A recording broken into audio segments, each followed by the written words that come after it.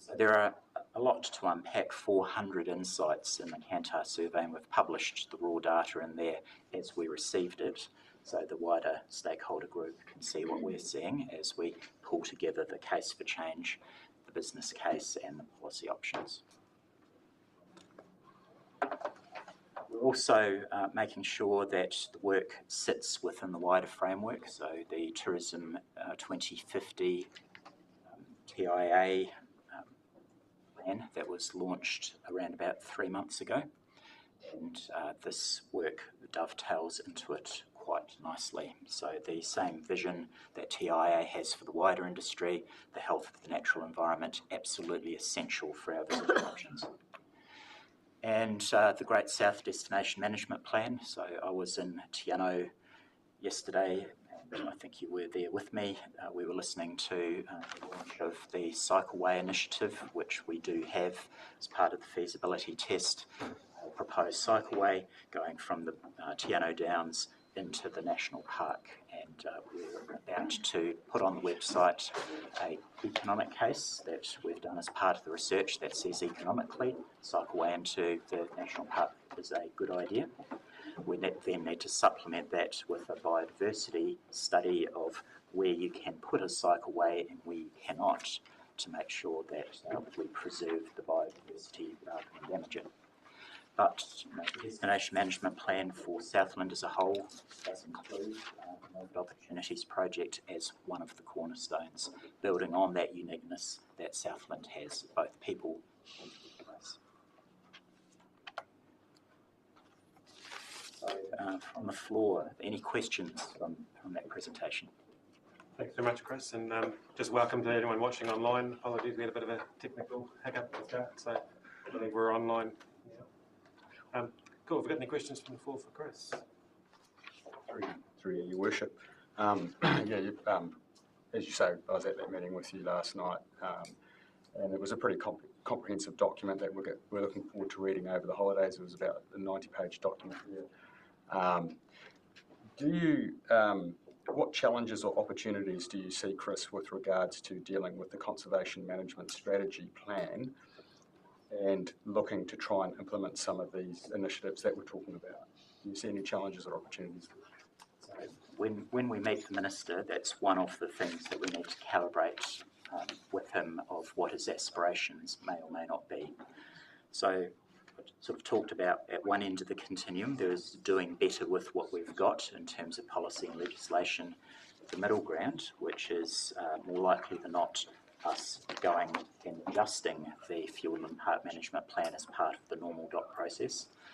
There are some more right-hand side options, which to levy international visitors on a state highway, we would need some legislative change.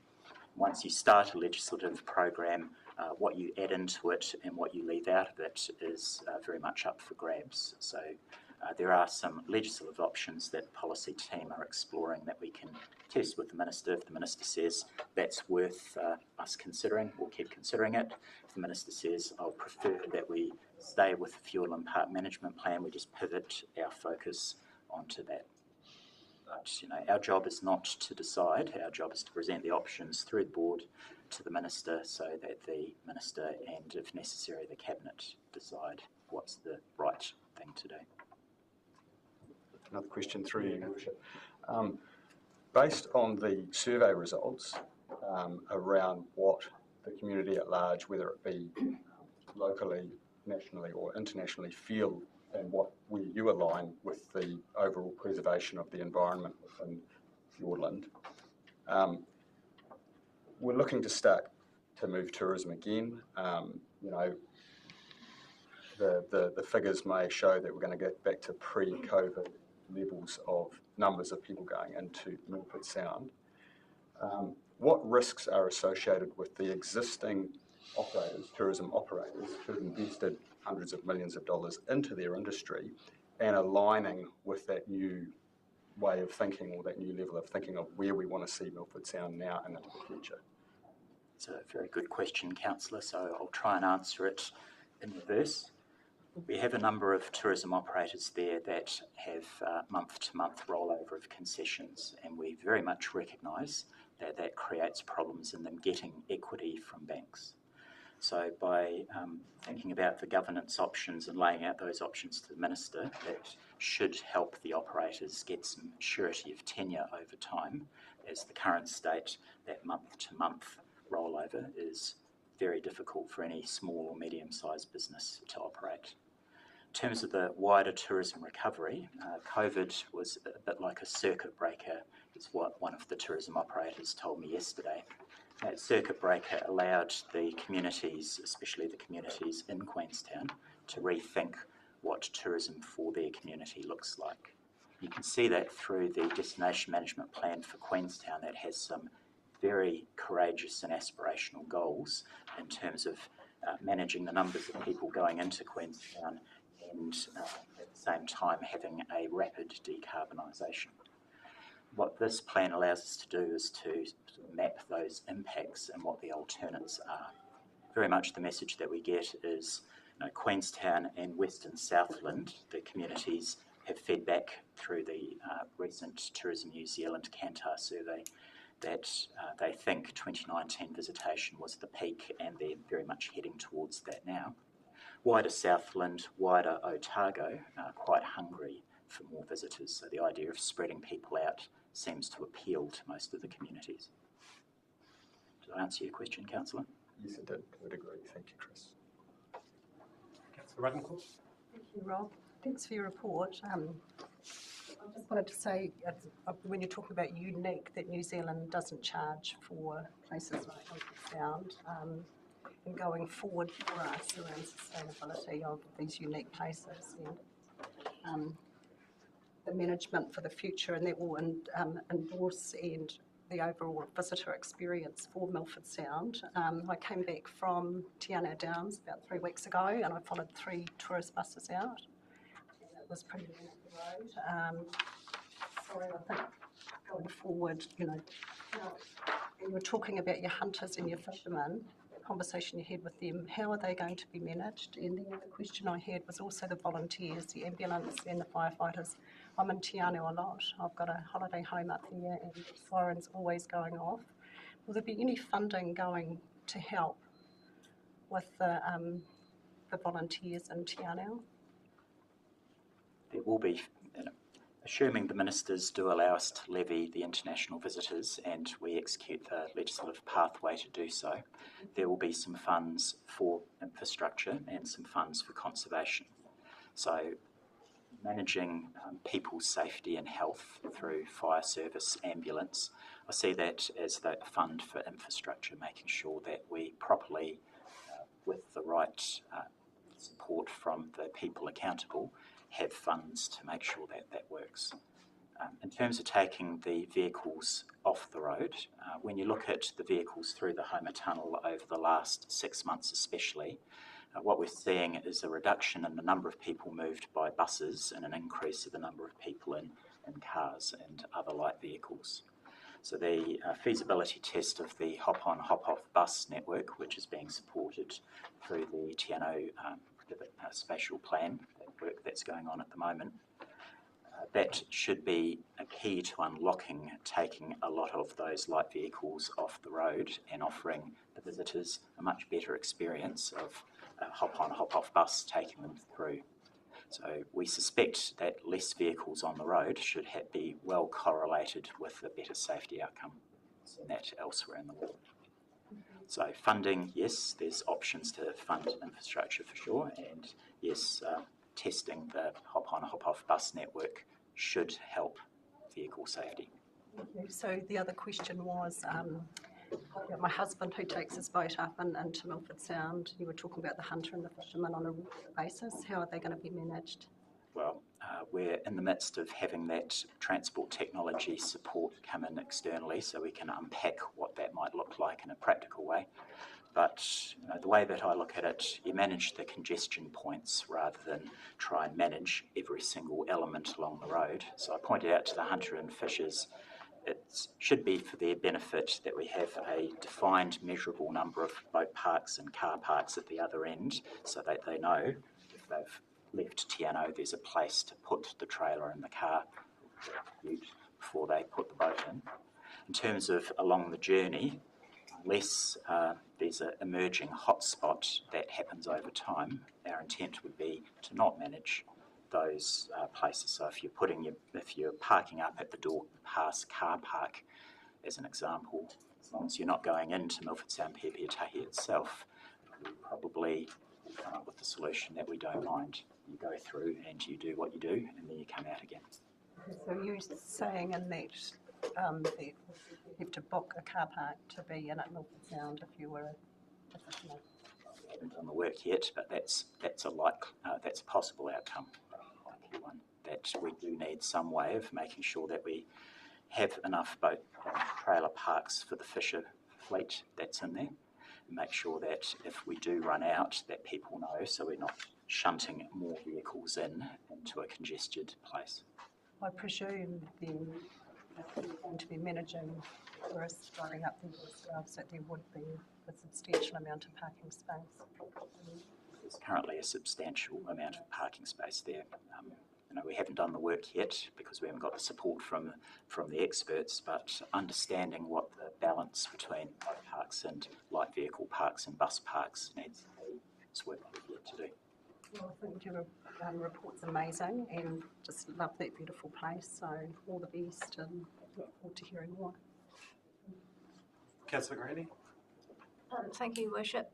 Chris, just one question from me. How do you intend to discuss the integration of the Te Anau Basin Development Review with the Minister? Have you sort of thought how that piece of work that's being done currently, that's been partially funded by the Community Board and partially by MOB, how that might get presented through to the Minister?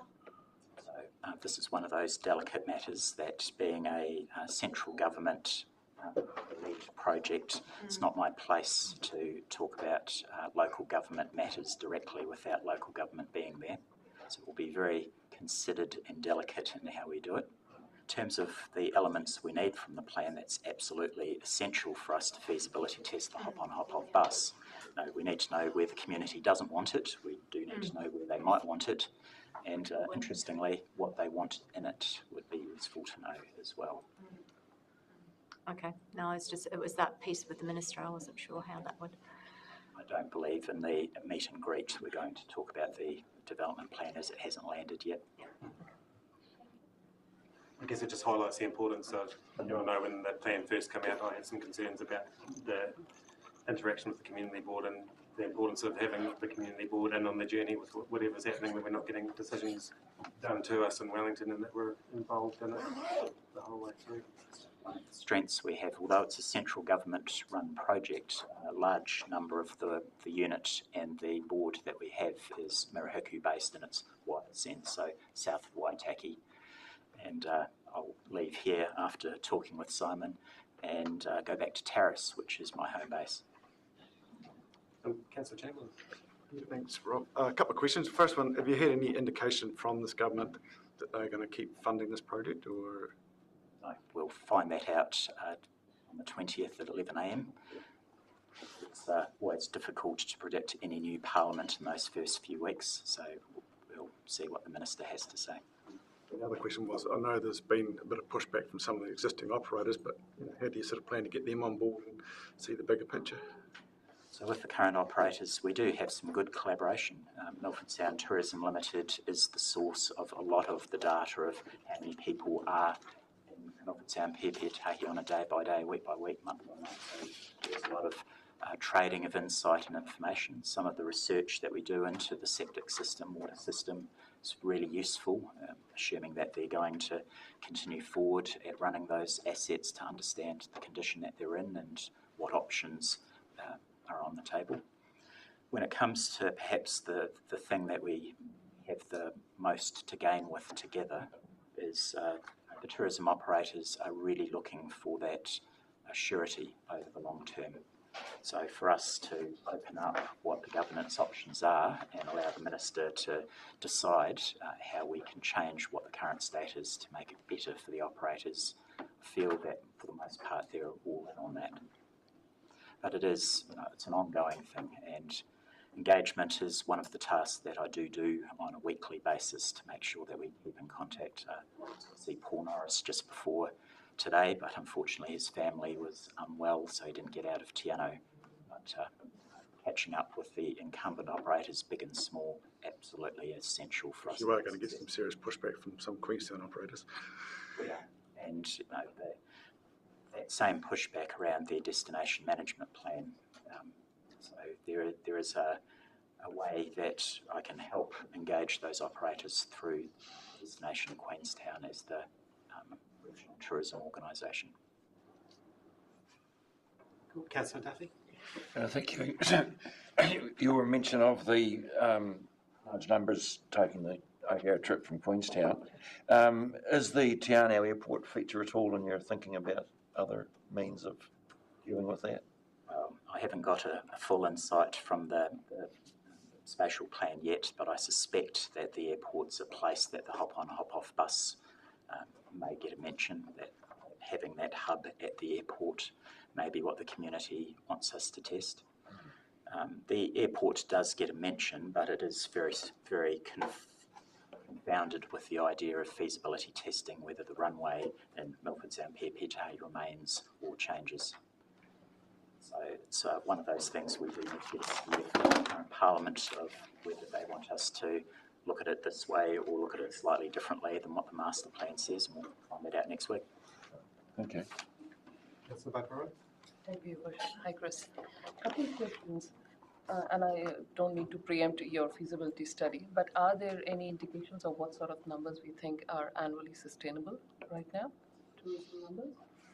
So the numbers we have now can work, and spreading people out in space and in time means that there could be more numbers in there. And it may actually feel a better experience having people spread out a bit over space. So the master plan is very clear that we shouldn't consider a cap, even though the Kantar research says that that would land really well, putting a cap in. Let's think differently about spreading people out before we start thinking about sticking a cap on. No such indications. The other thing is, looking at the fact that, and I'm just going from the Kantar research numbers, $90 to $110 willingness to pay, plus I would imagine that the hop-on, hop-off buses would also incur a cost. It seems to me there would be a certain clientele, a certain tourist who would no longer be going that way, or we'd be, or if I can put it that way, we'd be swapping some of the current tourists for more well-heeled ones. Is that a deliberate, or is that what you also conclude from this? 90 to 100 is an indicative figure. Yeah. We can experiment a bit with differential pricing. So the master plan is about a world-class visitor experience for everybody, not a world-class visitor experience for a certain group. Sure. So being able to do things such as differential pricing to encourage people to go early or late in the day is one of the levers that we have to pull to spread people out in time. So think of the 90 to 100 as an indicative range before you see people dropping off. That doesn't mean we can't experiment with numbers much lower than that to encourage people to go there earlier or later. That's reassuring, because I was just concerned there's some tourism operators whose offering might just actually get off the table because they cater to a certain, certain clientele. Sure, I'm glad it's not set in stone yet. Thank you. Take Councillor Menzies and the final question from Councillor O'Brien. Thank you. Yes, just quickly then, hopefully. Is there a seasonal impact on when you talk about that spread and a willingness from the feedback that's come from those surveys about, but I want to go in the summer, or I'm happy with any time of year? It's very much current state and the survey reflecting it, that Milford Sound PPT is a journey that's spring, summer, autumn. There's very little traffic over winter. We haven't cracked what the winter season option may look like, but I do have Tanya and Jock as part of the visitor experience team giving it some thought. Unlike Queenstown, where they've got the backup of the ski fields, Sound PPT is what it is all times of the year.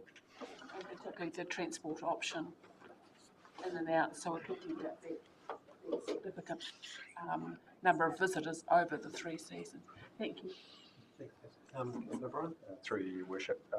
Based on the dialogue between the three councillors and yourselves around the spread of people just in Milford Sound, Peterborough, the area, trying to spread them out over a certain period of time and aligning that with the operator obligations with regards to a proposed increase in terms of the value associated with, well, we're going to have to charge you more.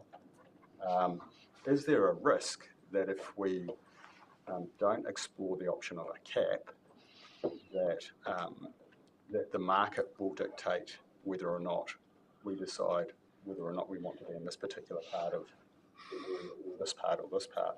I mean, what risks are associated with, with sort of saying, well, we hope that people will go to these areas and these areas. And if that doesn't work, and we haven't actually put a cap on Fiordland, then doesn't that potentially contradict what we're trying to do? Yes, our intent is to preserve the place as a world-class visitor experience now and into the future, and have some real money to invest back into Fiordland as part of conservation. So the front country really supporting wider Fiordland.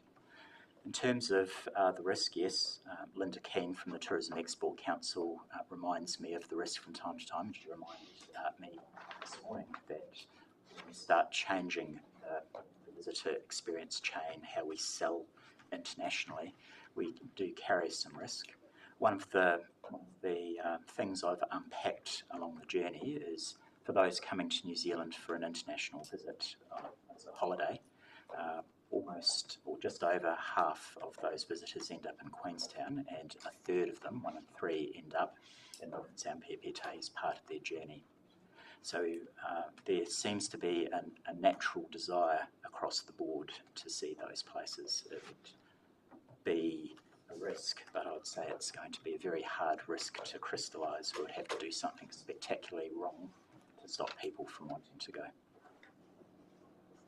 Did that answer your question? Or so to that very point, the majority of people go to Queenstown, 1 in 3 go to Milford. So if the intention is to try and spread that amongst other areas of Southland, if I'm understanding that correctly, is there a risk associated with saying if we don't put a cap on those hotspots, then does that potentially contradict what we're trying to achieve overall?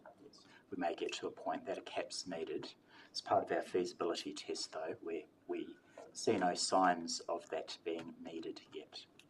Okay, that was going to be the final question, but I'll give Councillor Chamberlain the final question.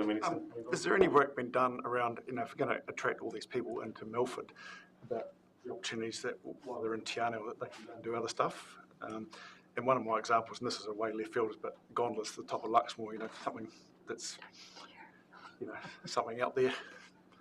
But, generally work in Te Anau that's not just Milford that they come to Te Anau for, it's other things in Te Anau. So I call that the co-commitment. There's some co-commitments when we feasibility test elements of the plan of having people dwell in Te Anau.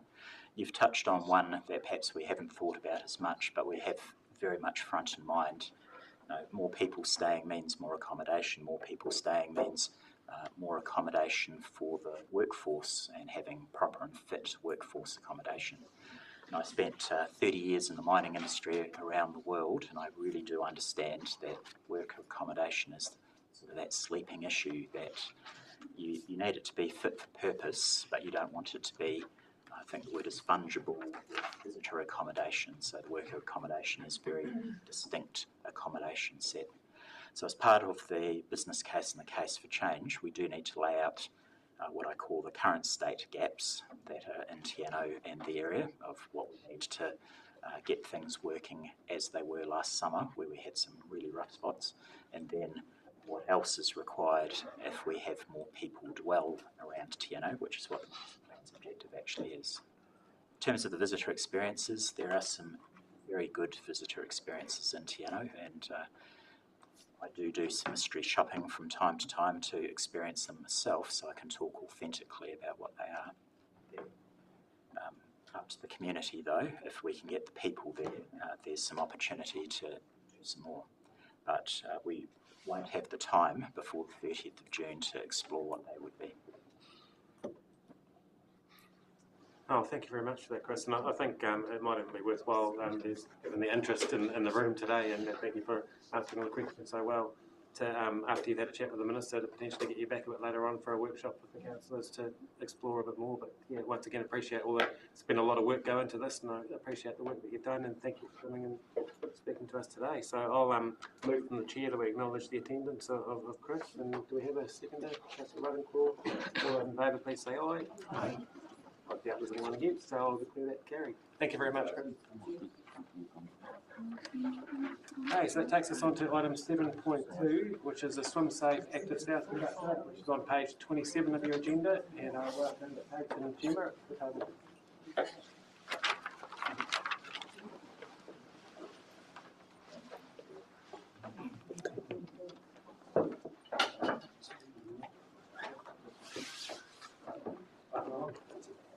Good morning.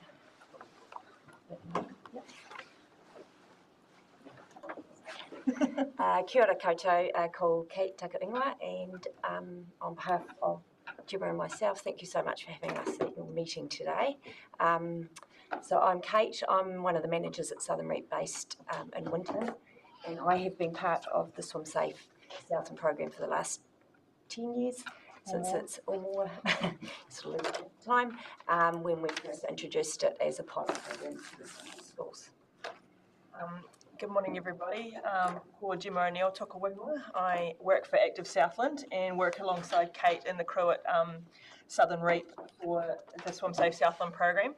I've been involved for, this is my 5th year, so it's a very cool program that we're very attached to, for good or bad, that we enjoy providing for our Southland District Council schools.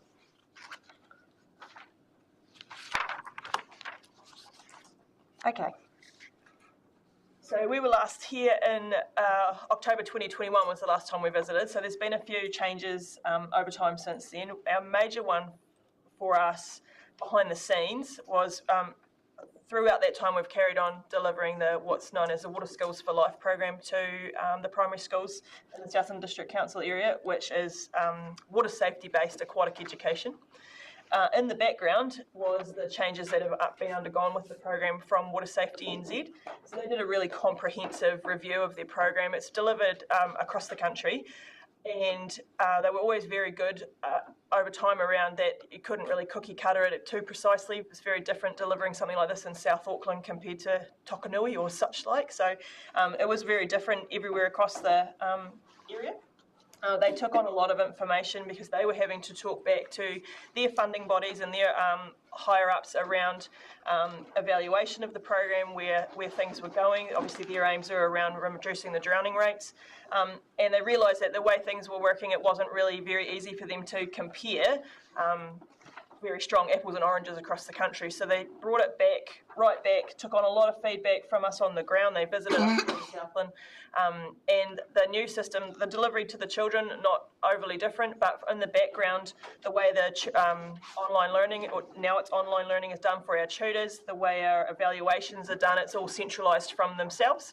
So it's been a really, really interesting experience. There was quite a few big changes over time, but we believe that the delivery of the program and what our tutors learn through their online learning, which is now mirrored for what the schools can learn online and easily access themselves for their teaching and delivery staff, has made a huge benefit for us, and ensuring that what our students are achieving and what our tutors are delivering is in the right direction and is delivering what that program's outcomes may the farther end, as these children are far more confident and capable in and around water, and that the drowning rates overall for our country are decreasing over time, hopefully.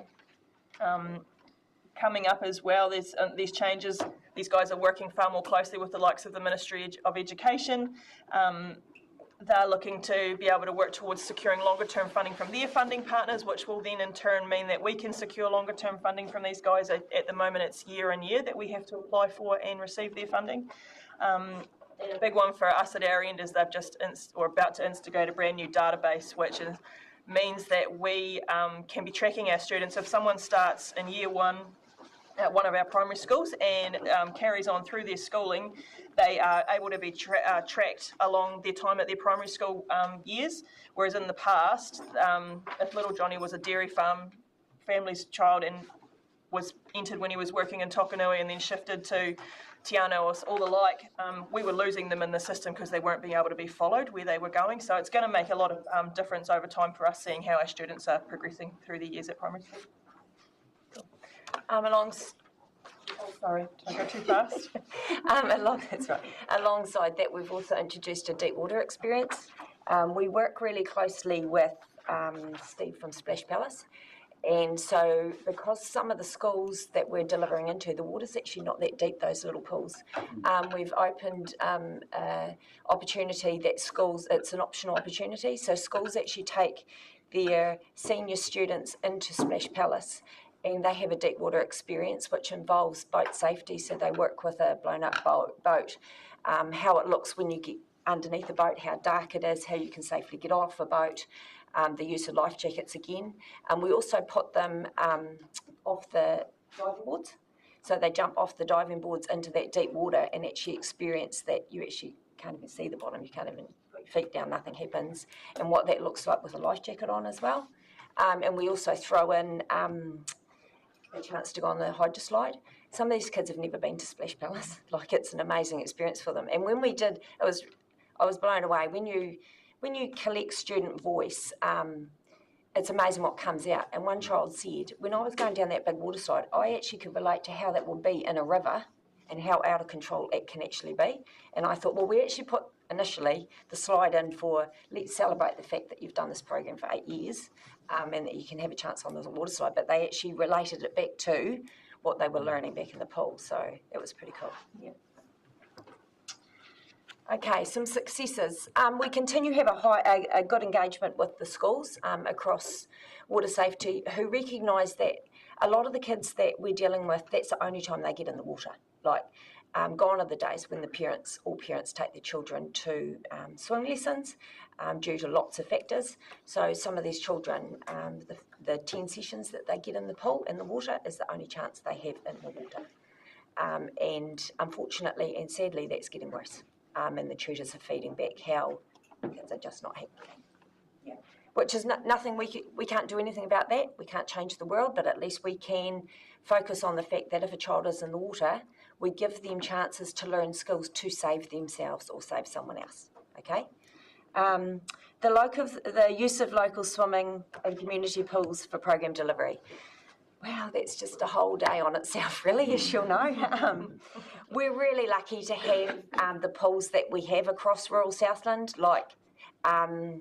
and people don't realise, like Esther who comes down from Whangarei, she has no idea, like, we go over to Ojai Pool, how long it takes us all to get there, but the great resource it is. You know, we've got some great pools across Southland, which we're really appreciative of. And alongside that, Active Southland have actually set up, some of you are probably aware, a pool. So we have pool huis, so all the committees from all the pools across Southland come together, and we're trying to work together to more or less not recreate the wheel for each pool committee. We're actually working more strategically together, and what can we do together, what stuff can we share. And again, that group is supported by Steve from Splash Palace and Martin from the Gore pool. So that's a really good thing, and I know it's not directly involved with our program, but it is, because if the pools can be supported, then it's helping us to keep those pools open. So that's really important. And we do appreciate the ongoing support from the funders. And I say that hand on heart. You know, we have great support from you guys, the council, from the Community Trust, from the MLT, from the Water Safety New Zealand. Again, Esther, who we can call her Esther, she's now like our we've got a direct relationship with her, which is actually really good. She's been down here lately, so she comes down, she knows who we are, she knows our program rather than just talking through emails. she said, you guys are unique. Southland just does it so differently that you all just band together, make the best use of funds and work together to do the best for the children. So, and we may be getting a wee media team coming down that are actually going to spotlight what we do in the south. And try and feed it back to other parts of the country and say, it's not hard if you all just work together, that we can do the best that we can for the children. Kate touched on it, but part of our improvements over the last couple of years is that stronger working relationship with Water Safety NZ. So we've been working with them from a funding perspective for the 10 plus years that the program's been going, but through the review process and through the new ways of doing things, they really do know us down here now, and they understand what it's like for us to be doing it. When they came down for an external review of our tutors last year, we did our best to take them to some out-of-the-way locations. So they, even just the fact of getting to those places and understanding where they were and their timing and all the rest of it, they really got a good grasp of how this program really is on the ground and the effort it requires from all the parties involved. So it's really been a worthwhile just for that. And again, we want to acknowledge our advisory committee. So we've already mentioned Steve from Splash Pallet, San Martin from Gore, but we've also got involvement on that from ourselves, our two organisations, and a primary principals representative and Swim Southland as well. So we make sure that we get together as and when required to ensure that not only our program's got the most up-to-date information and feedback from the people in our area that are the professionals, but that we're also feeding our stuff back to them. Each of the council areas does their swimming slightly different, but by working together we can help talk about and address some of the issues that are commonplace across all three of them. An example of that of late has been the issues and shortages with staff across aquatic, all realms between life-saving roles. You'll see quite often ICC and GDC are continuously advertising for more staff.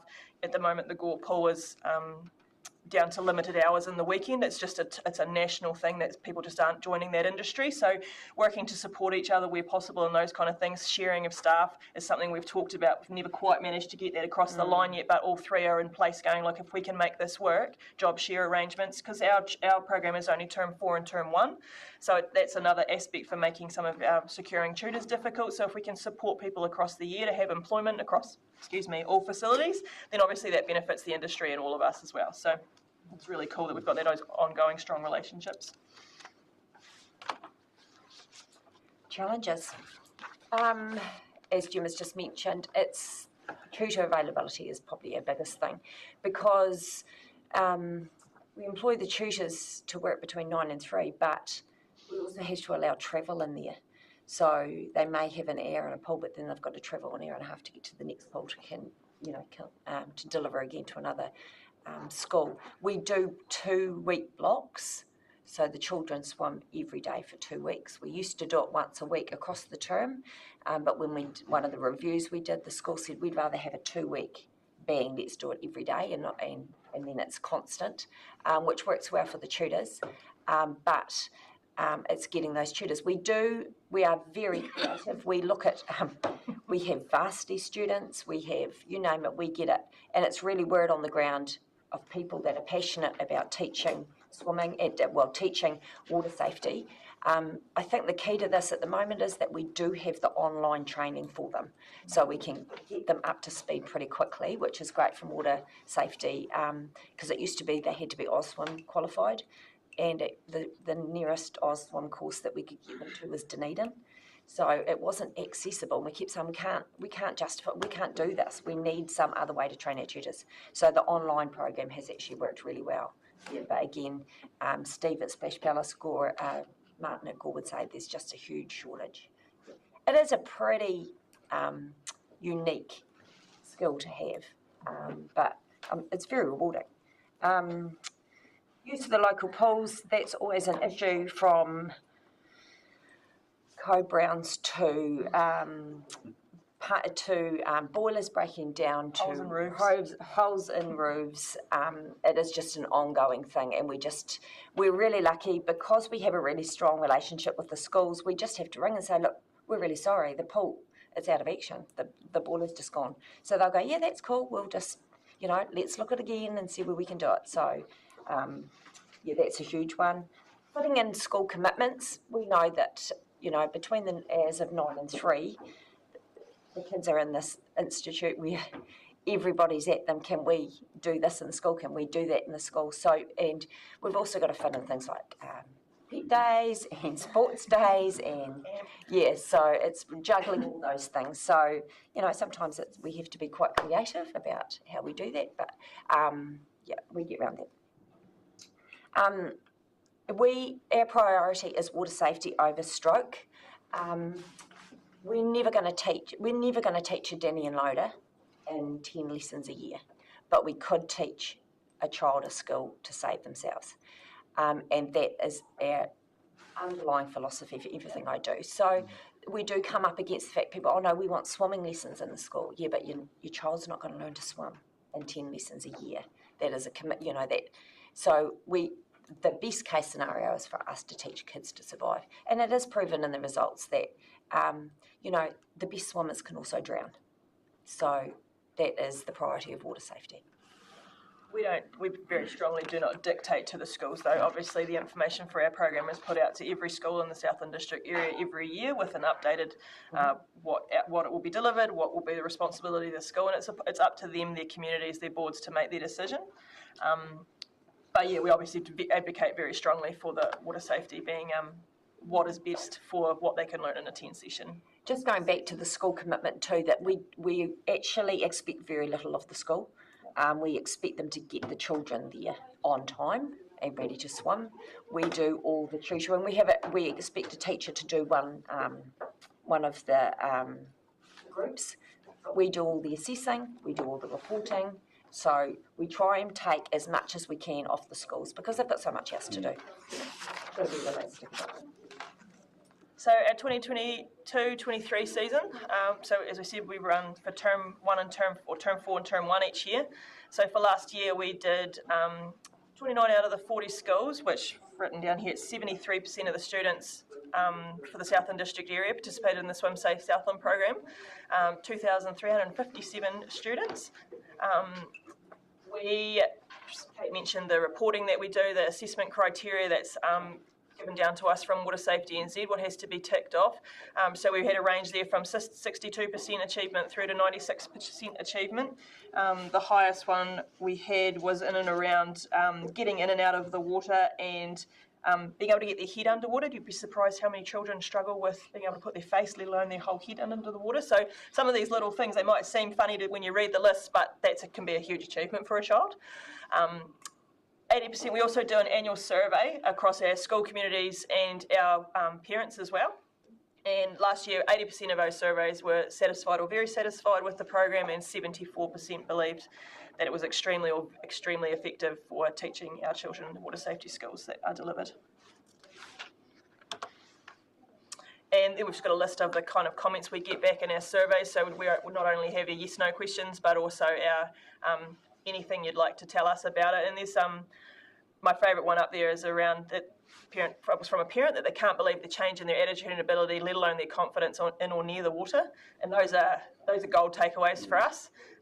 This is Southland. We've got beaches, we've got rivers and lakes, we've got huge population that go away on holiday for boating or at the beach or whatever. And so those kind of things and we've heard stories in the past too where something's happened and kids can say, I did X, Y, Z because I learnt it at my school swimming program. So that's just really cool to see that even parents are acknowledging that outside of the swimming pool and outside of the classroom, that these kids have been taking this on board and can use it in real life scenarios. What can we improve on? Definitely the extension of the older children. That's why we've introduced the opportunity to go deep water experience in Invercargill. Inclusion of more schools not currently engaged in the program. And I also want to acknowledge some schools don't get involved because they've actually got the skills in-house to teach it themselves. So it's not because they don't want to do it. They actually will say, look, we've got a teacher that's just come on board. She's really strong in water safety, so she's going to teach it herself. That's great. Perfect. Yeah. Wouldn't it be a great world where we lived in that every school said, actually, we've got the schools in-house to do this, so we don't need you. So, but it is always making sure that the schools are aware what the opportunities are for this program, because we have lots of new principals. It is offered, as Gemma mentioned, to every school every year, and we see schools coming in and out a little bit, like with change in leadership, with change of expertise within the school, and that's fine. We don't have, we don't have an issue around that. That's part of what happens. Yep.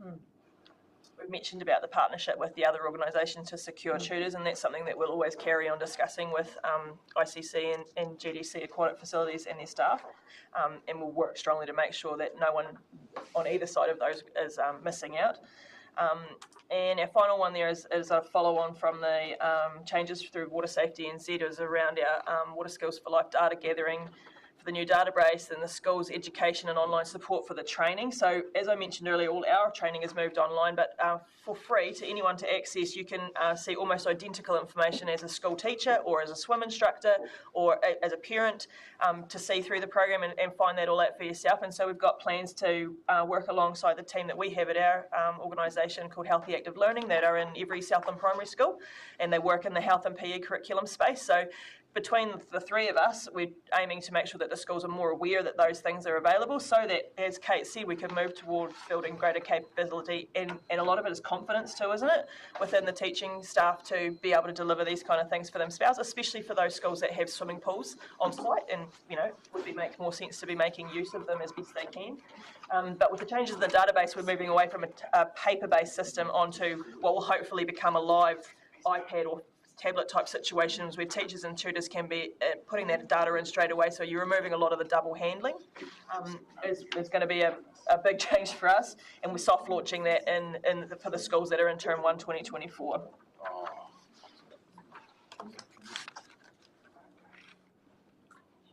Plans going forward.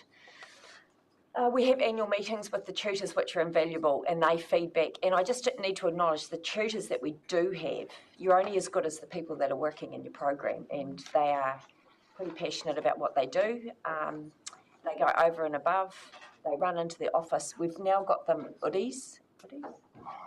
Like the towels. Hooded towels.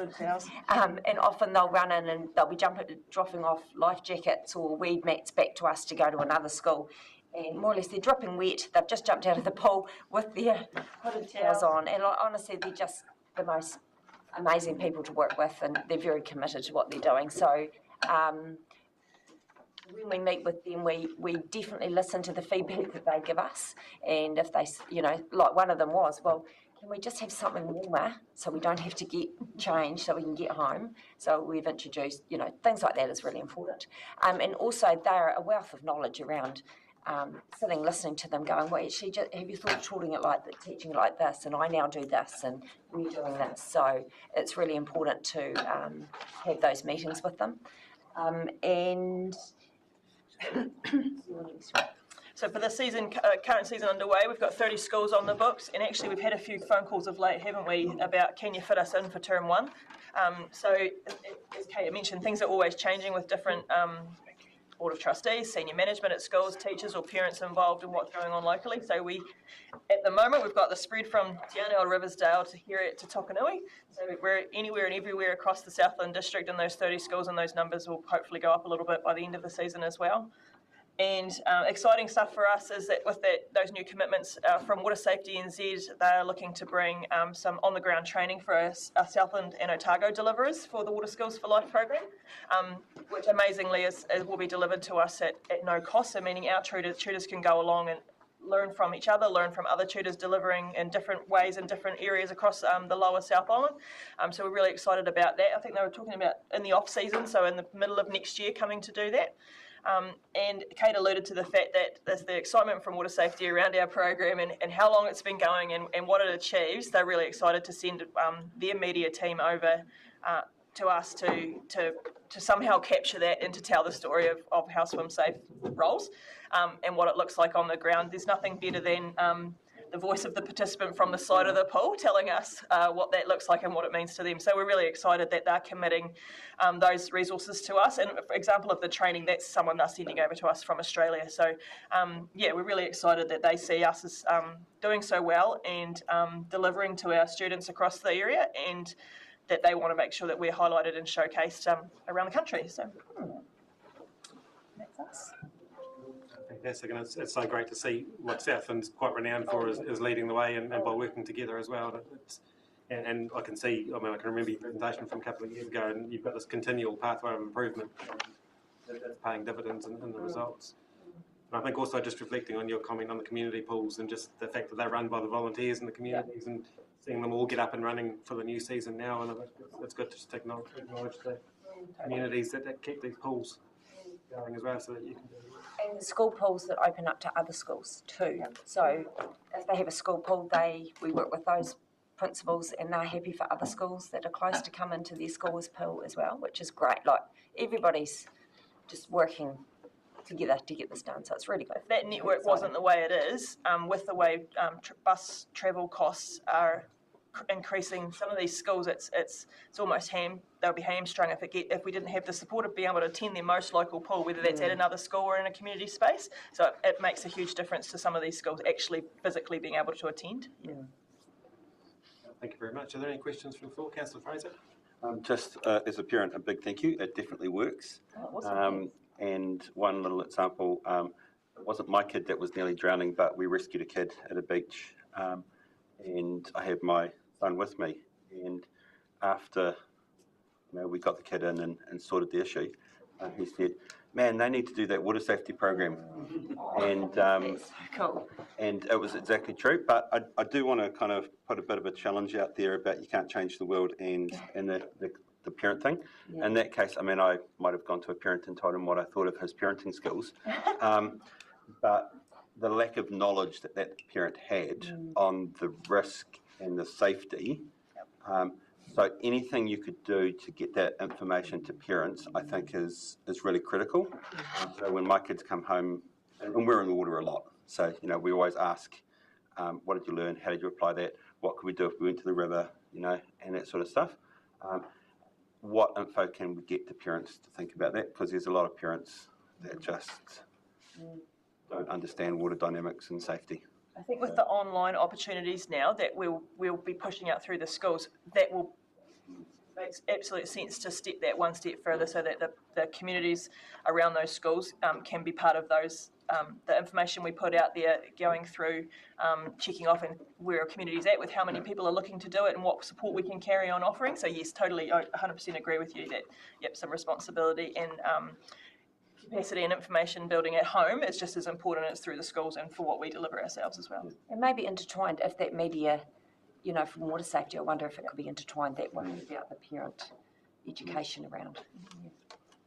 Thank you. That's all right, Brian. Through your worship, just sort of dovetailing into Darren's comments, really, a couple of things.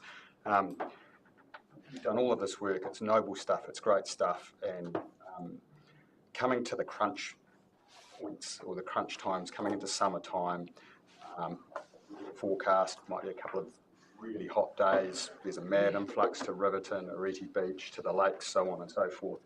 And obviously the risks must go up. Is there a relationship between yourselves and Water Safety New Zealand in terms of the life-saving network? I mean, do you look at those forecasts and go, right, we need to liaise with these people to let them know that, or do they just do that naturally? They do it, So Water Safety does look after, there's a branch of their funding, their training, all the rest of it that is in that life-saving section. So our program is not, and our funding and contracts are not directly aligned with that, but they have really good coverage nationally of understanding that that's how summer works, and that that information I would almost guarantee is passed along to those groups, and because they obviously are very seasonal as well down here, not meaning our beaches in the winter, but making sure that information is across the board, and the fact that our kids, especially, and it's one of the things our tutors talk about, is if you're at a situation like a beach that has a life-saving, then, between the flags, all of that messaging that marries up across the summer is passed on to those kids through what we do as well. So even though we don't have a direct relationship with the life-saving side of things, the messaging and stuff that goes through to the kids in their whānau obviously does ensure that those kids are participating in the right way, in the right spaces, safely alongside it. We've also, for ourselves at Active Southland, for our summer messaging that's going to be going out soon, we've got a water safety aspect done around the overall overarching messaging from water safety around knowing your limits, know where you are, what resources you have with you. So we're trying to, ourselves as an organisation, our messaging for the summer is around being safer around water as well. So it's one of those multifaceted approaches to get the more information out there. Hopefully people are picking up on the messaging and it's having an impact on the ground over summer. When you talk about people, based on Darren's point as well, people, I know the majority of your talk has been about youth and children, but I think there needs to be a real focus on adults. Yes. Because, we've got... Because that's where it'd be really interesting to see the proportion of water-related incidents based on age and demographic. So, as an example... Information is absolutely already available, and their funding, again, similarly with they've got funding, we only tap into one small portion of what they cover. Other organisations can tap into their funding that's aimed at men between 30 and 45 and migrants that have come on board, things around fishing off rocks and the safety messaging that goes along with all of those aspects that are impacting on our drowning rates in New Zealand. So yes, Water Safety NZ 100% covering that off, and in Southland hopefully some of our messaging is passing on through these kids and into the whānau and communities to help improve those outcomes across. And one thing we are doing, a new initiative we're doing over the summer, there are the one-day events, the holiday programs for the children across Southland. So there's now a water safety aspect. So our tutors are spending some time with each of the kids, and during the days, I think they go all over the show. And we're putting them into life jackets because there's pools available. So we're sort of trying to link that, yes, you're learning this at school, but actually it's in your community programs as well, just to remind them again about the importance of water safety. Yeah. So and I just think, to be brutally honest, things like around the risks with jet skis, high-powered boats, alcohol, excessive consumption of alcohol in boats, those are real concerns, and to me they're quite high risks when we do have we have hot days, we have every man and his dog goes to the beach, they take every bit of apparatus they've got, and it can be full on mayhem, and that's when or even just some education around people on how they operate their boats. Absolutely. I can go buy a boat today, and just take it into the water and off I go, and I have no idea what I'm doing. Yeah, absolutely. But maybe Margie could speak more to that in terms of the history of boat ownership, and I'm sure that people who run boat companies, that's part of what they do. They educate the people. Right. A few questions in the line, so I'll just move on to Councillor Duffy, please. I think you're partly answering it. So just to do with the messaging, and I'm thinking of the coastal areas. So things like riptides and freak waves and all those sort of things, do the older students get some? Yeah, and we try to recreate it. So we've got a wee mat. So we try to even get them in, and they've got to go through. It's made out of strips of black polythene. So they've actually got to try and swim through it and experience what it's like. We can only do so much, but we try to recreate, and that's why we're really looking forward to next year when these guys are coming over from Australia to train the tutors, how they can set up real life situations in a pool for dealing with such things like. And we have the kids we try to get them in a circle and they go round and then they have to lift their feet like we used to do as a game, but actually is teaching them how under the water the power of the water once it gets going. Yes. Very good. Thank you. That's best. Thank you, Worship. Thank you for your report. Makes perfect sense that we support this through our grant Swim Safe. So, and it also is mentioned too, or a shout out to the Waihopai Toitoi board actually for their decision to have a pool rate that we collect and have the pools come and talk about it to us, what their issues are, and apply for the fund, up to 5,000 or there's 5 pools in the area, so it takes a bit of looking after. But, I'd commend that other community boards think about that if they're not already doing it, to think about that level of support that they can offer locally as well. Not really a question. Thank you, Tom. And Councillor Rutten. Thanks, Rob. Thanks, girls. We question you talked about the planned media coverage with Water Safety New Zealand as part of the program over the last 10 years. Do you think you've seen more high vis in our lakes and advertising it, do you advertise that our children shouldn't be wearing dark colours in the water as part of the program? That is a very good That's a question. good question. We put them into life jackets, Yeah. which are all highly coloured. Apart from some of those black. Yeah, see, The ones we've got are all the bright yellow. yeah. So I think as part of that conversation, they talk about the importance of high vis. Yeah. I'll go back to what Tom said, probably educating our adults Oh yeah. around the water. But a 15-year-old can jump in a boat, Tom, and dive with no experience at all. And I think that's a really good point that we can feed back to Esther at Water Safety, because they're always open to suggestions. So just what education is being done, and maybe it's an initiative for Southland that we could pick up next, and say, right, what are we doing to educate our adults? Yeah, and even like people standing at the boat ramps, have you all got a life jacket? What colour is it? Why are you wearing black ones? Do you know what that looks like in the water? Well, if you've got a 6-metre boat, around you have to have life jackets, you have to wear them. So that they are and very passionate girls, love it. And it's like we're the face, but there's the people behind that are doing a lot of the work, because it's a huge commitment, the day-to-day stuff of delivering the program. So I sort of want to acknowledge all the people I've got back in my workplace, Gemma's got in her workplace, that make this happen, because it is the program that just keeps giving.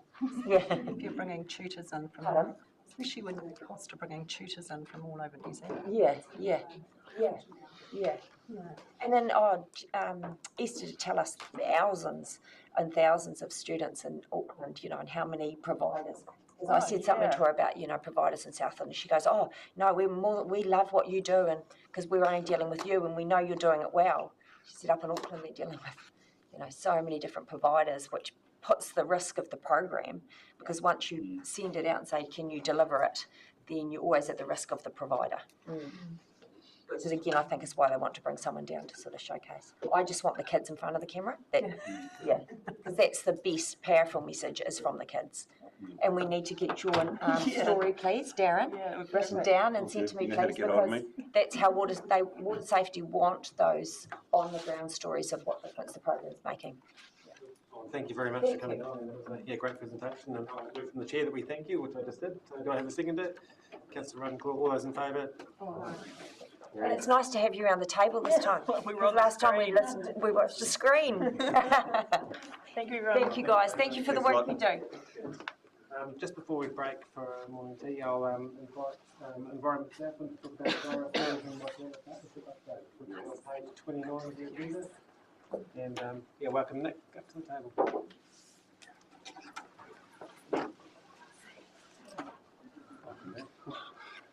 Hello everyone. Environment Southland. Recognise you. I'm here to talk about our Whakamana Te Wai Tuna program of work, which STC are part of as well. You guys provide us some funding on an annual basis that contributes towards this wonderful thing, and a bit of in-kind work that we're doing. So I just thought I'd give you a bit of an update. So Whakamana Te Wai Tuna, for those who don't know it, evolved a while back, sort of a partnership approach between various organisations. So we have Environment South and Awarua Runanga, Naitahu. It was the combination between DOC and Fonterra, which was called Living Water, and Southland District Council as well. So we got together and we formalised this. What I'm going to do is just do a quick timeline of the trust. We formed this official trust back in 2018, which was all these partners got together and signed this, and it was legalised. At the same time, we applied through the Ministry for the Environment for some funding through the freshwater improvement funds, and there was a like-for-like amount of funding approved and confirmed. One of the biggest achievements we worked on was actually down in the Waituna Lagoon there, was buying up what we call land buffer purchases where we can actually put a buffer around the catchment, the river itself, so that farmers are relieved from the water flooding and the likes like that. The big issues there. 2020 really got into that. As you can see, there's a bit of where the flooding goes. If the water gets up, goes up the catchment and starts flooding out to the paddocks. So that's what that purchase was around. We also undertook a great program of work around contaminant intervention, so trying to stop all the nitrogen and the phosphate coming down into the actual lagoon. For those who aren't aware, the Waituna Lagoon and the surrounding area is an internationally recognised Ramsar site, so it's quite a significant place. It also has a lot of cultural value for our local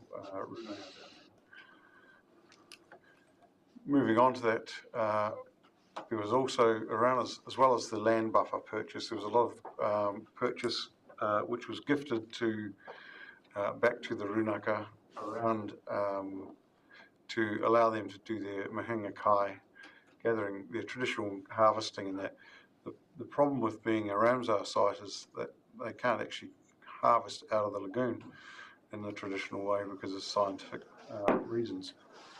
So to help support their cultural practices, a lot of the land was returned, and they started converting what was farmland back to sort of more traditional land and looking at ways of improving on that.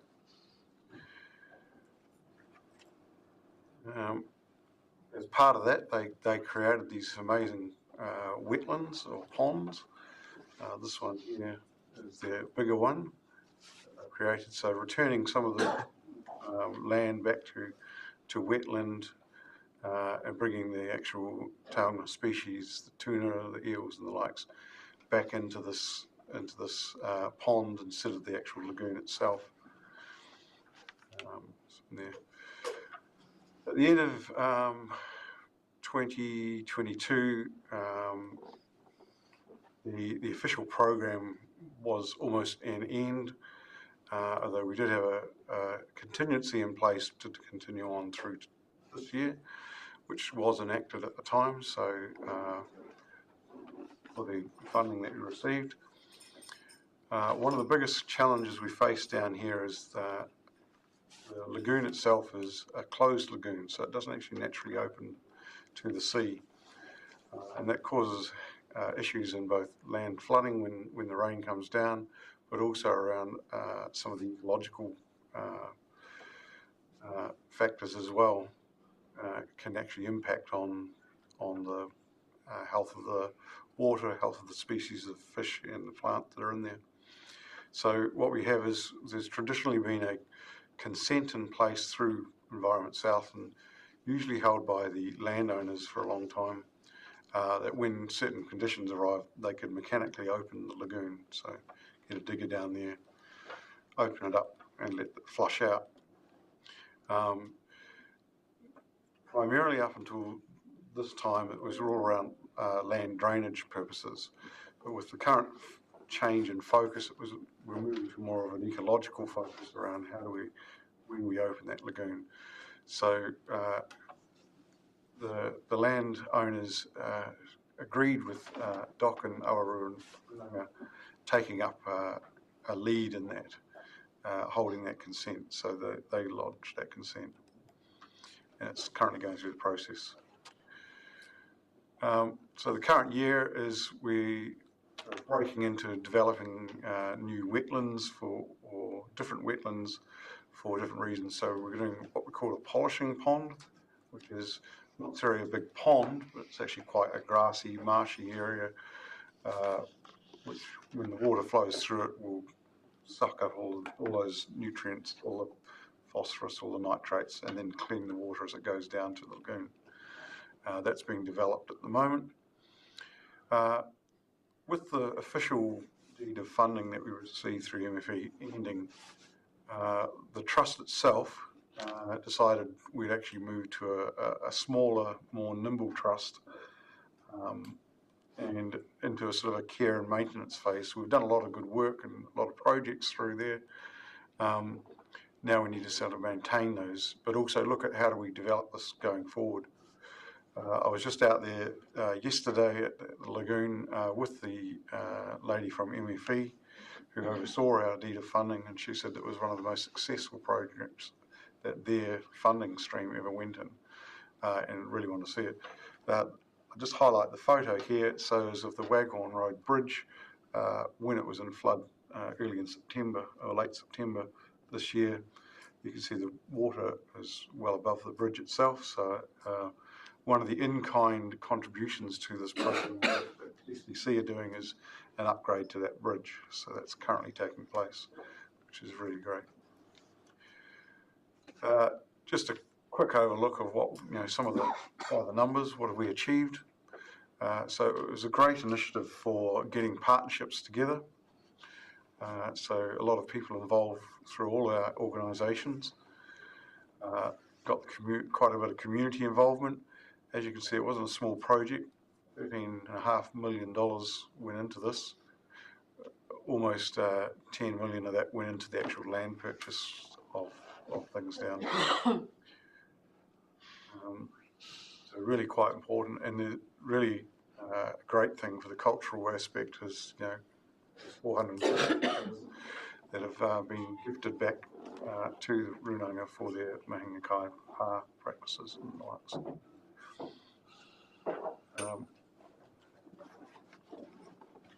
A lot of riparian planting, so the community's been involved along the way, so farmers have done a really good job being involved in this, so quite a lot of farm plans have been developed, as well as the environmental plans in place for the farmers around how they can reduce their runoffs and the likes, and putting those buffer zones in. Part of that being planting a lot of riparian plants around the native down there. And just sort of wrapping up, our key learnings that we got from this is a real significant thing about investing in partnership. As I said, the observation from our MFE funders was that the Whakamana Te Wai Tuna project was the pinnacle of an example of how we can work in a co-governance and a partnership principles around delivering some of these projects. So it was a real good showcase of having the council, the Runanga, the community, the farm, Fonterra and the likes, DOC involved. It was also another showcase of actually how we work very closely with iwi and the local Runanga, contributing to their actual mana whenua aspirations, lifting the game there in terms of supporting those things. Now, it's not to say it has been plain sailing the whole way through. There's been challenges along the way, but this is a great example of where we've actually achieved something in that area in terms of returning some of the land to the iwi around that. It's also highlighted the importance of an integrated approach to these sort of programs. This came about because there was a lot of work where all the partners were working together down there, but delivering each thing individually. And there was often quite a conflict or crossover of what we were delivering. So this actually was a great example of how we actually, if we integrated all together and worked together with that sole purpose together, you can actually deliver a lot more. Another key learning was about community engagement. Our observation was that up front it was very good. Through the last few years it's been a bit challenging, so there has been things. One of the key contributors to that challenging thing was when we actually did the land purchasing process, there was a cull on actual communication with the community. It was quite reduced because of commercial sensitivity at the time. So it left a bit of a hole in the community's communication and understanding, and quite often when there's no communication, they fill the gaps in with other things. So it's been a bit of a challenge, but it does highlight the need to have that open dialogue with the community and involving them through there. It's fair to say we're coming out the other end with a bit of a better process and understanding around that, and the community are sort of coming back on board with that.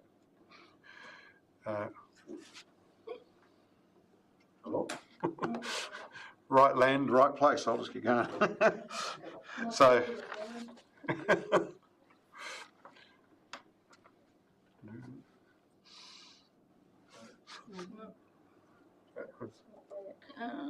that's right. This is my last slide anyway for them. So when we did those land purchases, it was making sure we put the right land in the right, using it for the right purposes. So, you know, buffer zones for flooding and the likes. You can actually put the right sort of fauna and flora in there. And acknowledging, you know, there still needs to be an economic aspect of the land. One of the big programs of work we're currently looking at in, as part of the trust is there's a couple of parcels of land which EES own, about what do we do with those in the future around sustainable financing. So, you know, how do we convert from intensive farming on these areas to other means, but still maintain an economic benefit from them? So that's going to be an example about how we can actually lead that going forward. It's not to say getting rid of farming. Farming is needed there. It's going to be there for a long time. But how do we actually use the right land at the right place for the right purposes? And the last thing is actually, you know, as I say, the farmers were really great in coming forward with a lot of the stuff they did in this area. Great collective ideas around working together in that area. So you've got to think about the things like climate change impacts.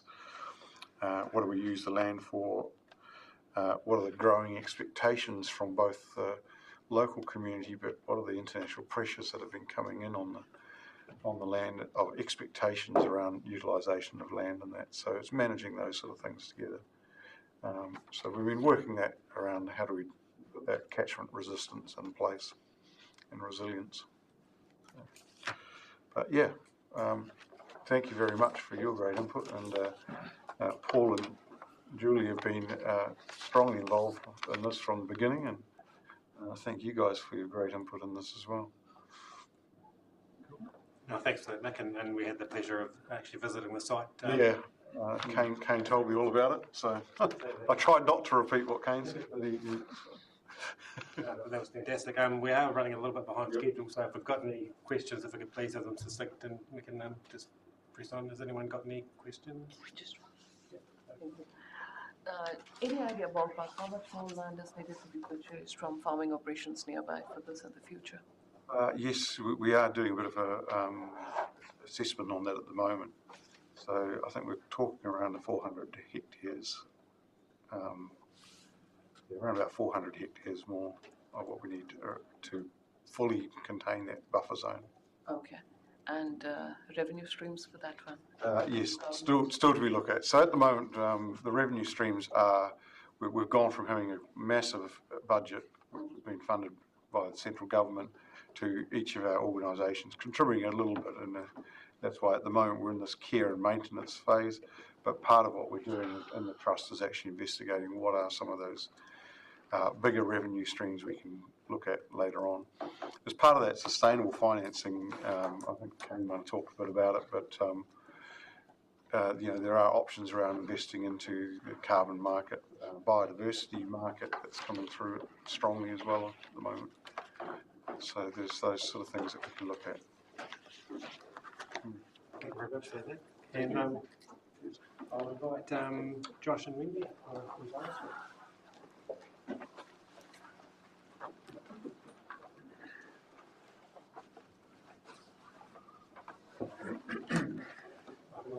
Thank you very much. Anything else?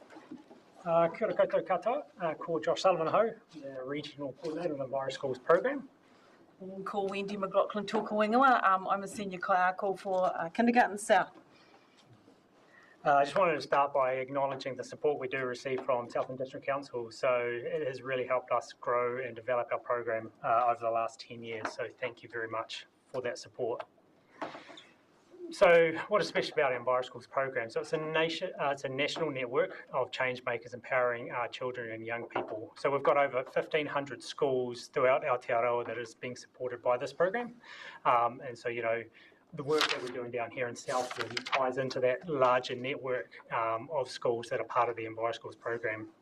And we're really proud of the work that is going on down here, going on right across Southland in those schools. So just some examples of the work that we are doing. So we deliver a facilitated program, and so those schools that do sign up to the EnviroSchools program, it's a commitment, it's a long-term commitment, and so it can be 5 to 10 years of time that we're working within those schools. And so that's why you're seeing these large-scale changes going on within the school. You probably hear about the some of the worm farms or the native planting that goes on, but there's a much wider scale of work that goes on within that school and that community. If you have time to sort of talk to the teachers and talk to some of the board of trustees about the work going on within the school. So we're really proud of bringing those communities together to help support the schools. So we're working with the teachers, as I said, the board of trustees and the principals to help support the students as they look to develop some of those programs. So within Southland, we've got 56 EnviroSchools. Of that, there's 15 within the Southland District Council boundaries, 20 ECEs that Wendy's going to talk about, 36 schools. So we're talking about 5,500 tamariki that get to engage in this kind of program. And as I said, we've been working on this for over 20 years, so it is that long-term program, and we couldn't do it without your support and the other councils. So within our space, there's 2 of us working under Environment Southland, and then we have Wendy and Paula who work within the early childhood centre space, looking after those early childhood centres. So right now we're getting around 20 or 200 requests, and so they can just be one-off requests, so not only from our EnviroSchools but from any school throughout Southland. So that's been coming in, so the program's just going from strength to strength. And then on top of that, we've also been getting a lot of other schools wanting to sign up to the EnviroSchools program. So we have a waiting list now of schools that would like to join us and engage in our program, which is great. It's a fantastic place to be, that knowing that other schools are hearing about the program and want to engage with us. So Kindergarten South. So Kindergarten South holds the EnviroSchools kaupapa in the early childhood sector in Invercargill. And that kaupapa being creating a healthy, peaceful, sustainable world through learning and taking action together. So we, jumped on board in 2013, and we've steadily grown the numbers of our kindergartens who have signed up. So currently from our 24 kindergartens, we have 22s signed to the EnviroSchools program. So that gives around about 800 tamariki access to the EnviroSchools program. And 4 of these, I believe, are in your region, which are Drummond, Fiordland, Northern Southland and Winton kindergartens. So one of the things we're really proud of with our EnviroSchools program in our kindergartens is the community connections that we have. We have a lot of whānau engaged in the sustainable projects within our kindergartens by sharing their expertise. They volunteer their time, they donate resources, they're just in the kindergartens all the time. So we're really fortunate, and we're slightly different to schools, is that our whānau are invited in and are encouraged to be part of our day-to-day programs, not just a drop-off at the gate in the morning. So they come in, they see what's going on, and they get really excited. Many of our kindergartens have what we call the sharing sheds, and the tamariki are involved in the designs of these sheds, like the one on the right there, right from planning the shed, creating the shed, and that's when we get expertise in from community. And on those sheds is the donated goods scenario, which, there's a lot of them around the community anyway, like you give and you take. What we find is a lot of people give and are a bit embarrassed to take, so we educate that that's okay to do that through our tamariki. Like, we encourage them to go out and have a look what's in the shed and, share it like that. We also have community mara, which is community gardens, and we rely on whānau help and businesses supply goods to promote these, and the produce from the gardens go into the shearing sheds or home with the tamariki. So the tamariki learn the whole concept from planting to harvesting to eating. Some of our kindergartens have really strong relationships with the school. One of the really good examples is the relationship between Drummond Kindergarten and Head Bush School. The Head Bush School, they've reflected quite high, haven't they? Silver. Yeah, and they have a Enviro Schools group which goes down to the kindergarten and teaches our children. So we have that tuakana taina where the older tamariki are teaching our younger ones, and the other way round. Our young guys have got a lot to teach them as well. And we find that the best way to share knowledge within our community and with our whānau is through tamariki. So what we teach at ECE level, we really empower our children to spread that word. So we get really amazing feedback from whānau saying how much the children are learning and how the children tell them off for doing not good practices around sustainability and rubbish and stuff like that. Oh, me again. So, as Josh has said, the Enviro Schools is a network of schools and early childhood centres taking action together to create a more healthy, peaceful and sustainable world.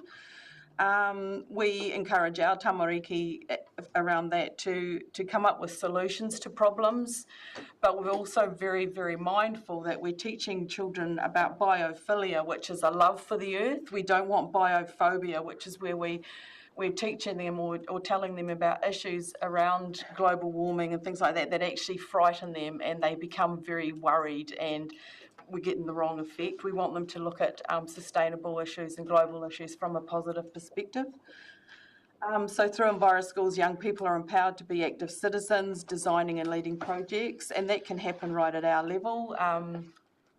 We had an example of, we had dirty yogurt bottles, and we said to our tamariki, what are we going to do about it? And one wee guy came up with a cleaning system, so we had 2 bins, cleaned it in, and then put it into the clean ones into the other bin, and then they went into the collage area. So there was a whole process.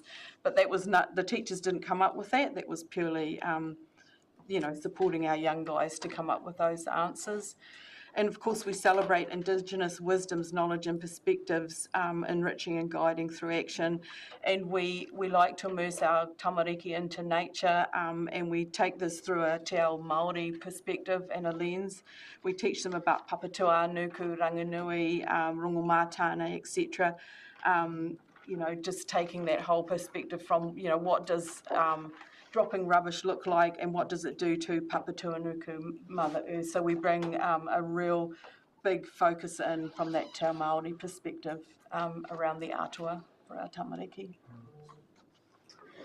So on top of the Enviro Schools program, we also offer these one-off support packages for schools. There's a lot of demand for non-Enviro schools to learn about their freshwater, so stream studies, so species ID or microplastics. That's been one of the hot topics over the last year. So biosecurity, pest animals and pest plants, catchment studies to biodiversity, understanding our native flora and fauna. So we put a lot of horsepower into looking after all of the schools across Southland when those requests do come through. We're proud of that work that goes on for those non-Enviro schools as well as our Enviro schools like Wendy's talking about. Just to give an example of some of the work going on with one of the schools within Southland District Council. So Head Bush School right now have picked up work within the donut, as they call it. So it's a small parcel of land just down from Head Bush School that's under QE2 governance. And within that area, they're not only helping to plant some of the next generation of native trees in there, but removing pests and working with GC Bythell in the QE2 space. So understanding that process about protecting some of the land and some of the areas that we have left of these large native plants and trees that are in here. So not only do the students get involved in this project, but so does the community. And that's what stands out for our program. The community comes along, the whānau comes along and helps. They get to see this work that's going on in this space. And that's what helps to drive that community of change. So it's just a great example there. Stewart Island, again, Half Moon Bay, they're doing some incredible work. Isolated in some ways, being where they are, but that isolation creates growth in their own way. They come up with ideas and projects that are unique to that environment, and we're extremely proud of the work that goes on within Stewart Island. And you may have seen, if you went along to the community wards, that they are being recognised for their work going on down there.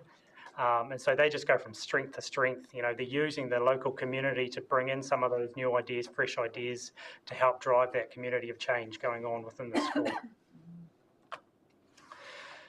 If you've been down to the Wahaupai recently, you may have noticed that we've got a planting site down there as well. So there's been 1,000 native trees being planted by local schools. So these are not only the primary schools, but the secondary schools. So James Hargest is a good example. And the ECEs that come down and help with this planting project. And that's all been planted by the kindergartens and schools. And so that's a project that's just going to get bigger and bigger.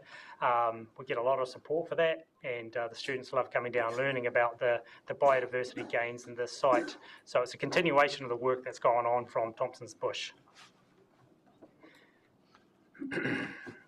Recently, we've just finished our EnviroSchools Regional Hui.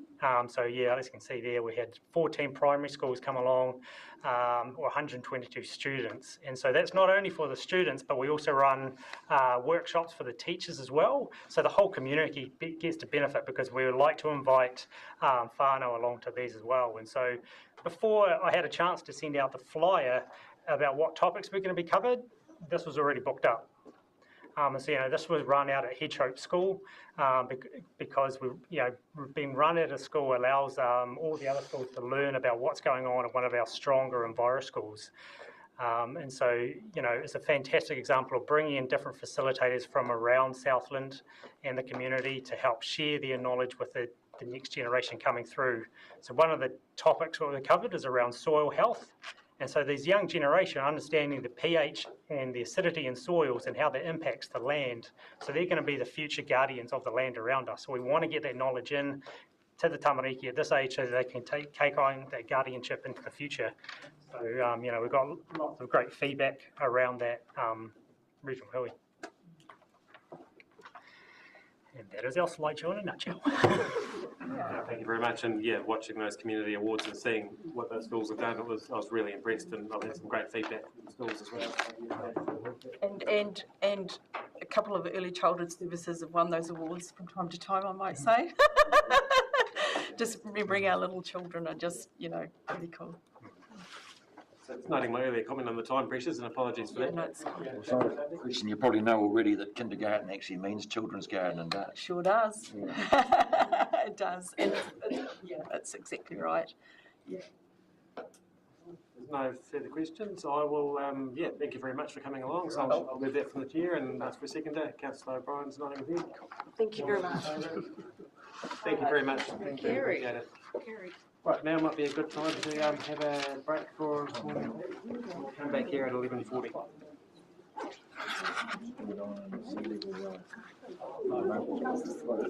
Very interesting.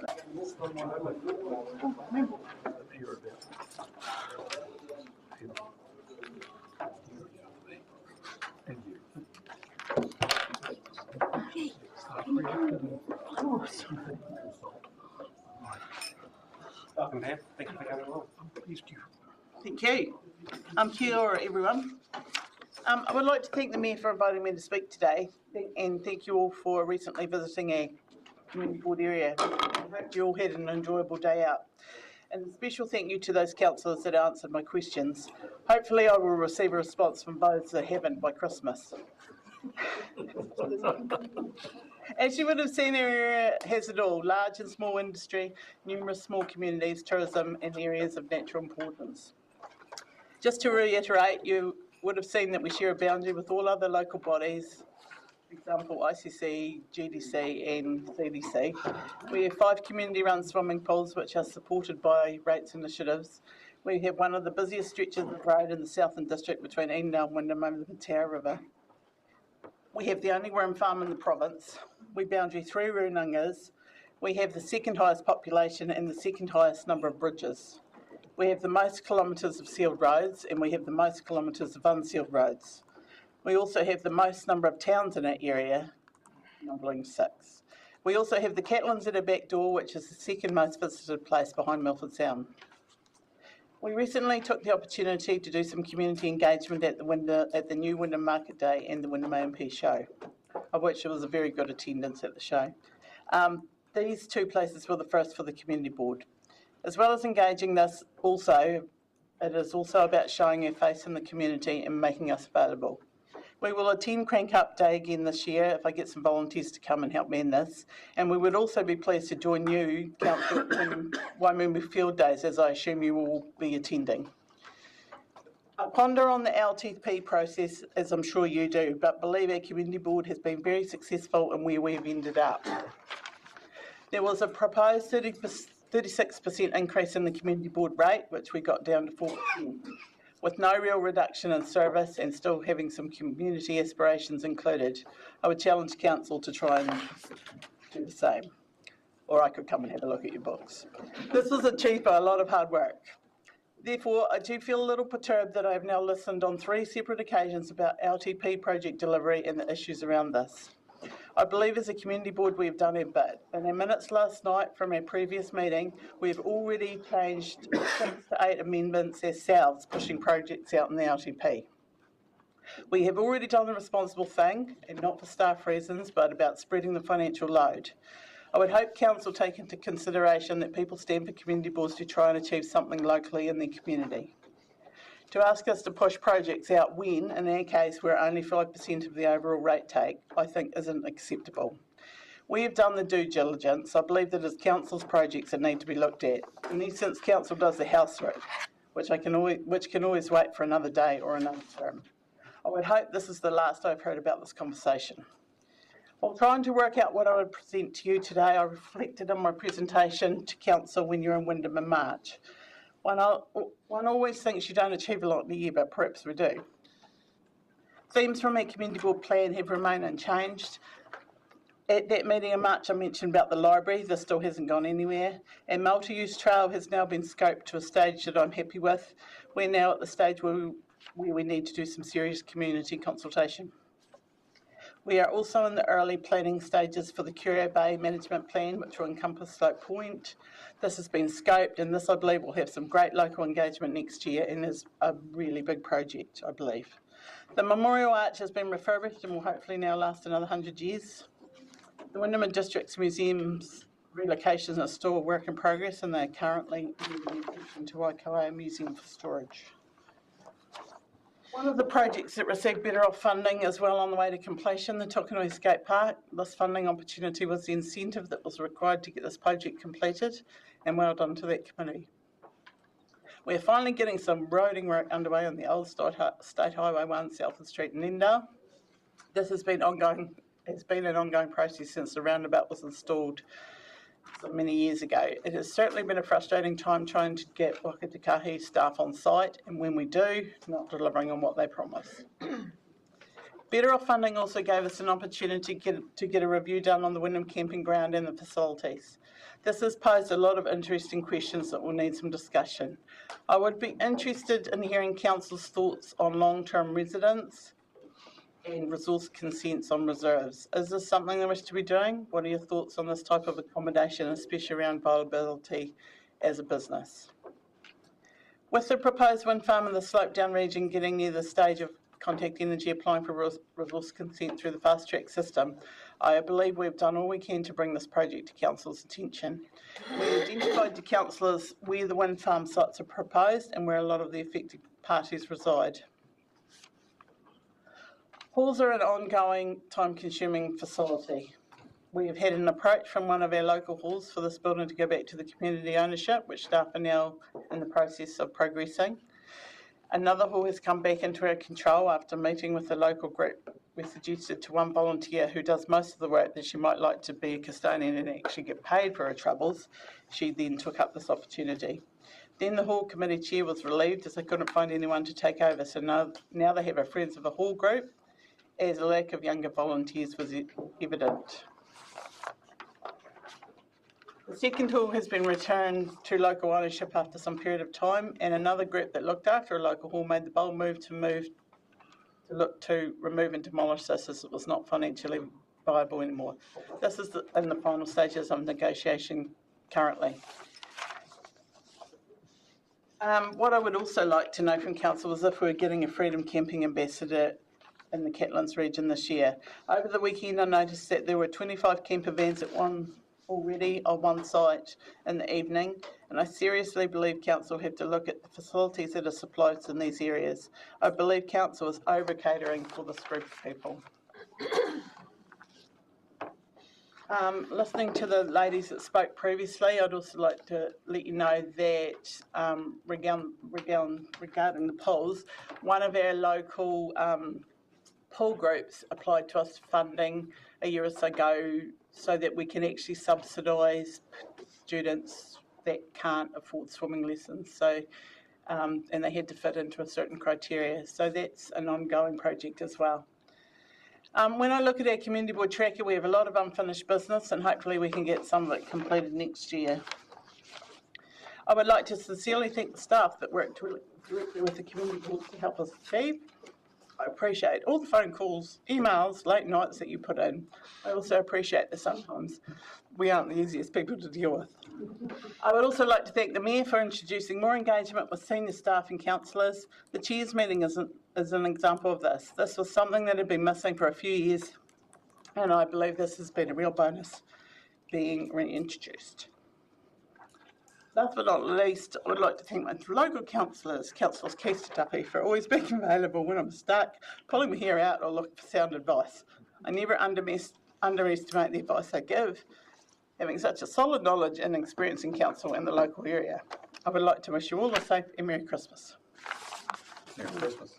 And I think it was really acknowledged on that bus trip around the actual size of your pool area, and the fact that we did a full probably 9-hour day on the bus and didn't actually cover the whole scope of your area just really highlighted to all of us how big a patch you've actually got and the diversity inside that patch from one of the biggest employer in Southland through to some of those smaller towns. So and I really appreciated your board coming along on that trip as well. That was really useful having the board members to be able to chat to as well. So yeah, thank you for that. Councillor Greenie. Thank you, Worship. Just picking up on the Freedom Camping Ambassador, because just had a look 12 months ago, there was funding, and even the police were questioning in Te Anau and around Fiordland last year whether that ambassador was going to be put back in place. So I wonder if that could be an action Yeah, I've written that down to follow. to investigate whether that funding has been applied for again. Thank you. Are there any other questions for? Well, thank you very much. Your passion for your community is definitely not questionable, and thank you to you and your board as well for the great work that you've done throughout this year, and yeah, we look forward to watching your continued success next year. That's all right, I'll pass it on. Thank you very much. If I may, Your Worship, just say we've got a very hard-working chair. It's, Absolutely. Looks like Anne Horrell, the chair of Let's go. Welcome up, Anne. Thank you. I'm an old-fashioned teacher, so my notes are large writing and lots of highlighting. So, excuse that. I'm not very pretty, but however, I can read it. First of all, thank you for the opportunity to be able to speak to the table.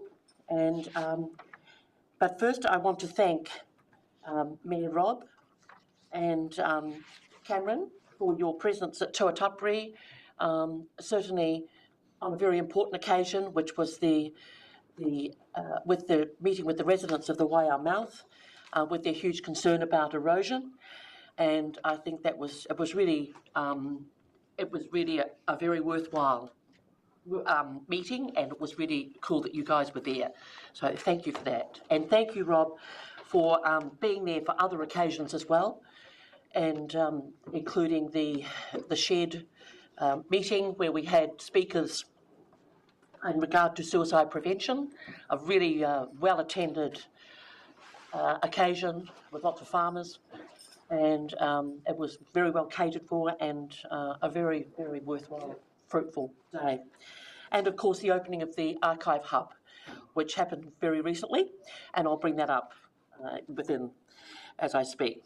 I want to say a big thank you to Councillor Derek for his support and his representation, and to Councillor Jaspreet as well for her interest and her input into our local community, for both of you. And big thank you to Karen. Oh, she's gone. Oh no! Oh, she's taken over these other more boards, and she's already got others. And trying to look at the complexities of each board, it just must be so huge. And she's done such a good job, and we really appreciate her. And Rachel and Gordon and Jared and all the staff members that I nag regularly, like Greg and Graham and Mark and Kevin and Hartley and Ben, and those lovely office girls who always are so friendly and sweet. So thank you to all staff members for your support. It's always, the reports are always very informative and interesting, and we really appreciate the time that it takes to prepare those. When I was looking at what our board has been doing, there's been a lot of stuff which I think has been reactionary. And one classic example is the poison tree block. So that happened, and of course then that meant that we had to do something about that, so the trees had to be removed. As you know, there was a lot of media involvement there as well, and interest. And when it was obvious that someone had actually deliberately poisoned the trees, I had quite a few phone calls, obviously people who were trying to get at people they didn't really like very much and saying, I think it's this person. And it was a very interesting time. So eventually, of course, the trees were removed, and then the surface has now been rolled and sown out in grass, and it's all looking very tidy. And hopefully that will be, that's the end of that discussion for a while. When I was thinking, as I said, mentioning about the board, I couldn't help but think about our communities. And I know that Pam's area is huge, but I think ours is as well. We really, from Blackmount Hill right through to Pahi, and we've got several communities in that area, and all diverse, and from all sorts of walks of life. And what's been really exciting, I think, is that there is a revival of interest of volunteers in these areas. And I'll just give you a few examples because that's the best way I could do it. Tuatapere Promotions Group, they, through the assistance of District Council, were able to acquire take acquisition of the old Plunket rooms. And now, so it's so good to see a building that was empty now being used, and it's for a digital archive hub, which was recently officially opened. We've actually, some of these things I mentioned have been supported by the Community Partnership Fund through Community Board.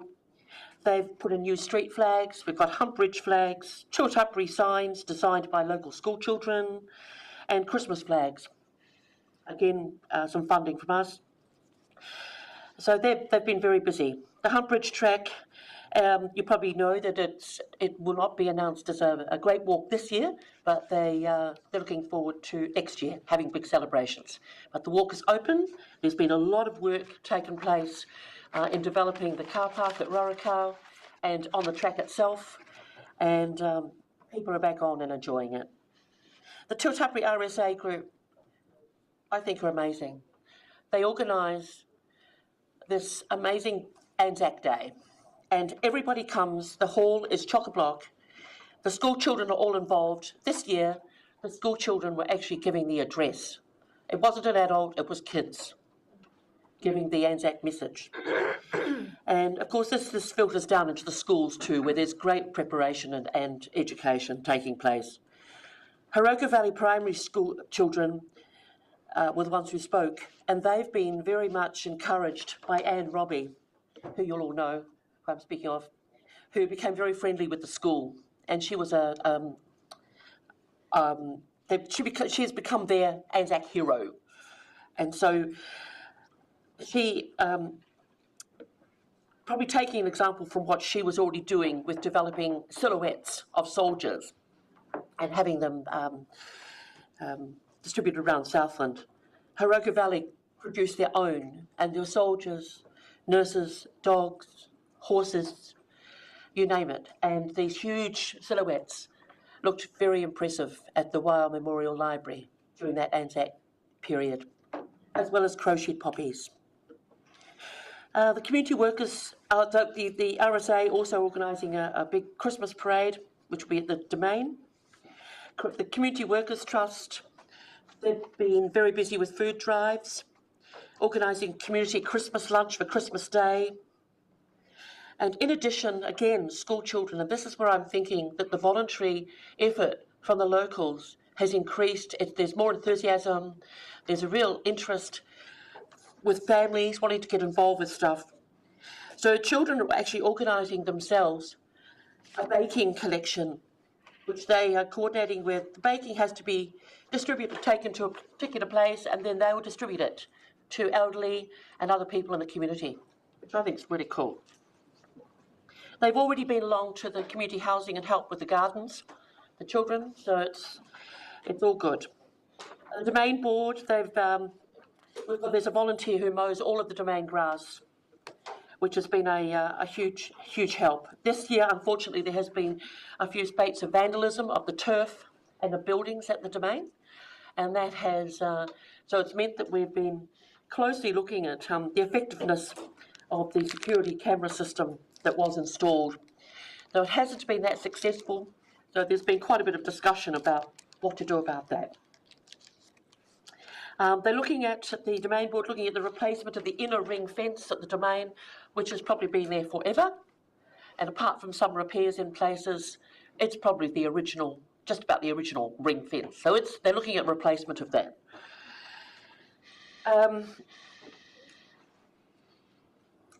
As you know, we had quite an issue with flooding, and the Domain took the brunt of that. And in particular, the rugby rooms. So the rugby rooms are out of action, probably until March.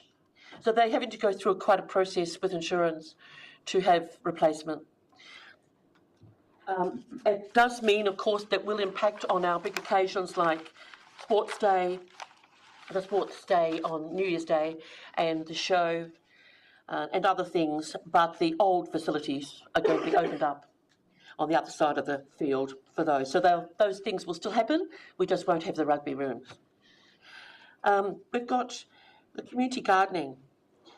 There's, we've got the community garden in Tuatapere has been going for some years, and the lady that was keeping it going is no longer is able to do that. So now we've got this whole fresh approach with a group who are very enthusiastic. They've planted it out and involving quite a few members of the community, and it's very positive. Tui Trappers have a group that's recently formed to look at pest control in the Domain Reserve. So they've now developed a memorandum of understanding with SDC and with DOC, and their numbers are growing, and they're very enthusiastic, and they're busy fundraising at any event possible. We've got a group called Spot Suicide Prevention Outreach Tuatapere, which formed about 18 months ago, and it formed because there was a real awareness in our community that there's a very high incidence of suicide. So this group have been very active in organising several events, some of them in conjunction with other groups, and some of them on their own. They've organised family fun days, they've organised speakers, and Lindley McKerrow, who owns the well in Tuatapere and also has a shed and bike track that she's developed behind her shop, has been very kindly offering the use of this big shed space, and this is where Mayor Rob came, and we had a very large turnout of farmers and these speakers, Wiggy Wiggins, Jason Herrick, and others. And so the Spot group, it's very honourable what they're doing. The swimming pools, both at Blackmount and at Tuatapere, are extensively used. We've got a lot of swimming club members, coaches, and it's very busy. As mentioned, Lindley has developed this shed space, which is also used for market days, which have developed now, and at the market days now we've got music, sausage sizzles, freshly baked bread, etc., etc. So that's fun and positive. And as mentioned, she's also developed this bike track behind the well. It was actually created before we found out about it, but never mind. It's going along fine. Yeah. The Tui Trails group, which is a group I've been very much involved with for several years now, is initially we started off by looking after the tracks in Tuatapere that intertwine around the native bush. And so we developed those, particularly with help from the PD detention team. They were coming out weekly, and so they were very, very helpful.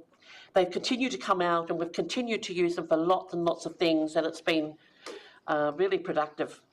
So with the Tui Trails, they were tidied up, then they were signposted, and then we developed brochures. So that's continuing on. We also now, there's a group that look after some of the Department of Conservation tracks in the domain. And this group of guys, it's probably about 5, they just quietly go ahead and use their own time to go and fix problems. Oh, there's a tree that's fallen down, or there's foliage that needs to be cut back, or there's whatever. There's a big hole on the track that needs to be filled in. So that's wonderful. In all of these things, we are involved as a board as well, in that we want to encourage them and be aware of what they're up to. We've got very active rural women's group, 2 book clubs. We've had wild food and feral food festivals in Tuatapere and Oropuki. What else? The schools are thriving. Both schools, Waiau Area School and Hauroko Valley Primary. Last night, Hauroko Valley Primary had their break-up, which involved singing carols in very large limestone caverns at Clifton. And if any of you have been, you'll know, if you've been there, you'll know what I'm talking about. It's on the property that used to be Trevor and Beth Green's. And it's just so magical. Inside this huge cave, lots of little tea-light candles and the lovely carols. Yeah, Councillor Derek was there. So that's all good. Oropuki Promotions Group are up and are very enthusiastic. They've also developed their community gardens with raised beds, planted them out, installed seats at the Oropuki Cemetery. They're having a cemetery clean-up before Christmas, which I think's really so cool. They just do it. Many of them also help out with the Pahi Predator Control Group, another group that operates down that area. I was just going to say, in regard to the Oropuki, we had our last formal meeting at Oropuki, and some of the Oropuki people came and spoke with us, and they were sharing some of their all the positive stuff they've been doing, but also some of their concerns.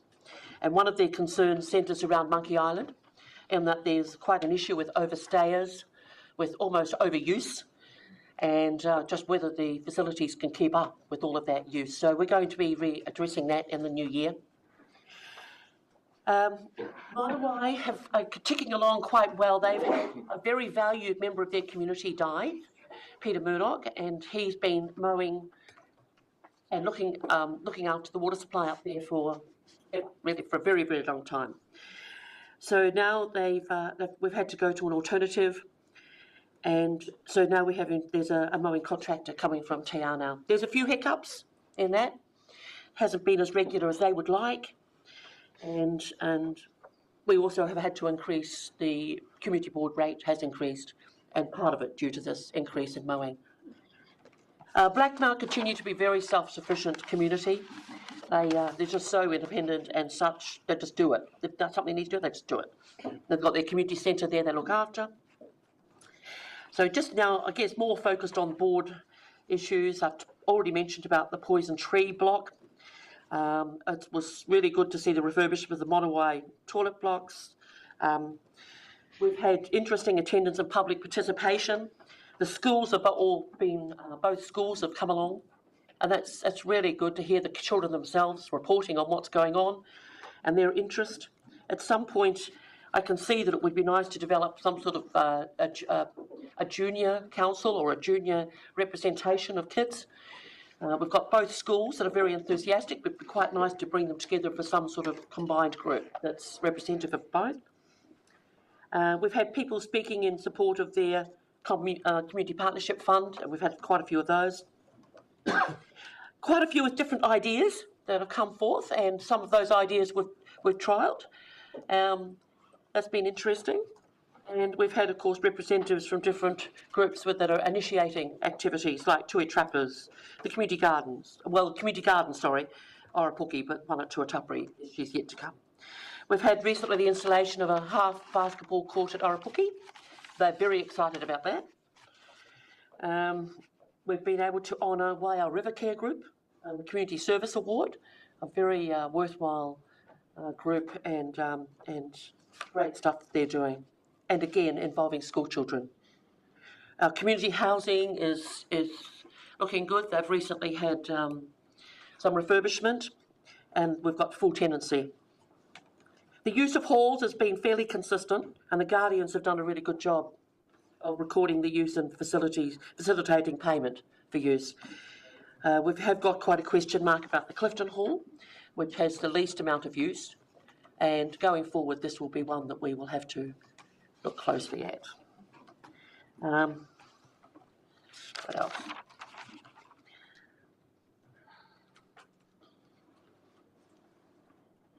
With communication, I've been and spoken with schools, not Haroka, but Tuatapere with Waiau, and also been along to the senior citizens and had a great chat with them. That was really, really good. We have our monthly reports in the Western Wanderer, plus advertised on Facebook and the community notice board. And we regularly invite people to come and speak to us. It's really cool that we're going to get a change in speed zone on the road that we've been very concerned about. I've been delighted to see the follow-up with RFS issues, and there's been quite a few of those. And we've got a chap that comes from Tiana, Owen Sanford, who works for South Roads, and he regularly is in Tuatapere, and he does a wonderful job, and he's very open to having a chat about things too, which is good. So going forward, we've got the installation of a toilet at the half-mile playground will take place. The railway station. The railway station at this stage has been receiving quite a bit of attention from Wayne Edgerton, who's been contributing voluntary hours. He did offer for over 100 hours, for about 100 hours voluntary. He's done in excess of that now. And so that's been really good. We're going to the next stage is asking for expressions of interest from the community of who would actually like to take it over, and then hopefully the formation of a trust to go forward from there. We do have better off funding that we have to use for that, and in addition to that, the Main Street upgrade.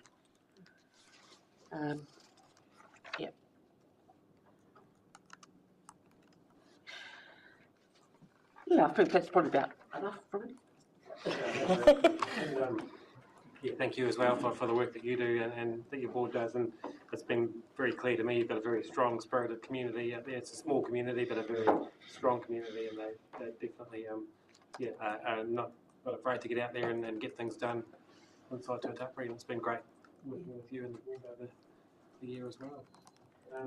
And also good to see the legacy of those leaders with the likes of Dan Robbie passing through the kids and moving forwards as well. That's Yes, no, it is. It's been really good, really good. I was just going to mention also in regard to people that have passed through.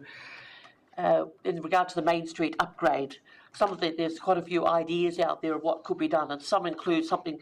The simple ones is cutting back a hedge, to others being creation of statues in honour of people that have been wonderful from Tuatapere, like world-class shearers and wood choppers. And another idea that's come through is the building a replica Percy Byrne viaduct in Tuatapere. So, all these ideas, well, we can see, we might have more projects here. Oh, I did say thank you to you. You didn't hear me. Thank you. I should mention in March the Environment Southland coming along doing a bio blitz, and we'll be supporting that and that's going to involve an ecological study of the domain reserve, and they want to involve as many members of the community as possible, all groups, including senior citizens, early childhood, school children, as many as possible in that, and it'll be looking at the presence of flora and fauna in the reserve. So that'll be a very interesting exercise. Thank you for the opportunity to speak. Thank you, and you can pass on our thanks to the board as well. Thank you. For the great work that you've done. Thank you, Rob. Thank you all. Best wishes for a lovely Christmas. You too. Thank you. We've got Michael Weston, the chair of Waiaka.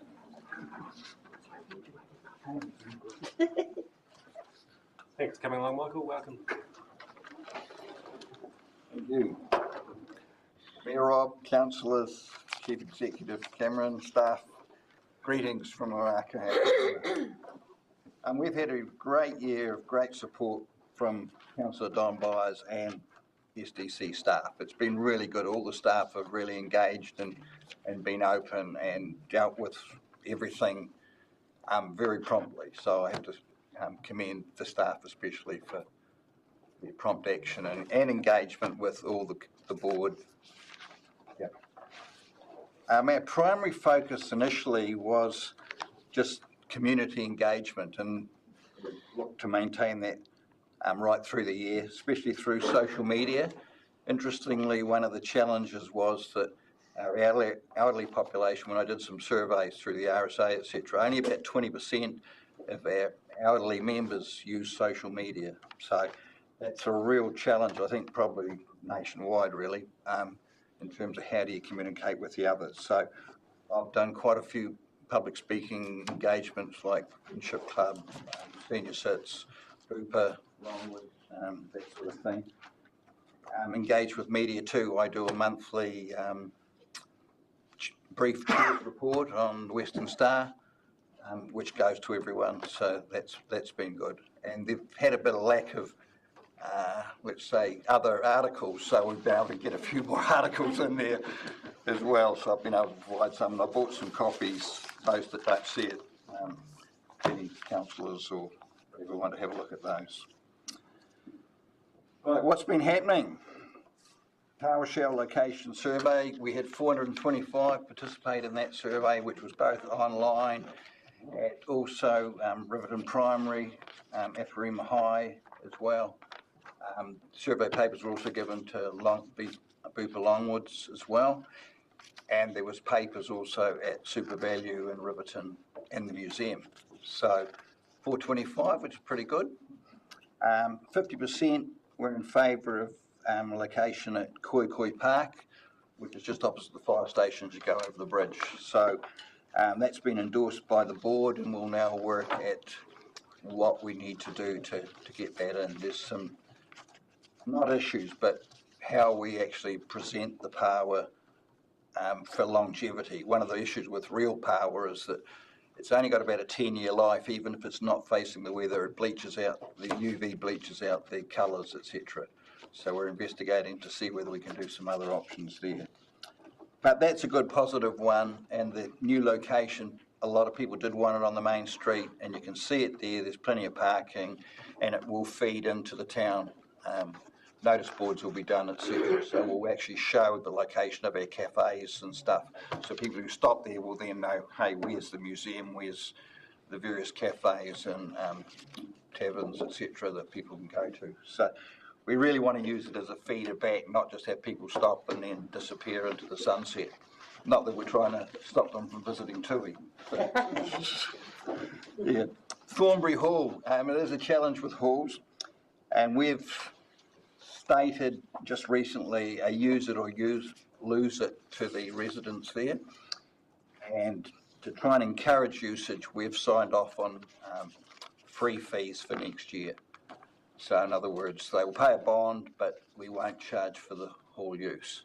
Just after we did that, Thornbury School is actually seeking, and we're keen to support that. And they've got a renovation going on, and they'll actually use it for all of the first term next year. And we've signed off on them just paying the outgoings, primarily power.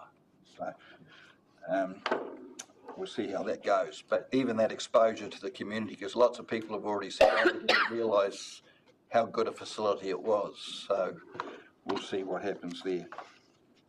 Colac Bay, great progress league there, and Hall Committee, and we've really engaged with them this year.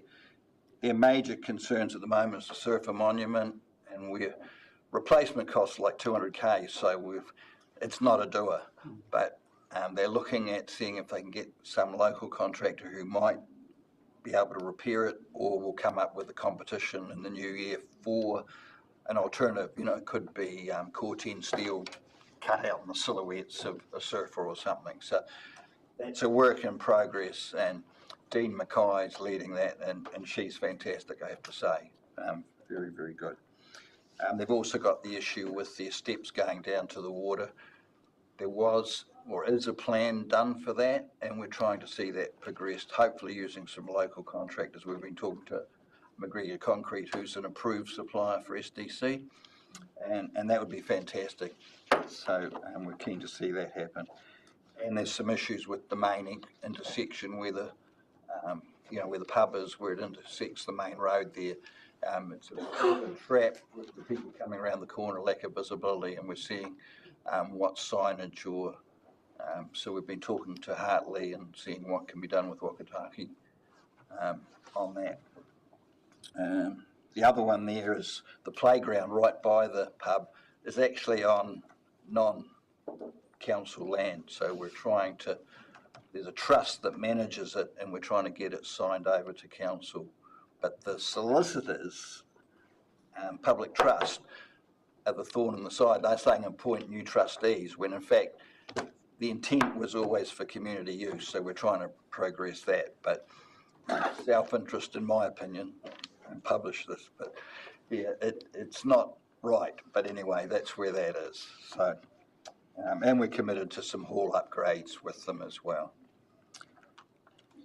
Pilot Reserve, the whale, some of you would have been at the opening and seen all that up on the hill, right at the mouth of the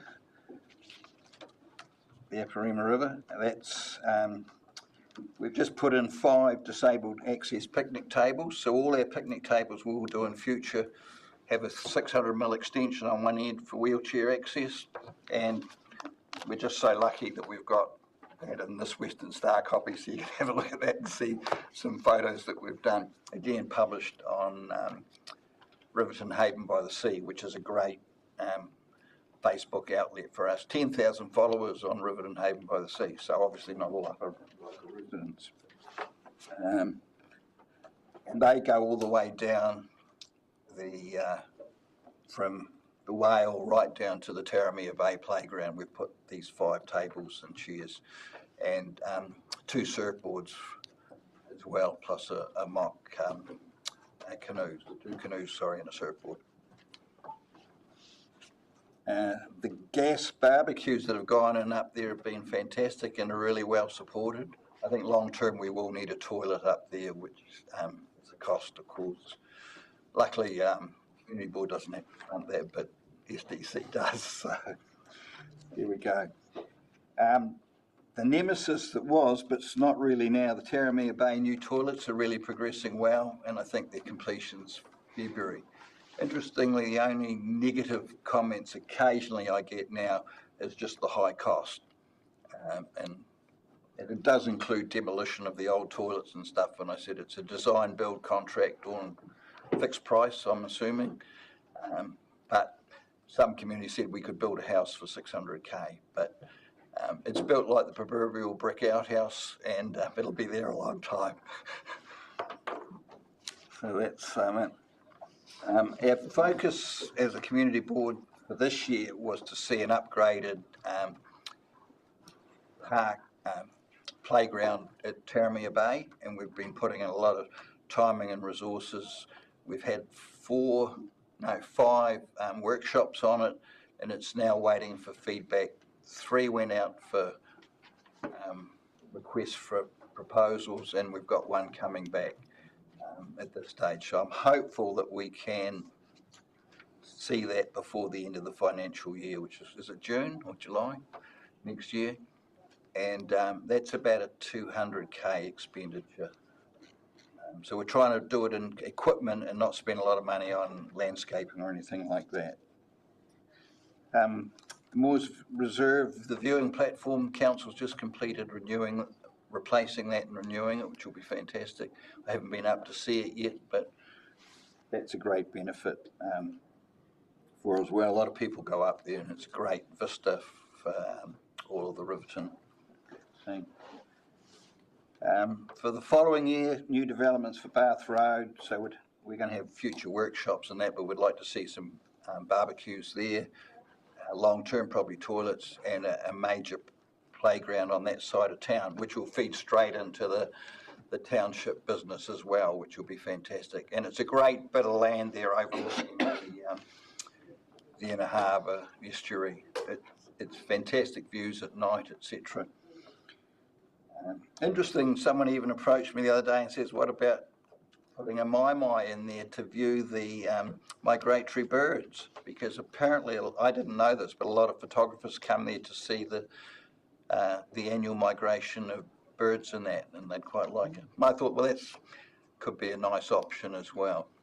So we'll investigate that in the new year. And we've also had some requests for a wee dog park there, and we could do that up near the transfer waste station for the mobile caravans, etc. So that would work quite good. Palmerston Street beautification. Big thanks to the Riverton Beautification Group. There's about 7 to 10 people, ladies primarily, but that maintain the planter boxes and that there. And we'd like to see more of that sort of stuff done. We're currently going to talk to the local Renanga, etc., as well as people to find sustainable planting that won't get blown away, because it's a bit of a wind tunnel up the main street there, sadly.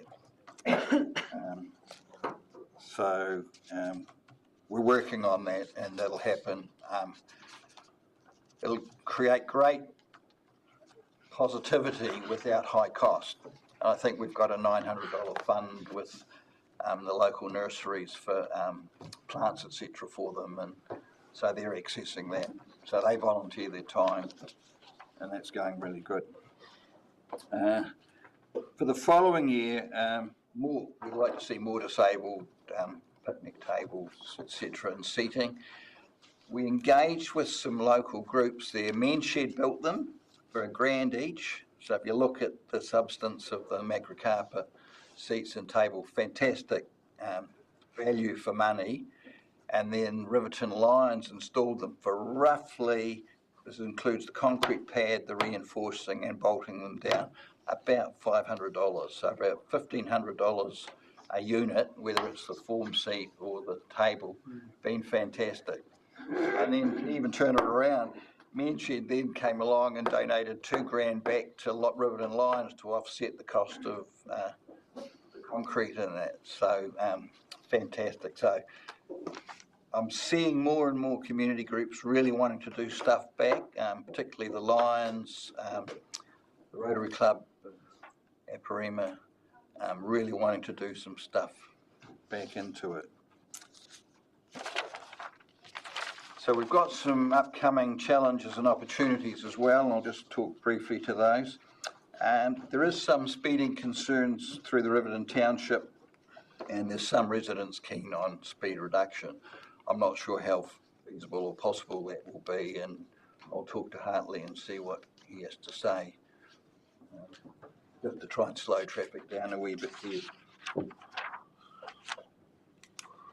Also, we're keen to further engage with the Oraka Aparina Renanga that had lapsed a wee bit, and I'm trying to reinitiate that and involve them in what we're doing as well, so they feel part of it. So that's a focus.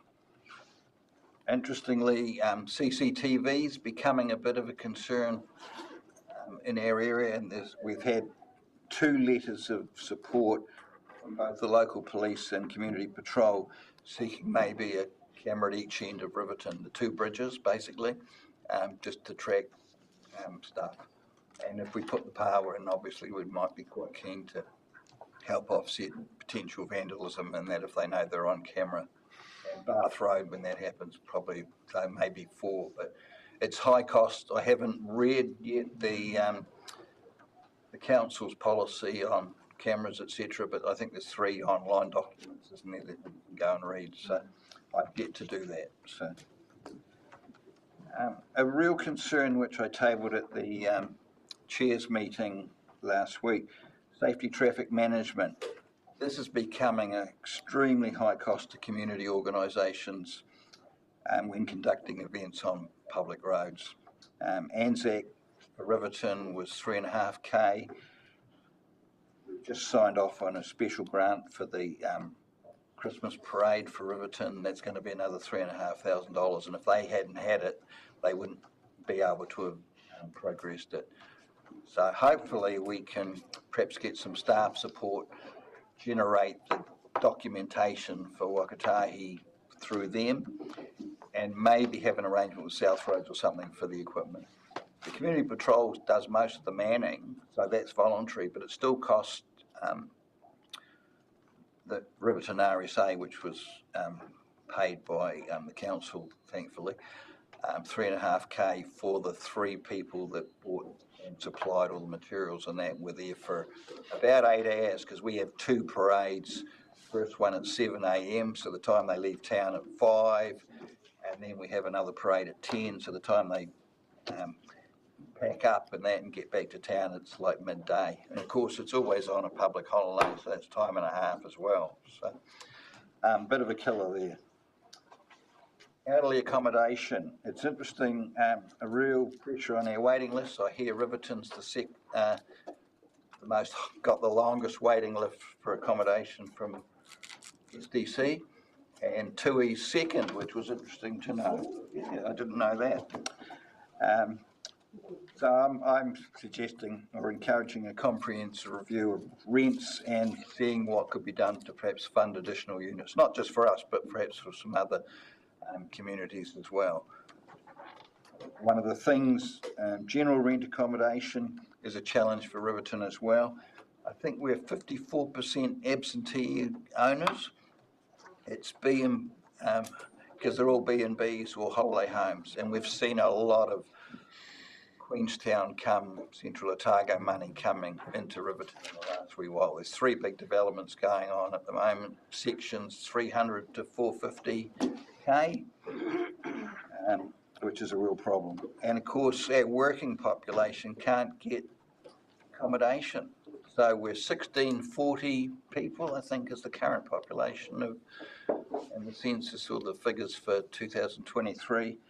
And if we want to grow the town a wee bit, we're going to need some more rental accommodation, however we do that, just for the general population as well. Interestingly, I did a post on Haven by the Sea last week saying we need more people, and quite a few says, no, let's keep it our own wee secret, etc. And they also raised the water supply, which I'll talk about. Some of the community perception is that we're close to a crisis due to peak demand at last Christmas, New Year, where we had to bring in some water conservation measures for 4 days. And interestingly, 2 days later, we were back to 90%. Grant Isaacs has just written a great article, which has just been published, saying what's being done to remediate that. And basically, I'd have to say in the medium term even, those concerns are now addressed. So the water will not be an issue. We will just remind them to conserve water over the peak Christmas period, but the additional tanks that are going in, just if you drive through Riverton, you'll see a whole lot of storage tanks, water treatment planters, and they'll become part of the long-term plan. So that extends by 48 hours, apparently, the total capacity of water, which is fantastic. And I think they're looking to bring forward the upgrades from previous years to this year so that the bore near the racecourse can be used. Because I think there was some treatment issues with the current plant that can't cope with the minerals in it or something. apparently the water tastes really good, but there's something that doesn't work with the thing. So that's fantastic. The money's been spent on the bore, which cost a lot of money, I think, at the time. I'm not sure how much, but great. Other challenges, Riverton Harbour Board. It's great that it's got an income stream from the rental farms, and that will start pulling in around 100K a year, I think it is. It's all locked into the Harbour Board, so we can't tap into it, sadly. But anyway, the T-Wharf there is needing replacement. It's probably got a maximum of 8 years life left in it. To just repair it in the short term would cost up to 200K and wouldn't change the long-term life of it. A new wharf's between 800 and $1 million. We've just submitted for the long-term plans to help cover that. Part of that will be an increase in fees for the fishermen that use it. They currently pay $39 a lineal metre per annum, which means they're paying around $400 a year for a licence to tie up to a wharf, which they own the other wharfs as well. But this particular wharf is council owned or Harbour Board owned. One of the issues that the fishermen have raised is that there's significant recreational use of that wharf. It's the main fueling point. They bring down a wee tanker and stuff onto it, and coming up with a way of getting some funding from them is a real dilemma. The other night I sort of had a eureka moment, and I wondered if we could gate it and have a phone app where, just like you book parking here, so your short-term users, if they want access, they have to dial in, pay the $10 or whatever, and that gives them a 1 week use or something of it. So maybe that's some way of, how do you get user pays? I know you've just dropped the $1 a toilet to Yarnell, but I think in this case, recreational use is getting higher and higher, and not that the actual cost to the fishing community is that much. You know, if it's only, even if it's $750 a year or something, it's not a high cost in terms of their overall operational costs. A recent one that some of you may have heard about, the Riverton swimming pool had a water leak, which they were really concerned. Luckily, it wasn't the structure of the pool, it was actually some of the pipe work into the pool. But it did cost them $3,500 to identify the fault and where it was.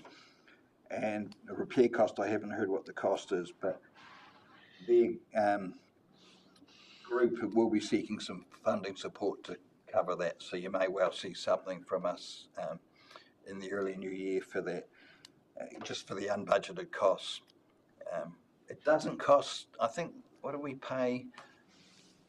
I was going to say the levy per person for the Araka-Aparima area, but I can't recall what it is now. I had it in my head, but and they do have some budget, some money put aside, but it's hopefully set aside for re-roofing. The building must be getting there, needing re-roofing for them. The other exciting thing that's going to happen next year is Riverton Promotions Group are going to do a full one-day jazz festival on a Saturday, now scheduled for 2025, January, February, partly because our toilets, etc., won't be finished in time, but it does give us more time for getting all our ducks in a row there. And they are seeking a $5,000 grant from our annual sponsorship funds, so we'll wait and review that closer to the day for them. So that's an exciting one. In closing, really, I think we have a great board with great engagement and support from SDC, and we really appreciate that.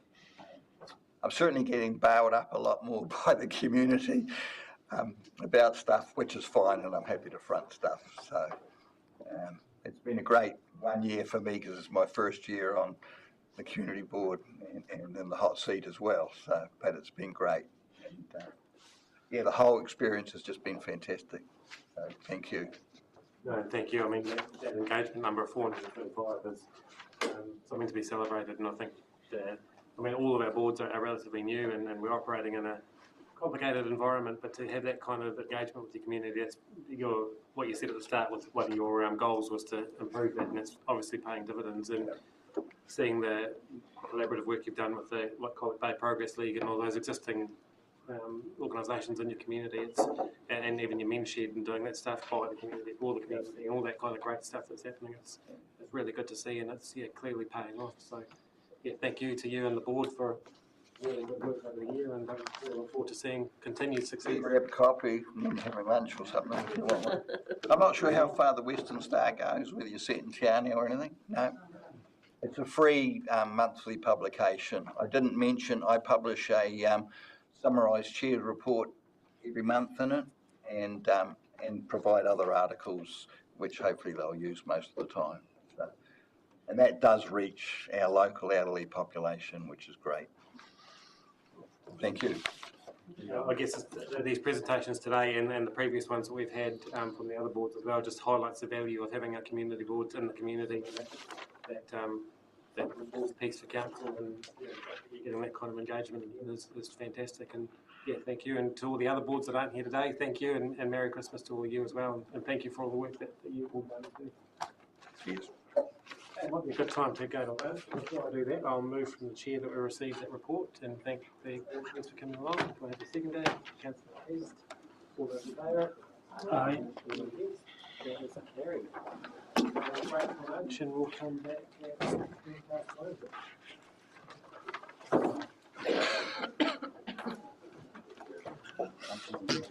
And then disappear. I get whistle stuff. Oh, yeah. We get it. We get it.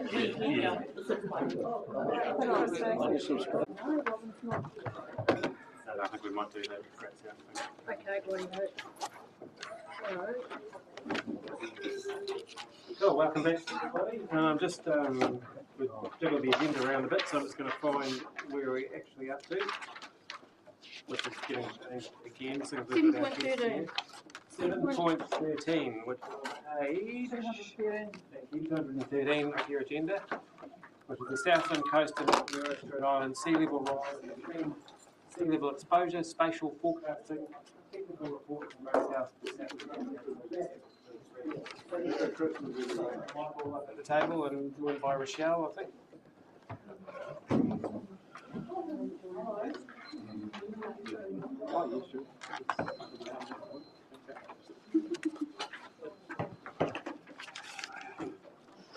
Welcome back, Steve, as well.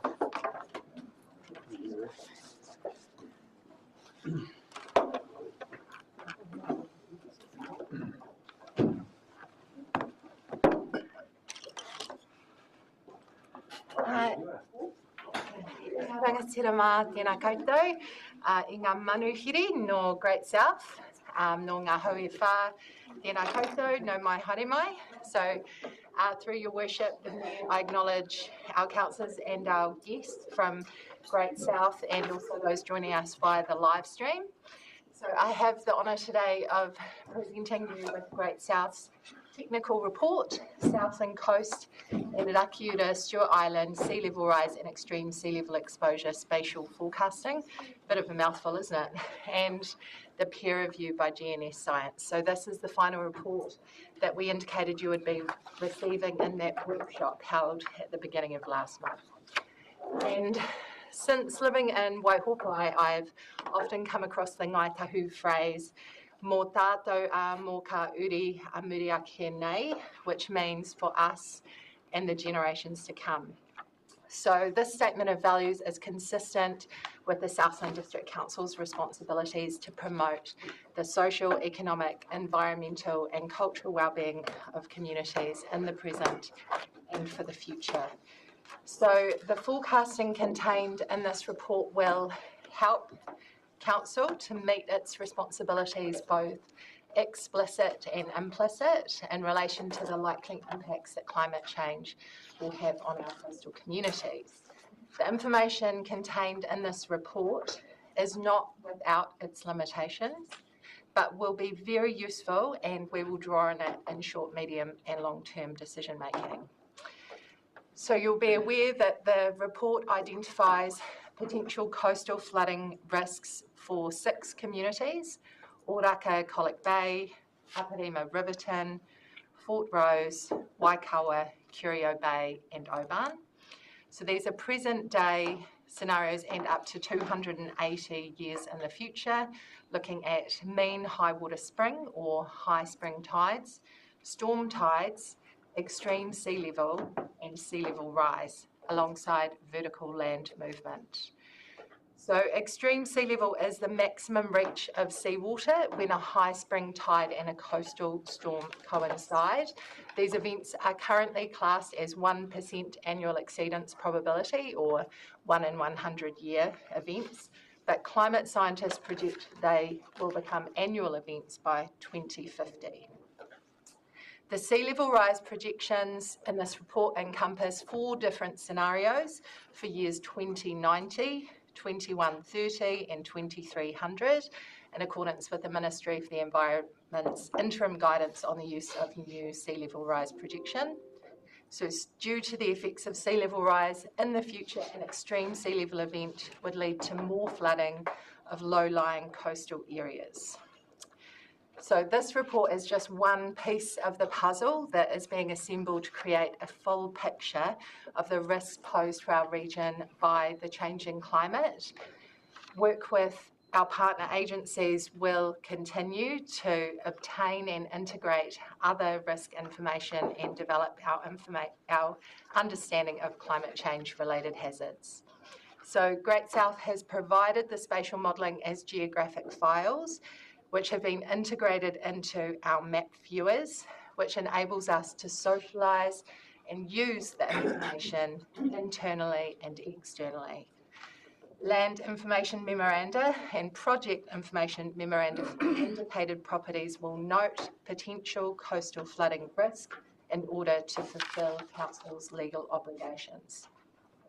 The review of the technical report accompanying your papers completed by GNS Science confirmed that the information in this report is robust. Some areas for improvement were suggested by the reviewer, those were considered by Great South, and changes were made which are reflected in this report which you've received. So now that we have this information, the coastal adaptation planning process needs to commence in partnership with mana whenua and the community, and also a review of the district plan in light of this new information within the wider policy context will be needed. So thank you for your attention, that rather long introduction, but I know there's a lot in this report. So through your worship, I invite you to ask any questions you have. I may respond to these myself or pass to Great South where appropriate. Cool, thank you, Rochelle. Do we have any questions from the floor? Did you say Councillor O'Brien? Piper Eye, sorry. Oh, sorry. I'm them today, sorry. No, all good. Thank you. Thank you, Your Worship. And I will take a few minutes and I'll just list out my concerns with this particular model. I note all councillors have been marked an email by ex-Wellington councillor Sean Rush this morning. I received that as well. So because of that, I will not go into the details of the OIAs I had done, into the workings of the NZ Rise modelling group, and the fact that they had people within their own team who dropped out at certain points and were not comfortable with some of the assumptions being put forth. But I'll begin with the generic question. If you've got an instrument, if you've got a thermometer or a rain gauge, and I feel perfectly well, but my thermometer says I have 45, 46 degrees fever. I'm going to have a look at it. I'm going to try another one. If that one doesn't work, I'm going to chuck them out and decide that this particular thermometer is not worth it. Now, what we're being asked to do by this model is actually deny what's right in front of our eyes.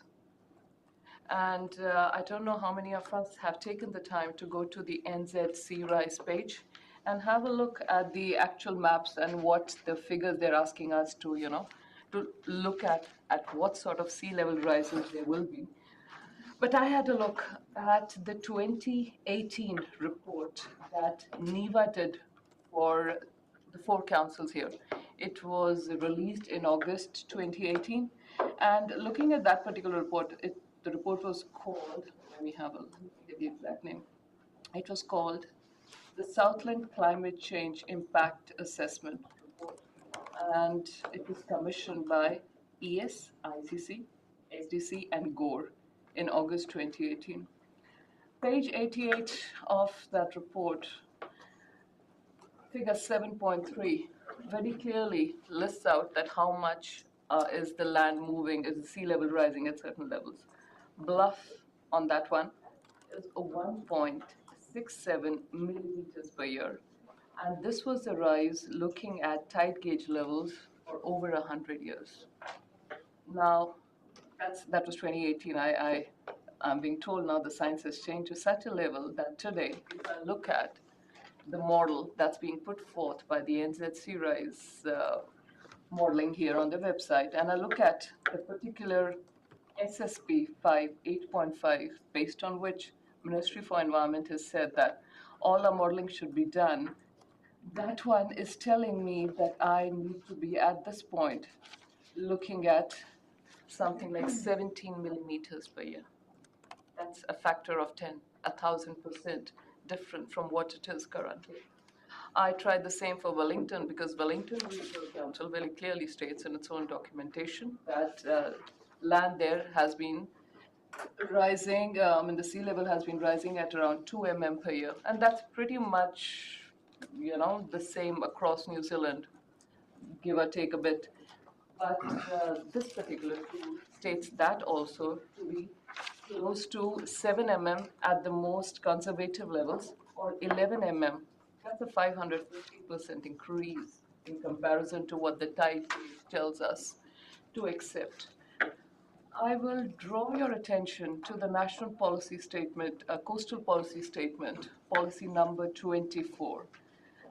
This policy, which deals with the identification of coastal hazards, says that when you identify coastal hazards as a local authority, you have to be taking into account national guidance and use the best available information, best being a keyword, on the likely effects of climate change on the region or district.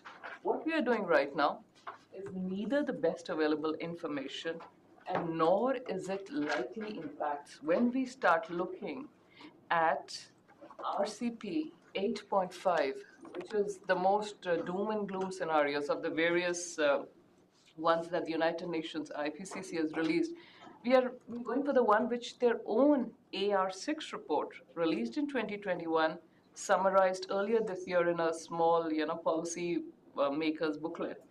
It says that that particular scenario is unlikely to unfold. That is the one we are using. So that is not modeling the likely impacts of climate change. We are still, and that's not just our council, we are still looking at AR5, released in 2014, as our single source of truth. We have not looked forward at the changes that have happened over the last decade, the new learnings that have come forth. And the fact remains that what this tool is asking us to do is actually deny that, just ignore what the tide gauge says. This is what the model says. I'll also draw your attention to the Geoscience Society of New Zealand's latest newsletter. This came in the last week of November. There was an article in that by Bruce Hayward, Auckland University professor and the principal scientist, Geomarine Research, Auckland, titled, "Is Auckland Sinking?" He says, and I'll just grab a few quotes out of that. He says, "It was somewhat surprising, therefore, to read in the papers in May last year, being 2022, when the NZ Sea Rise online tool went public, that satellite and related measurements between 2003 and 2011 showed that parts of Auckland were currently subsiding at quite variable rates. Auckland is supposed to be relatively more stable than the rest." He then goes on to say towards the very end, he says, the disparity between the tool, what the tool says, and what they've actually found at the Bucklands Beach, the Eastern Beach, and Hauhora, and what the predictions coming out of this tool are, that if you would actually believe that, then the indicated sea level for these three sites, these three beaches at the time, would be 4.7 meters, 4.3 meters, and 6.4 meters above the present level. This is what you're being asked to do. Look at modeling, and you can have it peer reviewed, but it's only as good as the underlying model. The paper that was created by the NZ Rise team, and peer review for me, I look at the model and the actual science behind it. I don't give it a lot of value. But if we are giving the fact that this is being given value, we've got it peer reviewed, please know that the paper that the NZ Rise tool released along with this has been waiting for peer review for 17 months. And the problems are pretty obvious. It is cherry-picked a very short period of New Zealand's geological history between 2003 and 2011. That's a period of 7 years, specifically chosen to be interseismic to somewhat relatively stable. And the data that they've taken is more for is in fact almost exclusively for subsiding data, not for the accretion and accumulation.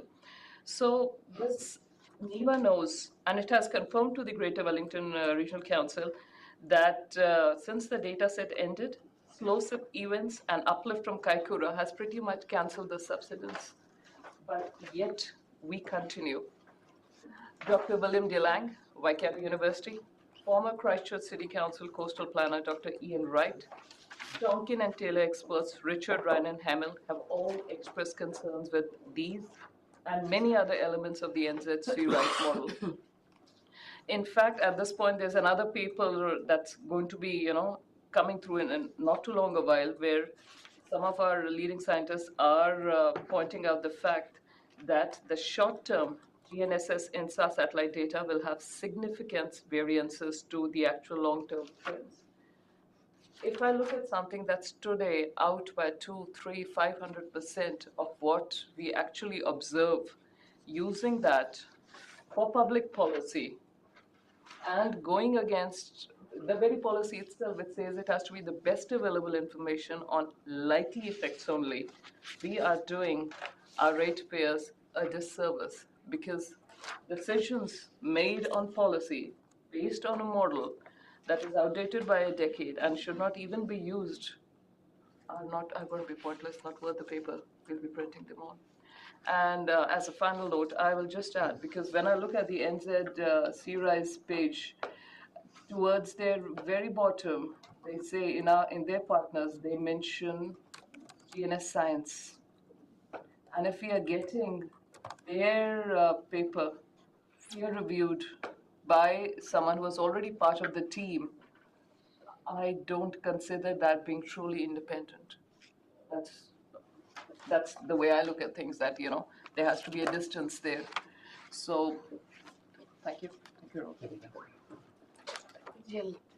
Would you like me? Question in there, but did you want to just provide a response to the Yeah, so thank you for your comments and the information that you've shared. So you highlighted that there are some potential limitations to the sources of information that have been used in the preparation of this report.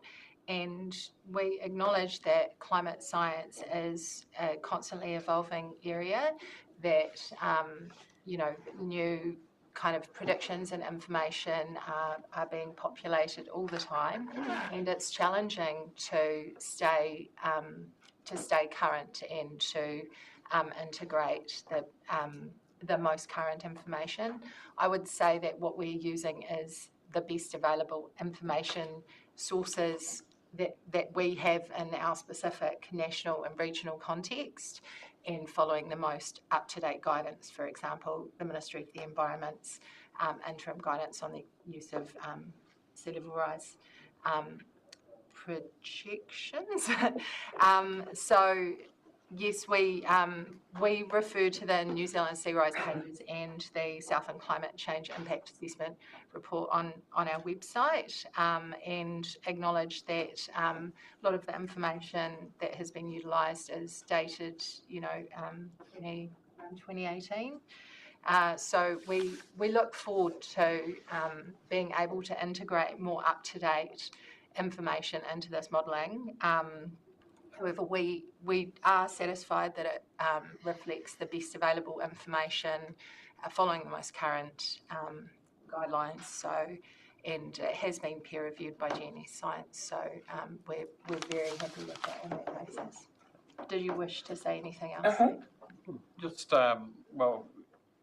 Thank you, Rochelle, and thank you for the question. The real issue at hand is the fact that we have to operate within guidance, that is the official guidance. Now, we could all argue that the guidance is either stress testing or not reflecting the true change, and there's many different arguments around that.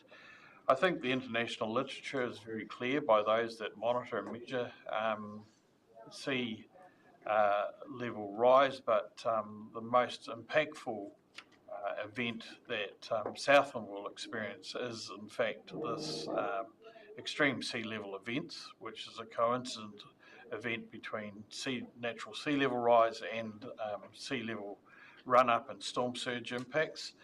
They are the impacts that we're feeling mostly in our coast in the Tiwawe Bays and Colac Bays and other areas already. And what is the big, most significant change, in fact, is the frequency of these events. So once upon a time, the average was considered around about one event in a century. They're now talking about an annual event by 2050, which means that the frequency of these extreme sea level events are going to be the challenge. It's not the sea level rise necessarily alone, it's the impact of both coincident events. And so we've got to plan around that. Of course, we realise that the science is maturing and more information is available, and as the Intergovernmental Panel on Climate Change provide greater accuracy around their reporting, hopefully they're reflected within the Ministry for the Environment and Guidance. But to depart from that guidance at this point is a fraught pathway, and we welcome any new information. We know that the framework now has been established to be able to introduce additional information as this becomes available.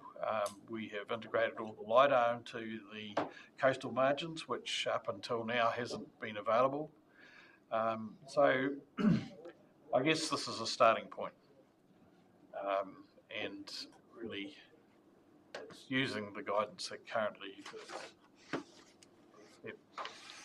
Get pretty religiously to that guidance, if you like. Are there any other questions, Councillor Vines? Thank you, Your Worship. Thank you very much for this report. This guidance you're relying on, we've had a change in government. Any signals that perhaps there's going to be a change in guidance? It's probably a little bit of an unfair question in the sense that I don't think that level of granularity has been explored at this point, but I think comes with changing guidance. There are certain responsibilities associated with that, and I imagine that would probably be unlikely that the government per se would change the guidance. They may seek to have more refinement or seek to introduce new information, but yeah, I think it's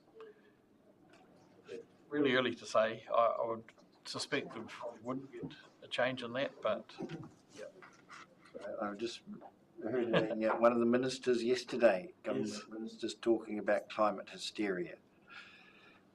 And it does get a bit confusing for me. I'm a bit simple, but I see a lot of this data and there seems to be a lot of gaps and guesswork attached to it. And yet you're asking us, or we've been asked to socialise or internalise this data when you've conceded that there are some flaws in it. Is it wise to be socialising, internalising data that is wrong? So, through your worship, the Mayor, thank you for your question, Councillor Byers. And so I would just mention in relation to our new government that I think the comments you're referring to were from the dominant parties coalition partner. The current Minister for Climate Change is currently at COP28 and has made some very strong statements at COP28 around the need to move from talk to action in relation to climate change. And so far as I'm aware, there's no significant change in direction planned by the new government in relation to climate adaptation. However, that remains to be seen. That's that first question around whether there may be a change in guidance. In relation to the second question around I would not characterise this data in the way that you have, Councillor Byers. I would characterise it as the best available information that we currently have around the predicted or possible impacts of climate change on our coastal communities. And it's interesting to see the reception and the response by people to this information, that they are on the whole happy that this information is available, that we can have these conversations, acknowledging the limitations. So it is important to acknowledge the limitations. It's also important to make a start, and we, the council, is subject to a number of formal obligations in this regard, which we are seeking to meet through this work. Oh, sorry, Steve. Sorry, there was just one other point. I think, refer to guesswork. What I would say is that the material that we've produced is robust and independently peer-reviewed and reflects exactly the guidance that has been provided. So in that sense, there's no guesswork. The uncertainty, as we spoke about before, will undoubtedly be refined as we move forward, but that's uncertainty around the rate of climate change and the impacts of climate change with the passage of time. So, once that's known more clearly and we understand the trajectory we're on, then inevitably there will be further refinement. But there's absolutely no question that the work has been undertaken very accurately relative to the guidance provided. Thanks, Steve. Thank you. I guess if the decision is to receive this report, and you have referred to obligations of council, and if I'm a ratepayer, which I am, but sitting out in these areas that may seem to be more prone to the impacts that are suggested in this report, what will be the process from here, or will there be any immediate change in respect of, my home and land that I own now? Where does it go to from here, and what is the pace of that, particularly probably the short-term impact? Because reading this report will take some time just to assimilate the implications, but I think the ratepayer wants to know, what does that mean for my home tomorrow? Okay, so thank you for the question. So our first step is to attempt to make this information available to our public. So we have prepared some interactive maps which will be published, where anyone will be able to go and look at a selected number of these scenarios and sort of zoom in on particular areas of interest, noting that the modelling has only been done for defined geographic areas around those 6 townships mentioned. So people unfortunately won't have access to that information for the whole coastline. In terms of immediate actions,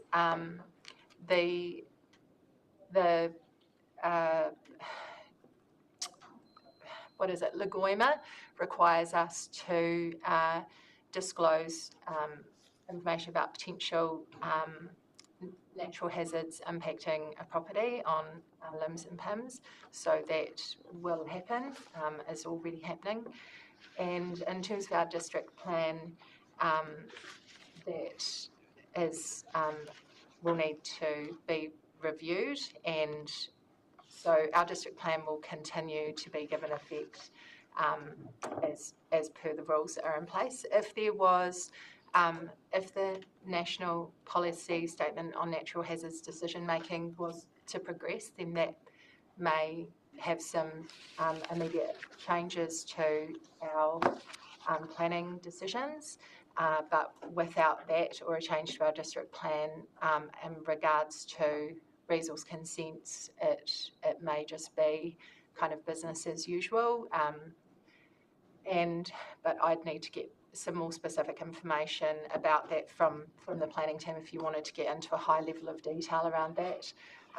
There are specific obligations under the Building Act that our building services team already comply with, and I guess this information will help to inform them, and so perhaps in respective building projects that may be the area where we will see some more kind of immediate effect.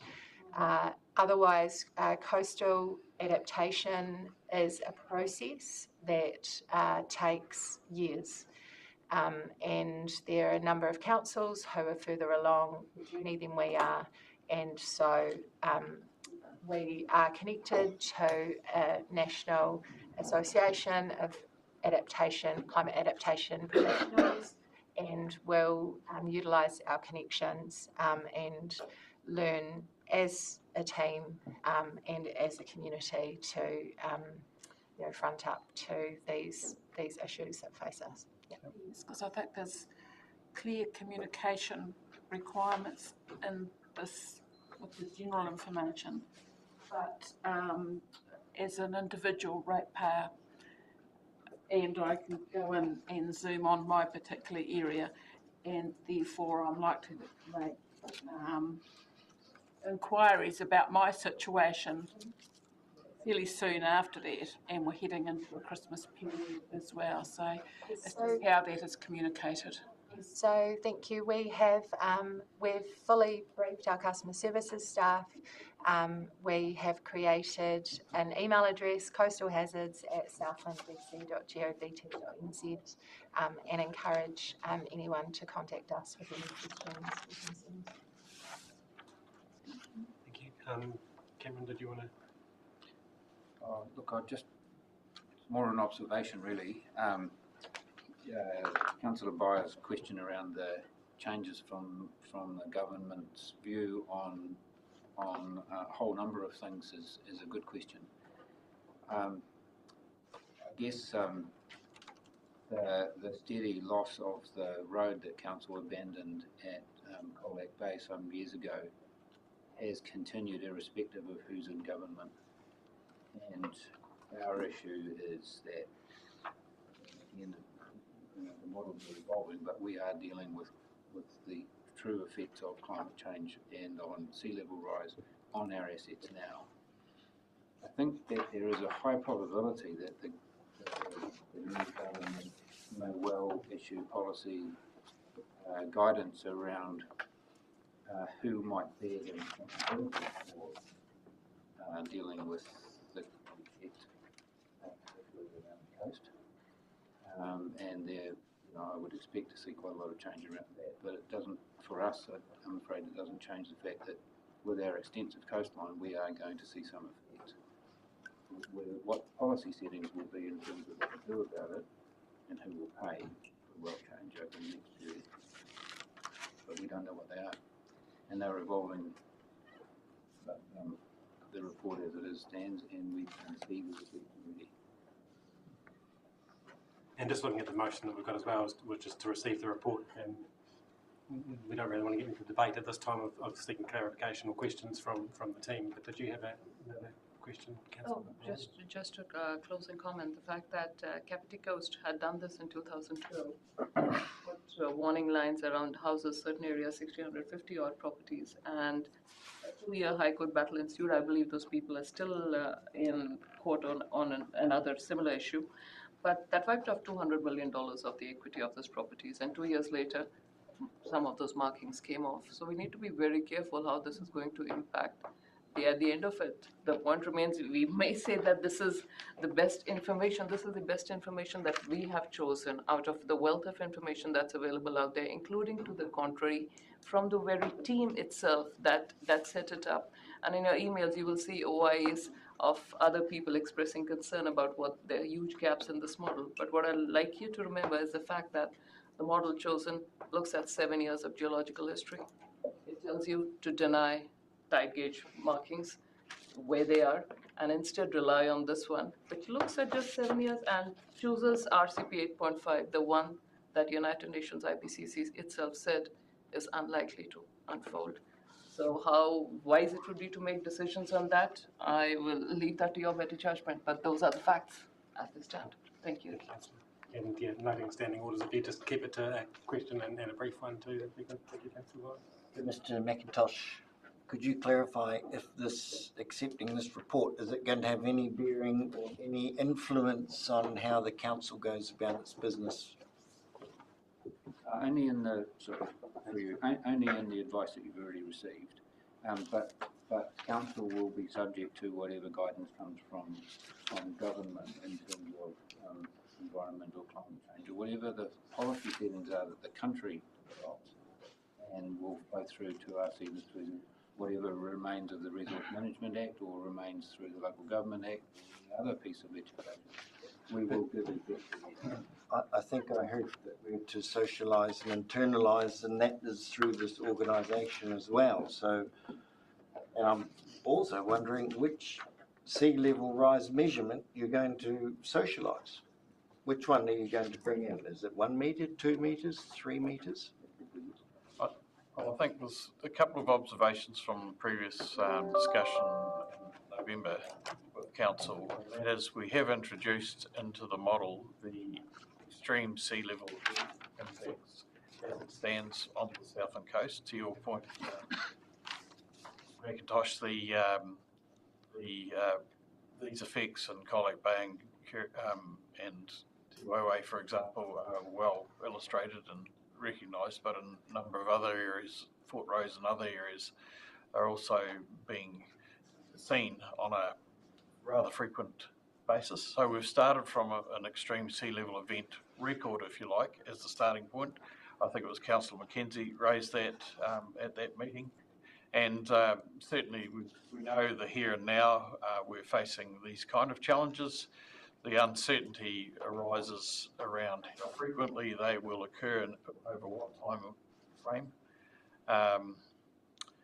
Certainly from our point of view, we believe that this is guidance that is reflected in the Southland setting, and hopefully this is something that will be refined further. Yeah. If I can speak to that as well. So there has been discussion, interest around whether we can whether we can also display the information as increments of sea level rise as available on, I think, Wellington Regional Council is one of the areas where you can see incremental sea level rises, 0.5 of a metre increments they use, and then that enables us to be able to see how sea level rise could progress without necessarily linking it to particular dates and having more flexibility around the dates that we're looking at. So that could be very helpful. We've started in our mapping with the present day scenario, so without any sea level rise, what an extreme sea level event could look like. It's also important to note that there's a lot of information that still needs to be integrated, including coastal erosion, other hydrodynamic modelling that will be supplied by Environment Southland. They have seen this, they are satisfied with the work to date, but we agree with them, as does Great South, that it needs to be also be linked in with other information that is going to come through various scientific and technical assessments that are in progress or to be completed, and we are very conscious of the limitations of the information, and we'll take that into account in the way that we utilise it. Well, I'm just going to take one more question from Councillor Chamberlain, and then we'll actually look at the recommendation, and then we can feed into that from there. Yeah, So. just sorry through you, Rob, just in relation to Te Wairau Bay, are you saying that what's happening down there is climate change, or is it due to the fact that the waiau has been altered and not having its natural effect? Look, good question, very good question. I think it's quite clear that there is an impact that's been felt by extreme sea level events. The road through to the start of the Humberidge Track, for example, from Rarakau has been constantly eroded. It's almost non-existent now. But there's no doubt whatsoever that the flow in the waiaus combined with other storm events will, they're not mutually exclusive. There'll be impacts that are a combination of those activities. And that's a very good point, because essentially what we're looking at is sea level rise in this model. We're not looking at the inundation effects from major river systems. That will follow. But it's not one or the other, depending on the location. Yeah, could suggest that the amount of water that's not going down the waiau, not taking the gravel and that with it, is certainly having an effect on the beaches and residents at Blue Cliffs. There's no doubt that there's a significant change there, and flushing flows during high flow events will probably create its own set of challenges as well as low flow activities. But that's really part of next phase of work, which will then combine that kind of knowledge. I just think it's sort of wrong to use climate change down there when there's other effects that are happening. Oh, no doubt about that. Yeah. Okay, so we've got our recommendation there that there's two of them, that we received the report titled Southland Coast and Rakiura Stewart Island Sea Level Rise and Extreme Sea Level Exposure Spatial Forecasting Technical Report. Say that 3 times in a row. And also that we received a copy of the review of the technical report by GNS Science to Great South. So do we have someone in a position to move those? That's no problem. Seconded. Councillor Wilson.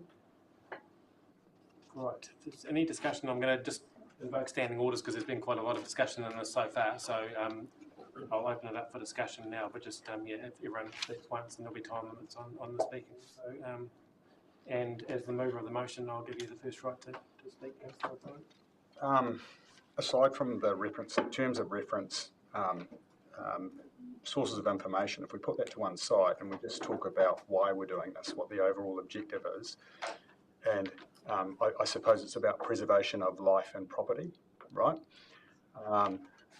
Do you feel, based on what our Chief Executive said earlier around, I guess, the levels of uncertainty around legislation and so on, even at COP28, they're still down to the wire about making big picture decisions around this. Do you feel that that we are confident over the next 3 years that if we work in collaboration with our other stakeholders, that we will get to a position where we can have enough information and data to inform central government that we can engage things like managed retreat, using different areas of Southland or sorry, go ahead. No. So, in brief, the responsibilities of local government under the National Adaptation Plan are still somewhat muddy, and definitely resourcing of the adaptation activities such as relocation or retreat, that's a big question to which there is no clear answer right now. The important thing is for us to begin the conversation with our communities and empower them to have input into those decisions, because it's their homes, it's their communities that we're talking about. So just a procedural notice, and I note that you did want to ask a question prior to me putting this out. I'll allow that question to go through, but we're actually into debating the motion now between us. Asking questions of staff, but yeah, Judy, you wanting to ask that question previously, that's fine. Councillor Wilson, did you want to second that? Yeah.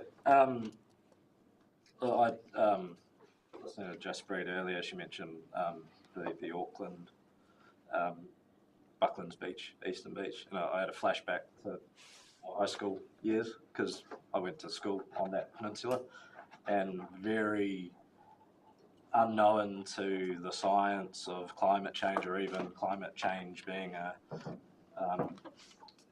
it was kind of back then talked about as the melting of the polar ice caps and what sea level rise might mean for those houses along Eastern Beach, which was just down the hill from the high school where I used to cause lots of trouble.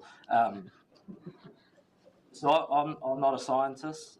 I don't claim to know how to measure CO2 in the atmosphere. I don't fully understand how to measure subduction and land shifts. But I keep using this example as my kind of tactile basis for acknowledging that something's going on. There's now kingfish in Milford Sound, Puaputahi. It's a species of fish that was only up in kind of northern areas that, as a fisherman, used to catch. They're now down south. So to me, sea levels might be changing, sea climates might be changing. There's something going on, and there's science that's going to have to underpin what we do about it. But the whole point of science is it challenges science, and it's an ever-evolving thing, and new data comes to light. So that's the important thing that I've noticed. I understand fish, so I can look at that. The other thing I understand is I stood on Colac Bay with other councillors and went, well, there used to be a road here, and now the sea's swallowed it. So it doesn't actually matter what science could measure, or how long did it take for the sea to swallow that road. I stood there and went, well, there used to be a road here, and it's gone, and that's gone in a matter of 6 years. So something's happening. We can't pretend to know everything, but we need to at least acknowledge that shit's getting real. So I want to go back to, we've workshopped some of the detailed principles for the regional climate change strategy that the inter-agency groups been working on. I just want to mention a couple of them in particular. In the detail of whakaranini anticipation, we need to ensure that relevant regional science and information underpins a data-led approach. And from the conversations at the climate change working group, the conversations there has acknowledged that we don't have all the data. We can't always agree that all the data is perfect. We accept that there's more data to come.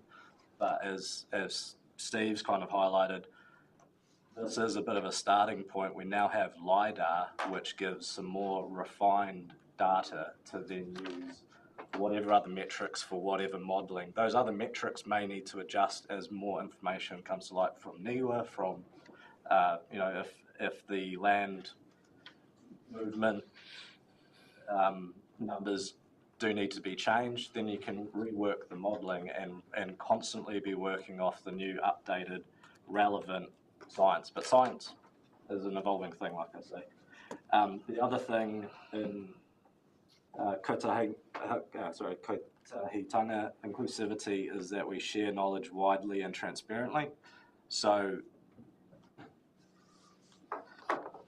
having knowledge, even if some of the metrics may be debatable, we can't not share the knowledge in the conversation, and it needs to be transparent. We can't sit on knowledge or even perceived knowledge. We need to be very transparent and clear to our communities around any of these potential hazards. Ultimately, there's going to be policies. Ultimately, there's going to be reactions, but also some members of communities will ultimately kind of come to their own conclusions on things too.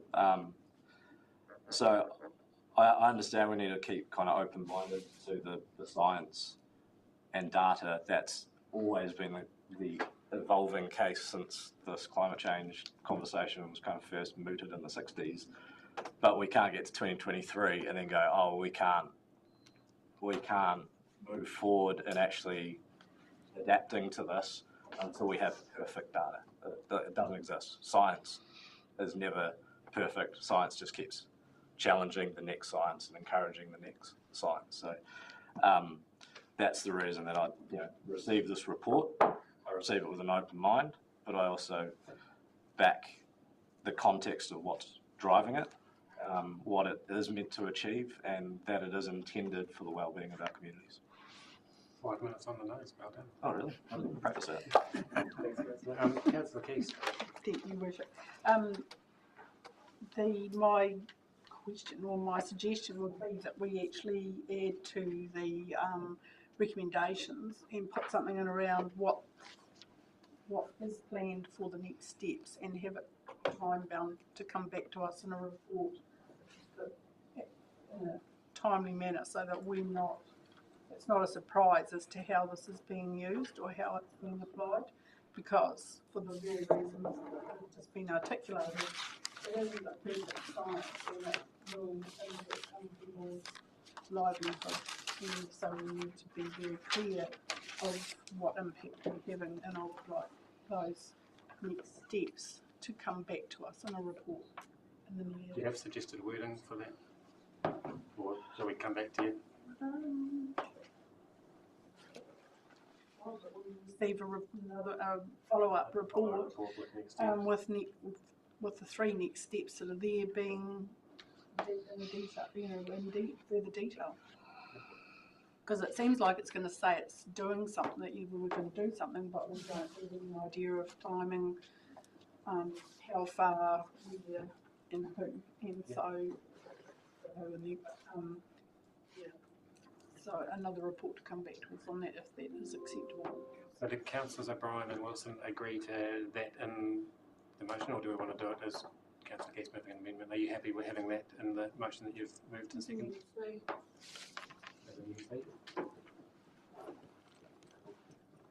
Councillor Byers. Thank you, Your Worship. I just want to get some clarification around recommendation A from Mr. McIntosh. This is going out to the public, and a lot of people will see potential for their house or property to be underwater. What impact is receiving this report going to have on the way this organisation conducts its affairs? And I'm thinking of the planning department. Just to my earlier point, like we're debating the motion now, so we're not asking any questions. This is motion A. We're receiving the report. I want to know what impact it will have on the way on how this organisation responds to it. Yeah, that's going to be captured in Councillor Keith's next steps. So we don't know how it's going to respond at the moment. Well, that's what the next steps will be showing us. So we're receiving the report, and then Councillor Keith has added the recommendation that we get the next steps and what happens next after receiving the report. So today we're just receiving the report and the review of it. And those next steps will come. I think that Mr. McIntosh he's got a lot of data in front of him. You have an idea of how the planning department, for example, will respond to this land that's under the water. I'll just refer you back to the report, Councillor. Points 5, 6 and 7 are the next steps. They're already in the report. Councillor Keith has asked for a more detailed report. What the implications of those are. Is there any further? Councillor Duffy. Thank you, Your Worship. Well, I certainly support us receiving this report. It's something we invested money in some time ago and eagerly waited the results of, being what we saw at the time as being the most up-to-date technology to measure these matters. And also, I think, apart from, I take on board what Councillor Wilson was saying earlier, in my experience as a farmer and also having some connection with the coastal area, but also just reading what you read in the paper about ice melt in Greenland and Antarctica and these places, and also the effects it's having right now in the Pacific Islands. So I think I would much sooner that we followed practices that made us a bit more cautious about our actions around in these vulnerable areas. And if it is a mistake, given that to make any kind of model that looks this far in the future is always going to have doubt about it. and if we don't like doing that, then perhaps we should get a clairvoyant. But I would far sooner err on that side than ignoring these types of warnings and signing our next generations up to some pretty terrible outcomes. Thank you, Councillor. Any further, Councillor Bryan? Sorry. I'm just a little bit nervous about this report. You know, I'd feel much more comfortable if it was more of a government lead, because this is not just a Southland problem, it's a New Zealand problem. And I don't know what sort of work's been done nationally, but it'd be good if all councils and government were on the same page, using the same science, the same decisions and the same outcomes. I'm just a little bit nervous about us going out on a limb, picking one specific bit of information and going with it when it should be more of a whole country approach. It is getting looked at nationwide, and we've got 3,000 kilometres of coastline too, so quite a... That's why I'd be nervous about receiving the report. I think it's a shame that it's not a more central government led one, rather than us going out on a limb. Any further? Only speak once, sorry, Councillor. I was listening to Councillor Matt speaking about the fact that, you know, fish and what have changed. Well, at one point there were hippos in the Thames. When the hippos were reinstalled next to the London Eye a few years ago, it was the byline was the hippos have returned to the Thames. We do know the medieval warm period meant that UK was warmer than France. So just that alone, climate has always changed. That's not the point. The point is how much of guesswork are we putting here? We hear about the Antarctic all the times. However, those reports never carry the fact that there's 150 active volcanoes under the Antarctic Peninsula. It's one of the hottest thermal zones in the world. So, you know, everything has to be taken with the full context of the thing. And I would not be... This is not a matter of climate change or not. This is a matter of the fact that we have chosen to pick up the most implausible emission scenario, run with it, plug that into this model, and take the output as gospel. And that is where I would not be accepting this report. Thank you, Councillor.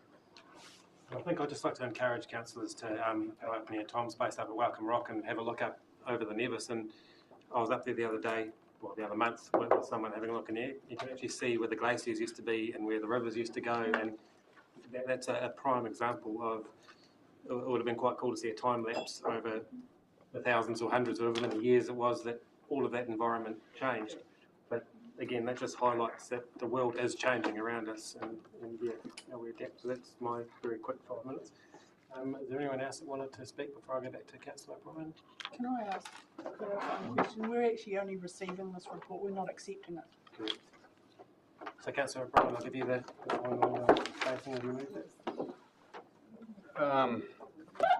I suppose, yeah, just, and this always creates a bit of dissension as well. I think regardless of whether we're at a Southland level, or whether we're at a national level or regional level, we will be dictated by a much greater force than what we do in Southland. And I think the real risks, as I highlighted before, are people and place, but also the adaptation around that, but also the adaptation around we as a region function. So we're primarily primary industry, and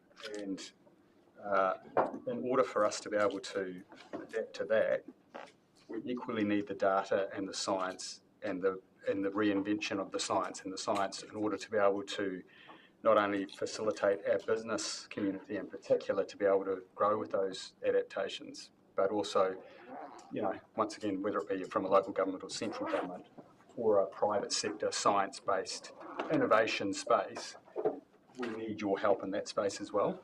So we want you to be cognizant of that and hope that we can sort of work collaboratively in that space. Because without that, we can talk climate change, science, sea level, everything, but unless overall our people can function as a community in commerce and business and the environment, then it's a non-argument as well. So on that basis, I'd like to move. Well, you've really moved it, so yeah, we can now put the motion. Could I just ask a question, please, Rob? So Julie just said we're only receiving the report, we're not accepting the report. Well, that's what the motion says, we're receiving it. So if we're going to go out to media saying that we've received it rather than accepted it, is that? That's what the motion says, the word receives, yeah. So I'll put the motion, and all those in favour, please say aye. Just before that, I think Margie's does still have a question around that. So I don't feel particularly satisfied that your question's been answered. Okay, that's all right. Right, so might actually get a raise of hands for aye, just to... So, 1, 2, 3, 4, 5, 7. All those against? Or did you want those recorded? 7 and 4 is 11, minus Councillor Spraggan. Which way did you vote? Well, I haven't voted. Do I need to? Yes. No, it's not a casting Sorry, vote. sorry. Yeah, I no, don't I'll have vote. the Yeah, right no, I'll number, vote so for. it's been. So, Okay, so by majority, that one is carried, and thank you for the good discussion in that. Good. And thank you for your work there, Stephen. One concluding comment, and it's to Councillor O'Brien's question or observation. Tomorrow we are sharing all of the work that we're undertaking with Environment Southland and the teams associated with their programs. And to your point, very accurate point, understanding our growing systems and our environment and how that impacts our primary sector is a very important step in this mosaic of information, no question whatsoever about that. Just one other observation is that this work we are undertaking for parties that have long-lived asset investments and has been peer reviewed by international bodies with the same type of conclusions. So I guess the key thing is any long-lived assets and decisions that council makes around those has to kind of consider these kind of impacts as well. Okay, so now I'm going to find my place in the agenda, kind of jump around. I think we'll be on about 7.4, I think. Although Robin's not here. I'm Robin. Sorry? I'm being Robin. oh, right, okay. We've got Michael here with a Robin head on today. So this is the representation review principles and update. So it's on page 31 of the agenda. We've got a number of recommendations there, but I'll hand over to Michael to introduce his report. I'm doing my impression of Robin Rout. Robin has taken the unusual step of deciding to be at her daughter's prize giving rather than sit through. I know, it's outrageous. Good call. I'm sure our chief executive will give her a damn good talking to on her next appearance. However, she very helpfully left me some notes so that I can present this. And hopefully that will be fine. If not, then I'll take things and come back. But I'll read her notes. Obviously, taking the report as read. Key elements of the report are that staff have undertaken a thorough engagement process over November and early December for the representation review. A high-level overview of the feedback is provided within the report. Staff also met with elected members working group in September. You will remember there's a group working on this, and the group endorsed the principles relating to communities of interest, fair and effective representation. These can help guide staff when identifying representation options. Staff are recommending council endorse these principles as outlined there, as worked on with the elected members group. The report also outlines that in the new year, staff will begin work to identify representation options and will hold some workshops with the elected members working group and with council. At that time, we'll be able to provide a full report on the feedback received. So she says she's happy to answer any questions you may have on this matter. I could make my way through one or two, but I'm very happy to take questions, and if there are significant questions, we can bring them. Thanks, Michael. And I guess I might just open up to Councillor Keast, who chaired a very good meeting for the group, and if there's anything you wanted to add. Well, it was good to have the outside members of the committee present. I think, I believe we're heading in the right direction, so I'm interested in feedback from belief of the councillors of whether those principles are the way to go, or if there's anything else that needs to be added. Thank you, Councillor. Are there any questions from the floor? The only thing I noted from, I guess, the working group conversation, one of the principles that hasn't been endorsed was future-proofing, specifically as a description in relations to the future for local government potential reform. So perhaps in that context, the principle of future-proofing wasn't necessarily endorsed, but ultimately as a principle with all of the other principles to be met, the overall arching principle of having a future-proof representation seems like a principle worth endorsing. Just to reiterate that, I understand that it wasn't endorsed based on its context in specific relation to future-proof aligned with the recommendations from the review, but I think somehow including that whatever outcome has a level of future-proofness to it, even if it's future-proofing within the status quo, is an important principle to be considered. If I might, to you, Your Worship, I don't disagree. We get to do this every 6 years, so you get to have another bang at it in about 6 years. If there's legislation, as I think referred to in the previous report, considered, if there's legislation that changes that more dramatically, then there'll obviously need to be another process that aligns with that. Bit tricky to guess the future, but I think the point of the every 6 years is so that you get to have another fresh look at it with new eyes. And as we did with the group, it's a combination of people who knew what we did last time and other fresh people as well. So yeah, I think your process probably protects you for that. Any further questions? There being none, I'll take us to the motion. So we've got recommendations, A through to F. So noting the staff are progressing the review, and we've got the following principles in there, and that we discuss, the staff will discuss greater detail on feedback received and representation options with the elected member working group in the new year. So is there someone in a position to move those? Councillor Runclaw, Councillor Graney. If no further discussion on those, I'll put the motions. All those in favour, please say aye. Anyone against? That is carried. Thank you, Michael and Robin. Much appreciated. Right, the next item is 7.5, the minor amendments proposed to the Stewart Island Regular Visitor Levy Policy on page 41. And welcome Jason and Chris.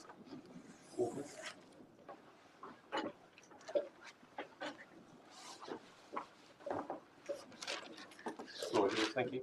All right, good afternoon, Your Worship and councillors. So this report is to do with the Stewart Island Regular Visitor Levy Policy. So we've got some very minor amendments to make. So these are marked up in the attachment under clauses 10.2 and 11. So 10.2, we're looking to amend the date that the advertisements are placed, seeking applications. So currently it is stated as the beginning of March. We're looking to change that, in your decision, to the beginning of April, and the application close date from the end of March to the second Friday of May each year. So under clause 11, we're proposing that to change the date applicants are to submit accountability forms. So currently that is 31st of March, and we're looking to change that to 31st of May, and 31st of March to 31st of May in the subsequent years after being granted the funding.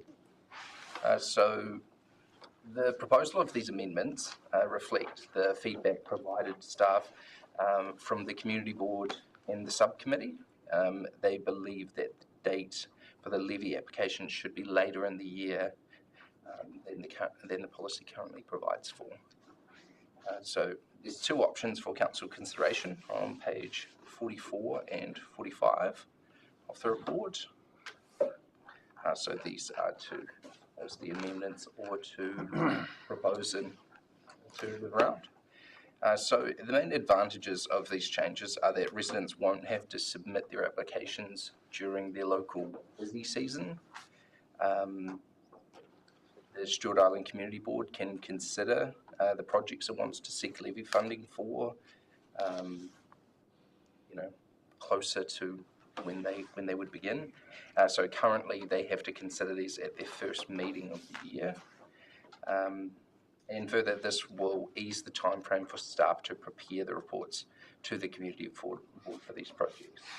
So currently there's not a lot of time for this to be done. There's a lot of pressure that goes on staff because it coincides with the Christmas break period.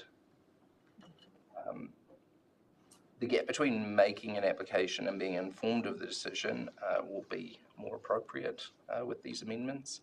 So it's currently, the application is to be submitted around 3 months prior to when that decision is made.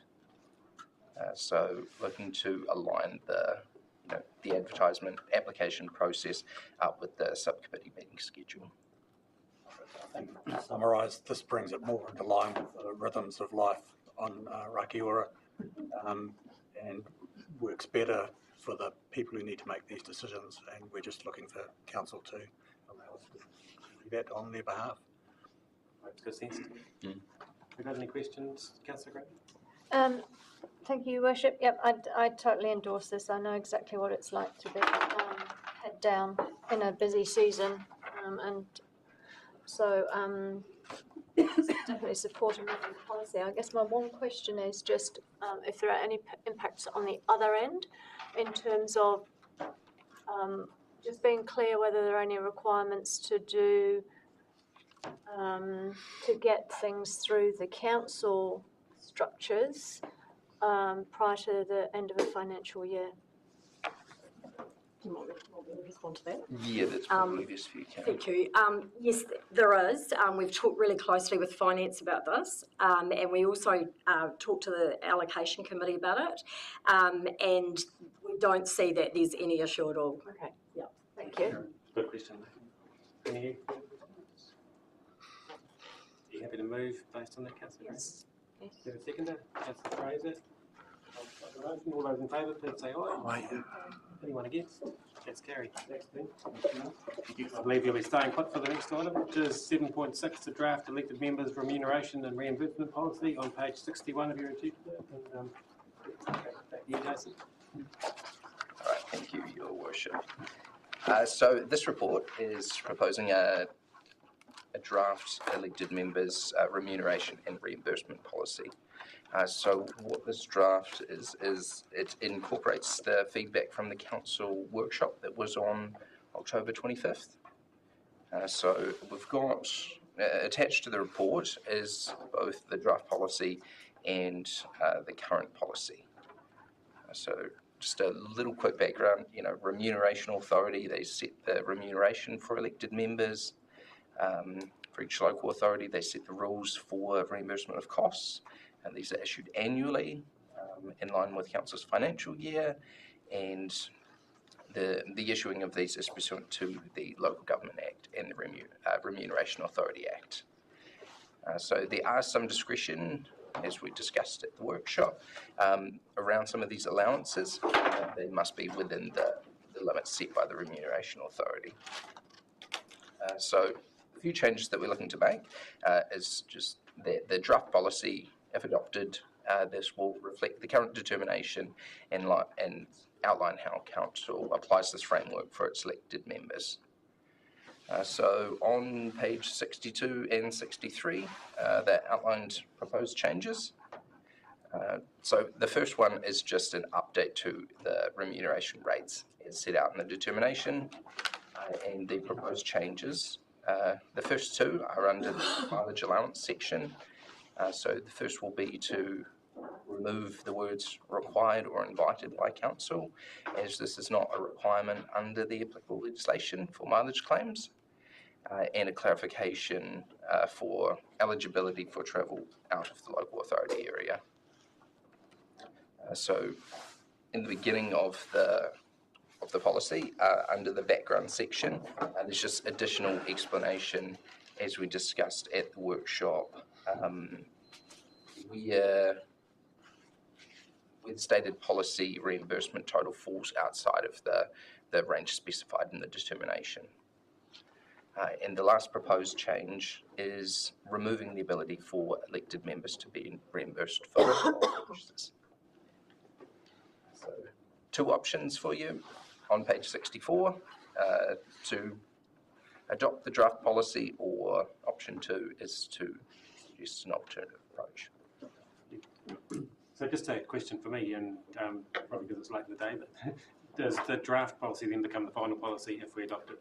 Yeah. So what we're looking at is that if you do choose to adopt this today, then it will be implemented and become effective as of 13th December. Are there any questions? Well, it's pretty straightforward. We had a good discussion in the workshop. So, Councillor Keys. Just a question around, do we review this every year? Do they come out with a determination, or can that just be supplemented? I can't remember whether I saw that in there, by what the current determination is. So the determination, through your worship, the determination is released annually. So the policy does need to be reviewed on an annual basis, and where there is a more robust sort of decisions to be made by council fall within the election cycles. Cool. So, is someone in a position to move A through to F?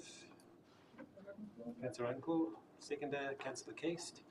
There's no further discussion. I'll put those motions. All in favour, please say aye. Aye. Anyone against? Barry, thank you for your work on that, Councillor. Okay, we have done 7.7. 7.8 is being deleted from the agenda. So we're now up to 7.9, which is the draft trading in public places bylaw deliberations and adoption. And I just wanted to make a personal note on this one. I had a conflict in the very first meeting that this came up. However, due to the nature of this report now, I'm comfortable that that conflict doesn't exist. So I'm just put it out there that I do own a cafe, but I don't believe that that will have any impact in the discussion today. And I'll hand over to you, welcome. Thank you, Worship. So this report presents the draft trading and public places bylaw for deliberation and adoption. The draft bylaw is a high-level tool that allows council to regulate trading in public places and to enforce against non-compliance if necessary. So we've had a long process to get to this point, but we've now gone out for formal consultation, during which time we received 23 written submissions, which you received in November. So while this is a relatively low number of submissions, it may reflect the extensive pre-engagement that was done with stakeholders, which served to inform the draft that was developed on. So there was sentiment expressed in feedback that council ensured it didn't place too much in the way of obstacles in the way of trading activities. Submitters generally supported the provisions that were outlined in the draft. There were a number of submitters who didn't support certain areas, the alfresco dining provisions in particular. Unfortunately, very little further detail was actually provided, so that staff were unable to explore alternative approaches other than potentially maintaining the status quo. To note this, the statement of proposal was drafted so that council can make changes to the issues that the bylaw regulates. So continuing to manage alfresco dining under the current policy position is an option for council if it chooses. So lastly, just to note is that any feedback relevant to the internal review of operational documentation has all been passed on to the environmental health team, who've currently got that review underway. So today we're looking for council to consider the issues that are outlined in the report and to choose the option in which it would like to, the direction it would like to proceed. So 3 options considered. Firstly, that it adopts the bylaw that was put out for consultation. Secondly, to adopt an amended bylaw with changes to the activities regulated. And lastly, as per usual, council does have the option to propose a different way forward. So Betty and I are happy to answer any questions you might have to help you come to a decision. Otherwise, thank you. Thank you, Jane. Councillor Fraser. Just one question in relationship to those extra things that are being reviewed. What's the time period on that? Through your membership, we're starting the review next year. haven't got an end time at this stage.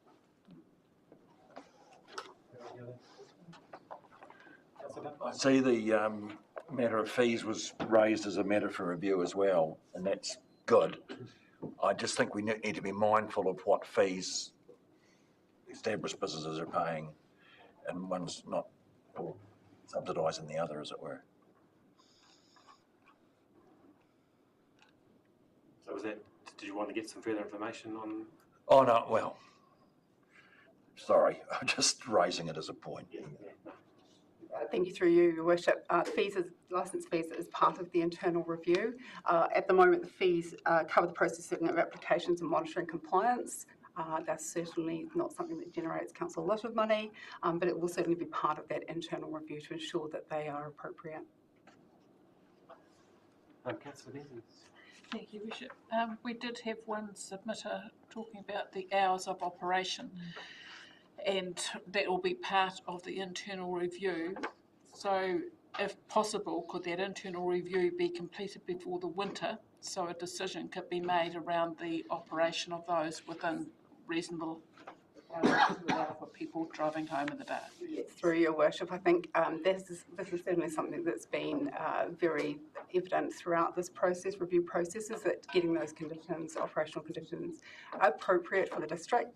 And certainly, as we heard from that one submitter, that operating hours are something that we need to be looking at. We're very mindful that Invercargill City Council has a good model that we may follow suit, and it will provide some consistency throughout the area. Just a question from me in terms of almost that way forward, and it looks to me like the discretion around some of the conditions on those consents would be defined by the staff, which is kind of the current practice, which is fine. But just reflecting on the fresco dining one, the recommendation to remove the community board's ability to discretion, and I wonder whether it's worth actually having community board discretion inside some of the conditions on the consent, given their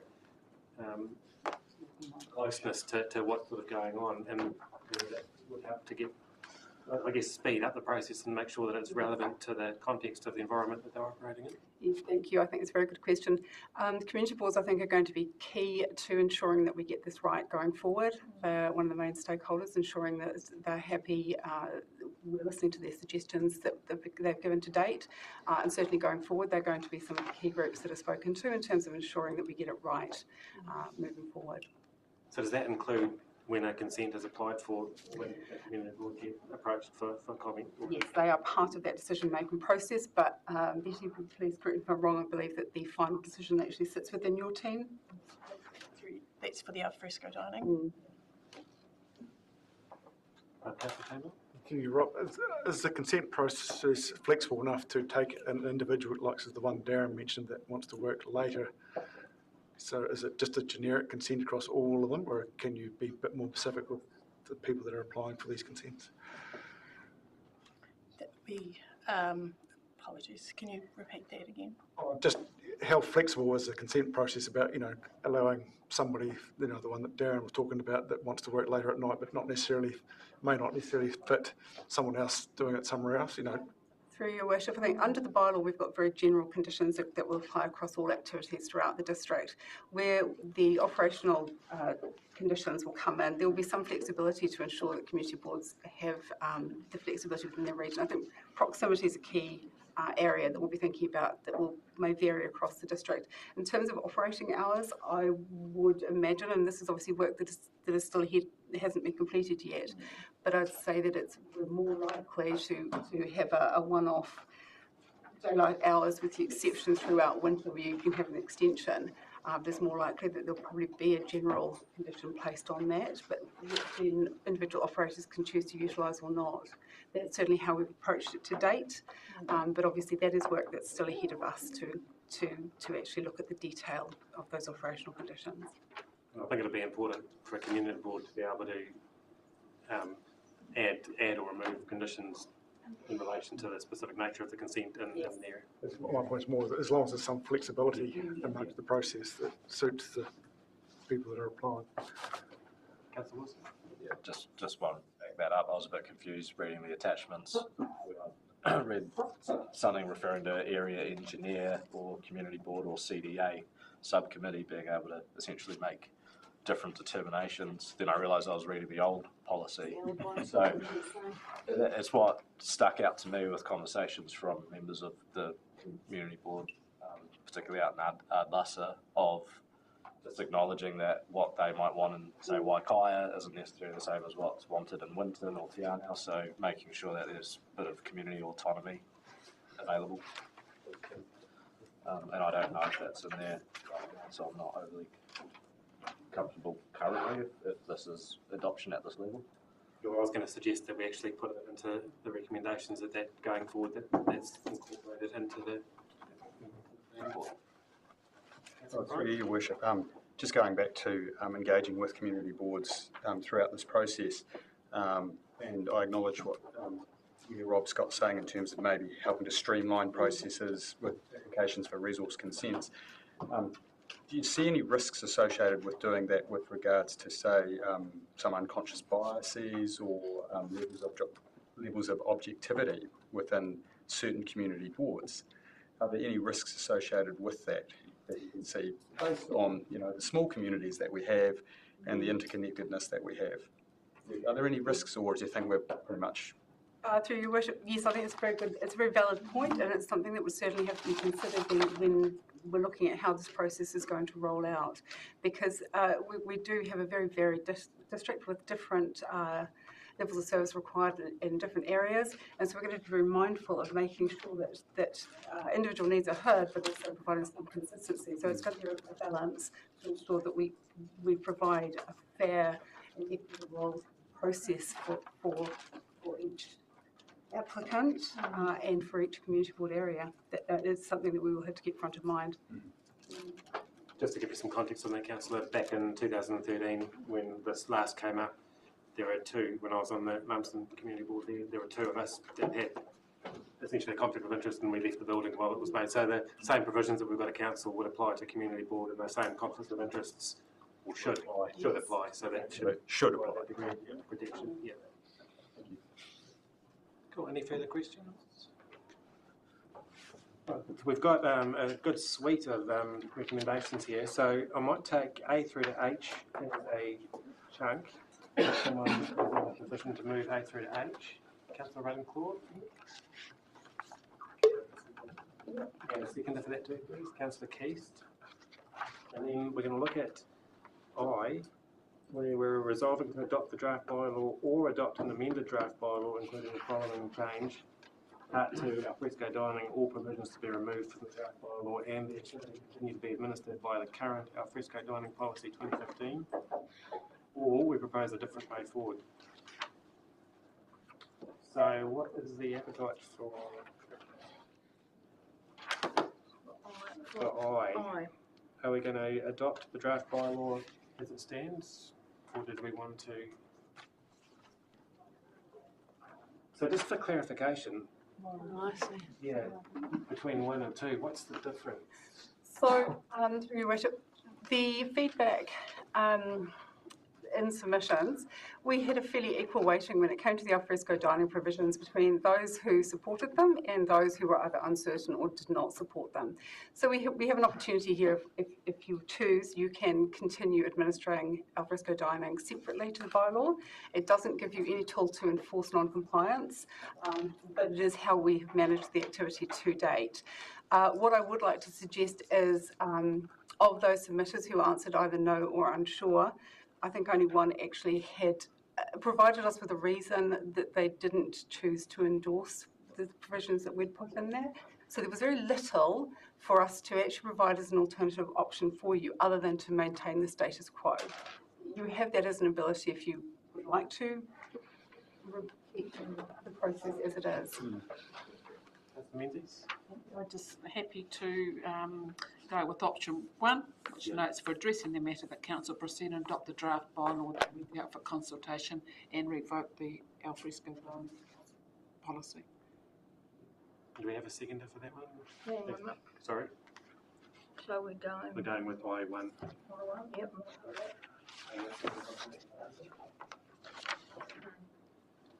And then, so if we do I1 and J, resolved that the draft Trading in Public Places bylaw will come into effect on the 1st of January 2024, and that the Trading in Public Places bylaw 2013 and the alfresco dining policy 2015 are revoked on that same date. So I'm comfortable with that. And K doesn't exist because we haven't done I2, neither does L, and neither does M. L. Yes, we need Sorry. L because that's to Oh, do sorry, with no, the we do public need L. notification, so it's definitely K and M K that and are M out. disappear. And I'm proposing a new N that provisions for, how do I word it, provisions for community board. You got a good way of The grant exemptions? Or?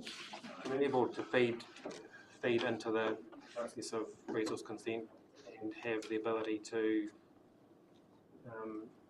feed into the conditions. That's not a good sentence here. Community board input into setting conditions for individual applications. Considered. I think the decision making is still sitting with the staff space, but I think what you're trying to ensure is make sure that all of that is considered as the staff. Through paragraph 61 does highlight that fact that we're looking to keep this process transparent, involving the community and stakeholders in this discussion going forward, that is the intent of this internal review. That's outlined in paragraph 61. I just think to Councillor Wilson's point, it'd be quite good to have that clarification in there that we're involved in the decision-making process of the resource consent, not in the process of doing that. Is that how you sort of feel about it, Councillor Wilson? It's muddy water to be talking about it in terms of resource consent, I feel, in terms of flexibility around provisions of this bylaw, case by case, that would allow the resource consent to be run at a staff level, because that's where that needs to be run. But as far as checking in with the community board for a resource consent in your area, what exemptions of the district bylaw are you happy with in your autonomy area? I'm basically opposed to the one rule for all, maybe one guideline for all, and community boards able to provide localised exemptions that can then allow a resource consent to be decided at a staff level. I don't know how to work that. That delegation doesn't sit with community boards, but it sits with Betty. So I think the most logical way is that feedback is incorporated and considered by the decision maker. If you wish to make a more substantive change to the regulatory decision-making model, that's probably beyond a quick chat around a council table on the 13th of December. To the delegations of the actual community board itself, so it's quite a different thing. So if in terms of, if we wanted to go in that direction, could this bylaw be amended if we did change the delegations of the board later on, or would it have to invoke a whole new process? Yes, I think if you're going to change the decision-making process, you will have to then go back into the bylaw to actually outline that. So I guess we couldn't actually pass that today, and this could we, if we wanted to go down that route? You're actually then it's actually changing what you've gone out and consulted. Certainly caution against that. So, sorry, Councillor Mendes? I'm just thinking of what we were doing is endorsing the intent to involve community boards throughout this process, as much as practicable. Yeah. Sorry,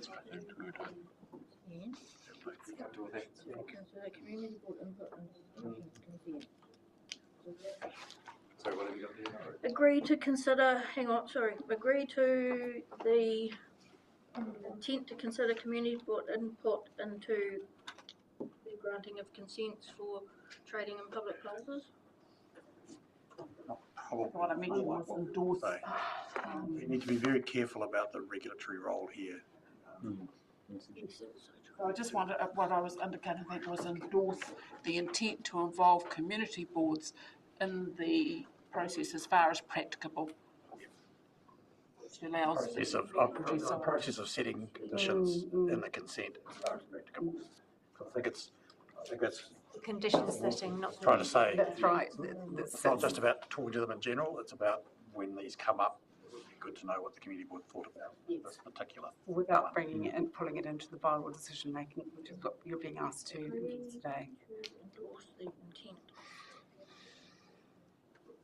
into the process. Into the conditions for the consent.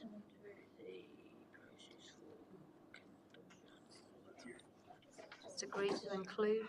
Okay, so we happy to move all of those motions, the remaining motions, Councillor Menzies, in conjunction with I1. Can we read that out again, please? Yeah, and we're just going to read out the new N. Well, the new recommendation will be agree to endorse the intent to consider community board input into the process for conditions of consent. Take out the middle bit of it. Agree to include community boards.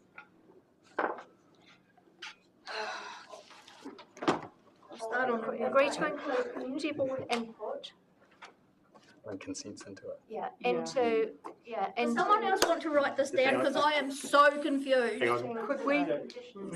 Could we take 5 minutes, please? And Yes, certainly. Let's have a chance to have a break, actually. We'll have a 5 minutes and 10 minutes, actually. Something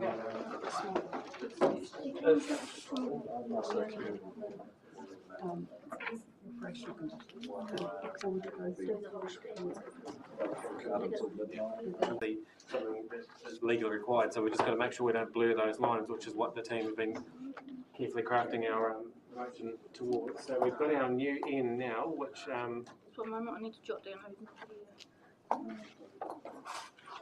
Put the N up first. consider the feedback from the local community board on possible operating conditions for licences. So that basically covers off, I think, what we were discussing. So we've had A through to H, I1, J, L, and the new one. The new N. Now we don't have the original mover or seconder in the row. So we'll have to find no. So are you happy to be a new mover for all of that? And a new seconder? Okay. Councillor Fraser. And I'll put that motion. All those in favour, please say aye. Aye. Anybody against? That is carried. And thank you to the team for that. I know it's been a long process, and it was a long process to get to the. But thank you very much. Right, so we now have 7.10, our draft significance engagement policy, which is on page 167 of the agenda. And I'll welcome Louise.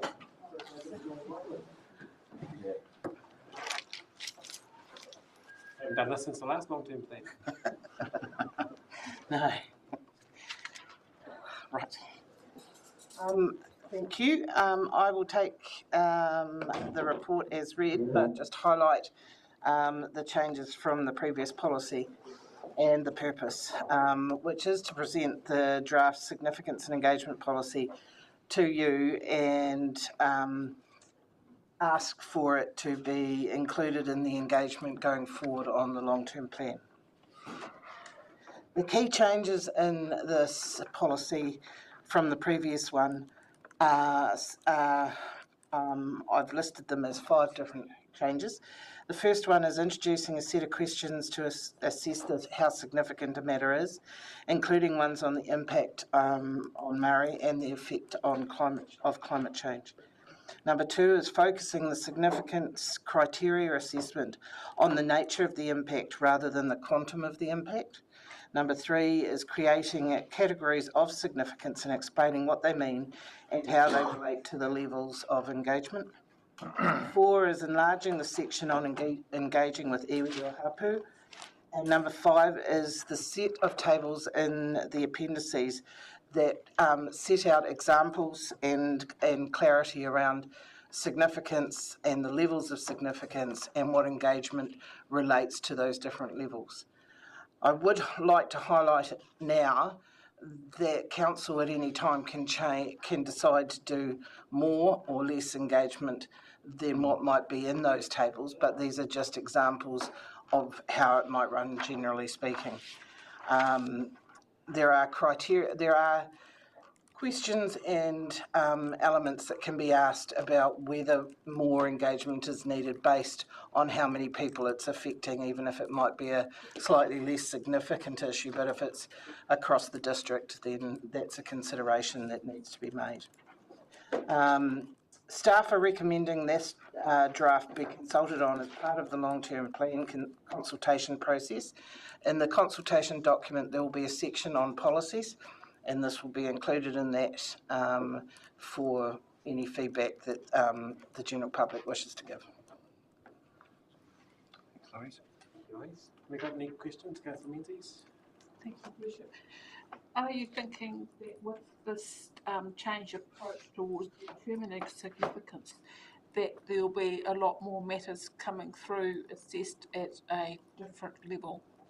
No, I don't think there will, but what I'm hoping is that it makes it easier for the staff to identify the significance level and put an explanation in for councillors about how they've come to that level.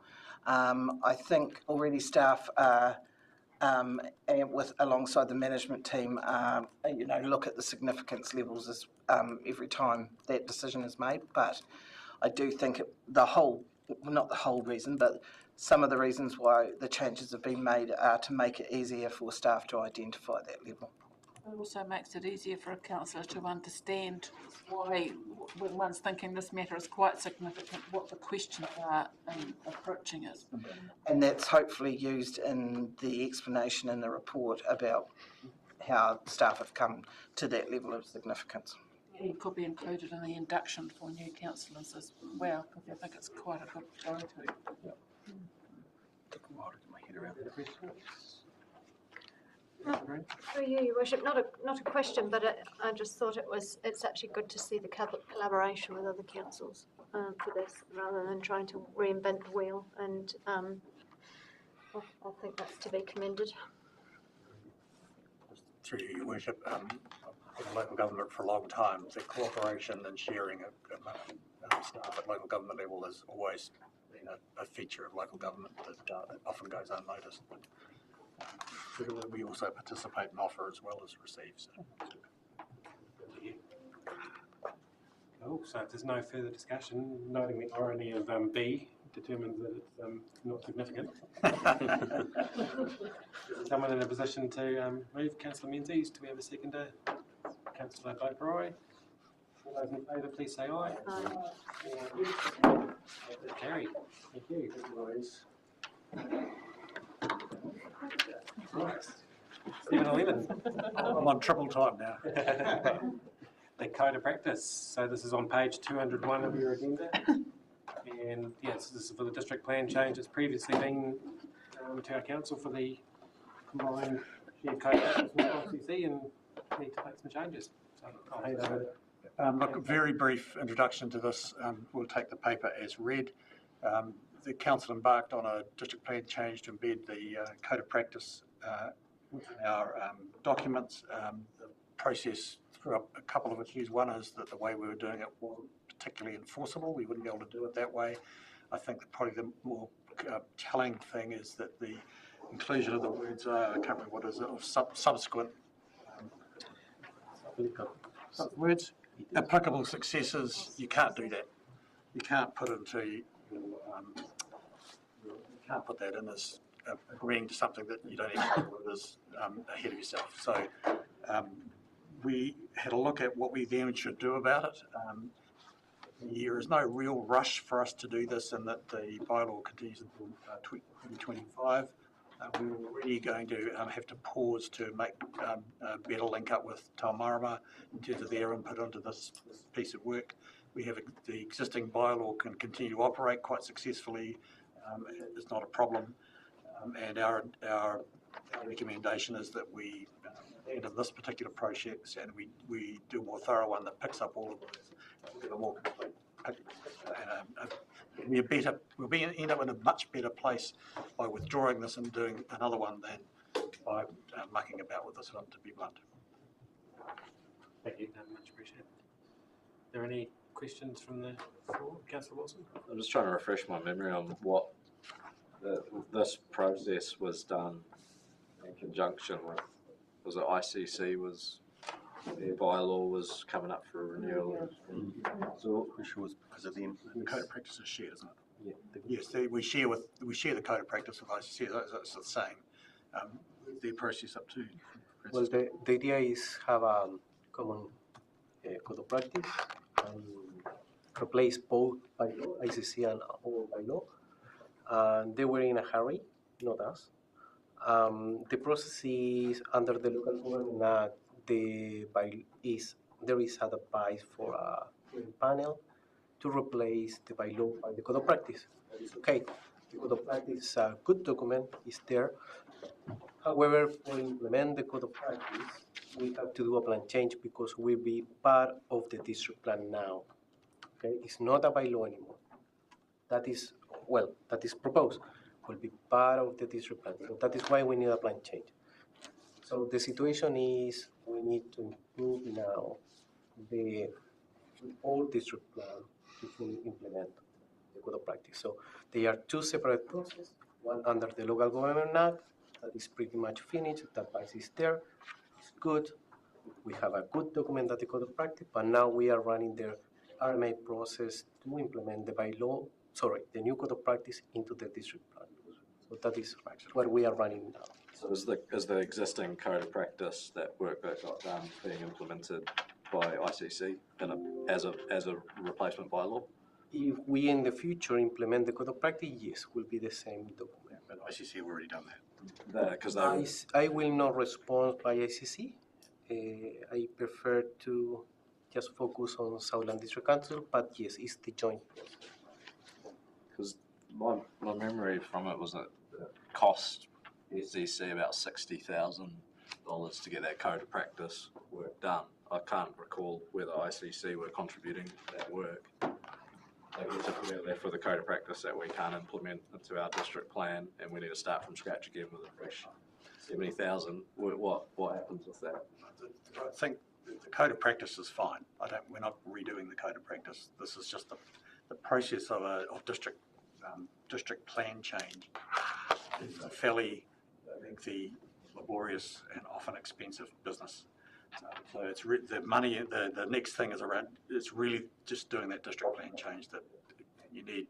We will probably need some external people to help us with some of that. That's why we're signalling the costs. The code of practice work is not abandoned at all. Just how we incorporate it. That makes sense. To make it enforceable. Thanks for that clarity. Councillor Runnicott? I was at that hearing and there was a sense of urgency around ICC, and that's why, and then they have implemented it. They wanted it pushed through as quickly as possible, and that's my thoughts on that meeting. Paul was there. Who else was there? Darren was there as well. We very rushed. Yeah, it was a very rushed process because ICC were under specific timeframes. Thank you, and Councillor Wilson's addressed some of my question, but I'm also aware that we've discussed other district plan changes. So will this be incorporated with the other changes as well to reduce the cost here as much as possible? Because it is actually quite a significant amount of money. I realise this process is involved, but if we're doing other things, are we joining those together and looking at them? In the feedback that we have for the plan change itself, we didn't get any about that, but I'm happy to get the comment from my colleague that they were running the local government act process, so I'm trying to see if we can incorporate it here. But the most important for us is if we want to put the code of practice into the district plan, we have to do a proper plan change. So all the section in the code of practice will be enforceable the district plan. I understand that. It was just other discussions of other district plan changes, and don't want to look at them in a silo kind of process if we can avoid it. Look, we will always be looking at, because there are a series of things we need to do with the district plan, and in fact we've been discussing a program of work going forward. We will look to make the most sensible bringing together of those things to minimise the costs and make some bang for buck. But yes. Councillor Cast. Thank you, Worship. So if we put the code of practice into the district plan, how do we update the code of practice? Or does it not need to get updated, or like the same problem that you have with updating it in the bylaw, or you're saying we're at 6 seasons, or we're at 6 seasons, does the same problem exist when we put it into the district plan? Every time that the code of, well, if we implement the code of practice into the district plan, every time that the code of practice or the standard change, we are going to require a plan change at different scales.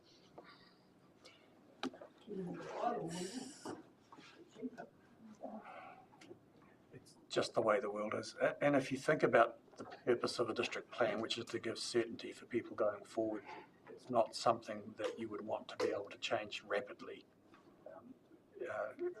So I think that's the intent. Noting Councillor Keith's question, like, is it actually easier and cheaper to keep it as a bylaw? Keep it separate. It's the issue with enforceability, isn't it? Yeah, there is the enforceability under the RMA is better. The district plan. Yeah, and this document, they usually don't change every year. They are 3 or 5 year review. Like every document in reference to the district plan, there is a process and time that we have to review and update it. So it's not something that we are going to review every year, because we understand that the cost is quite high. And the other thing is, it will depend on the magnitude of the change, the process that we have to follow for a plan change. Not all the plan change are so complex. They are not the one that they are mostly outdated.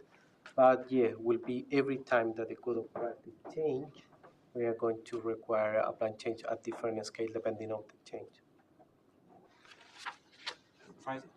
At the time of doing the code of practice, there was a number of areas that we probably would have liked to have looked at, but because of the rush, it was kind of, oh, there's going to be a review in next year, and a lot of things were put to the review for next year. So how does that incorporate, if we've now got this in our district plan, all those things that needed to be reviewed? Chair, one of the reasons why we are advising to withdraw the plan change and start a new one is because we don't want to do two. Okay, so we did the review first. Yes, so we are going to wait for the review of the code of practice, see what the new code of practice going to say, and going through to the plan change under RMA. What we are going to do now is trying to connect the document each other, but if there are some kind of specific that we have to work, the idea is putting into the process and not finish the process and then run another one again. Yeah, well, following on from what Councillor Fraser said, I remember two issues which we weren't that happy with in that, and one I remember was to do with the gauge of culvert pipes, and the other one I can't remember, but they were quite important. The angle of the stormwater pipes coming off in case of earthquakes? Something like that, yes. I think I raised them with you at the time. So I think it's important that the review just doesn't rubber stamp all of that. Yeah, it sounds like we're going to have the ability to do those. Councillor Menzies? Just a clarification, if a bylaw is revoked in March, what does that mean for this process? 2025. 25. So we will have all that done by that time. Yeah, so hence there won't be a feeling of rush. I would hope not. Because if we go through a district plan change, then that calls for submissions and etc. as well, and hearings. And We expect to be able to do that well within that time frame. So looking at the recommendations here, we've got that we're approving the withdrawing the proposed plan change to implement the subdivision land use and development code of practice 23 in the district plan. We're approving the initiation of a new plan change process for implementing the subdivision land use code of practice in the district plan, and that we're approving unbudgeted expenditure of up to 70k for the initiation of a new plan change process as described in Resolution E, to be funded from the reserve, noting that the costs will cover 23-24 and 24-25 financial years. Someone in a position to move those? Councillor Duffy, Councillor Menzies. If there's any further discussion on that? There being none, I'll put the motion. All those in favour, please say aye. Anyone against? That's carried. Thank you for your work. Moving right along. Special purpose road funding revocation 7.12, opening on page 207 of your agenda. Moving one.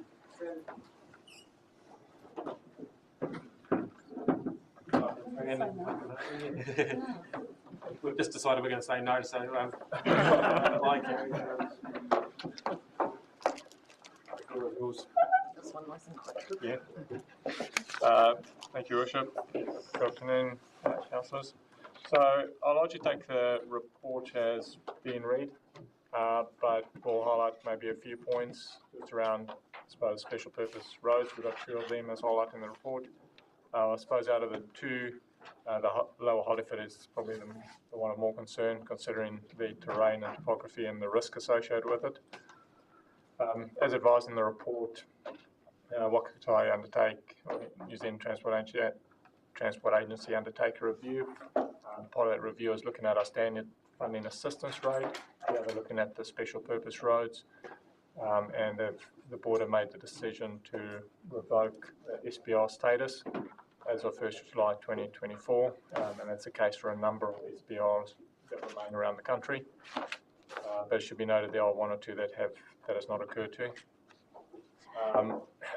The main concern is probably the risk status of that road, and should we have another significant event and the costs associated with having to reinstate that road.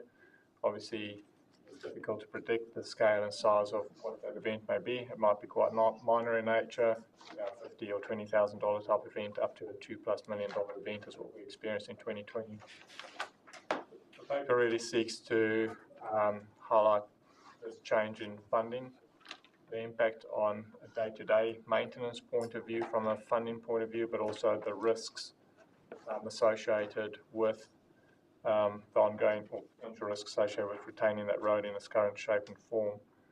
There's no proposal to currently change the status of that road, but to consider the long-term implications and how we go about lobbying the likes of NZTA, engaging with other partners around the status and the future of that road, but also recognising that at any time there could be a significant event that may force our hand, but also in terms of recommendation around the consultation, including the discussion around SPRs as part of our consultation, as part of telling that story around the challenges we face as a district and these types of issues that do crop up that just add to the pressure of maintaining our current road infrastructure. I'm happy to take any questions.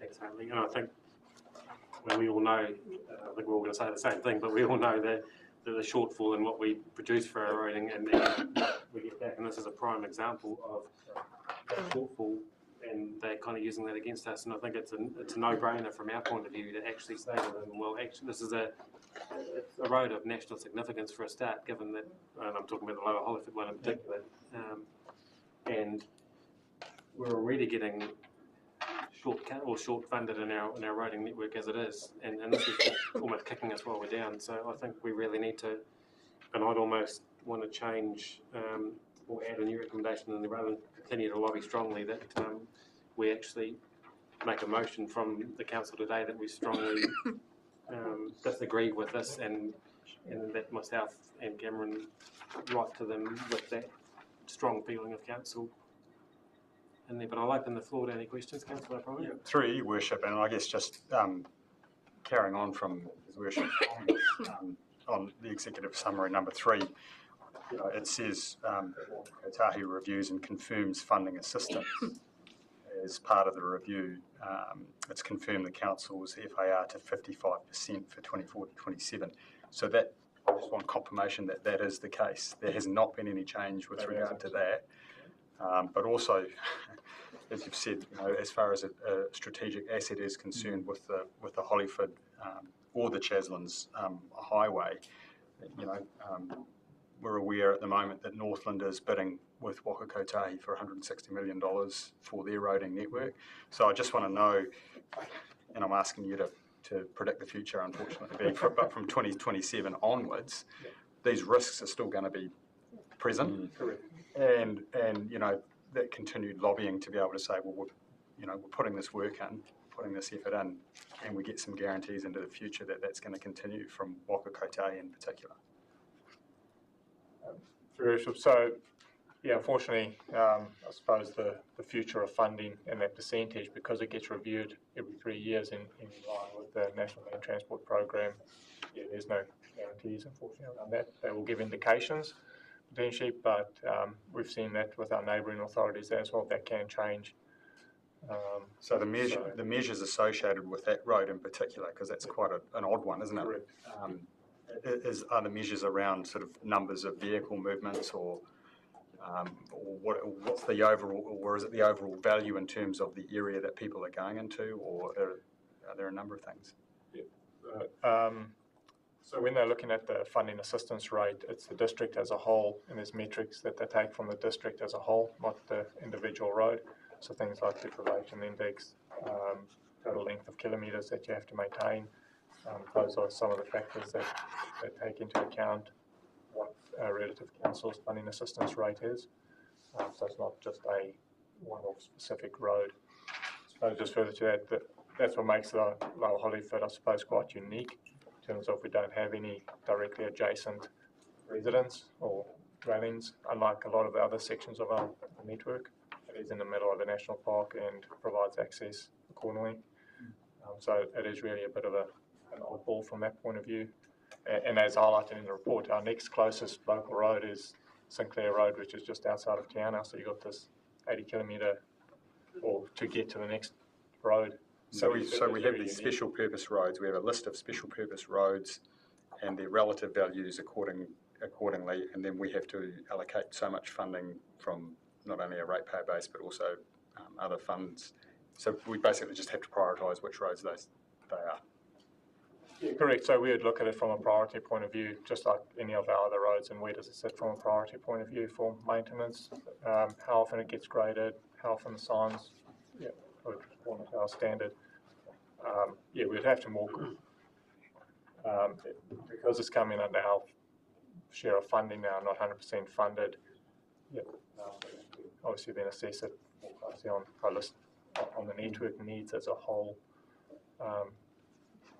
given that it is quite a unique road, and hence why the special purpose status to start off with.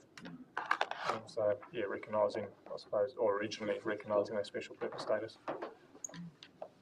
And just to add to that far rate of 55, I mean, it's a 3% increase, but Hartley's done some work and worked out that we need to be on the fair far rate, and this is not an inspirational one, it's 71% for us to carry on that increase. So that's the disparity between where we are, and if something like this was to come through, that's actually further impacting that size.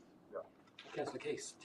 Thank you, Worship. We were talking earlier about the Milford Sound Road and so Lower Hollyford. There's some similarities here, and that is the predominant people that would use the Chaslands Highway probably are visitors. And it also bisects the Dock Forest Park through there. So there's some similarities. And I travel it reasonably often, and it is moving. You know, that second repair slip that they did, I just noticed it the other day, how distended the thing is. So we do not want to take this on. The Chaslands Highway would go all the way to Orca, would it? Yeah, we do. So presumably CDC have received the same notice? My understanding with Clutha is that that may have already been revoked already. So it's still our portion. Probably, yeah. A few of these has a few issues, but yeah. They receive another 3% over here. The far rate we're actually going to, I think, well, last I heard, they may have had these increased previously. So yeah, they've got a very good funding assistance rate. Yeah. So yeah, I just think we need to say no. I agree. Councillor Rutherford. That's right. 3. Just looking at, so air roads, what about, I know you probably can't answer this, Hartley, but what about the rest of New Zealand's road? Is this something, I push back on this totally, and is a letter strong enough? Is this something we should be going to LGNZ about and actually lobbying all councils together? Getting a voice really strong. There is some work being done at LGNZ through the New Plymouth Mayor, who's doing, and has been for quite some time, advocating on the road and that piece as well from that national. Specifically around these roads. So the recommendation that I'm looking at putting up, Fiona's kindly written it there, is agrees to reject the decision of Waka Kotahi and that the Mayor and CE seek a meeting with Waka Kotahi for reconsideration of the funding arrangement for both of those roads. So it's actually not just writing a letter, but actually requesting a meeting quite strongly. Yeah. Councillor Duffy? I'll just make a point that the Taslan's Highway carries quite a lot of Clutha's logs over it, coming our way. Thanks. Thank you, Worship. I guess the only way to determine whether this was an oversight in the 2003 legislation or it was a deliberate approach is to read Hansard, so I recommend that to your Worship and your Christmas holiday. But I wonder if there's anything we need to note in the regional land transport long-term plan around this. Just rely on your advice to do that if we, as a secondary action to the discussions that will happen. Sorry, were you? No, I was actually just going to just say it might also be helpful for us to request from NZTA, the board paper, that they represented when they made this decision.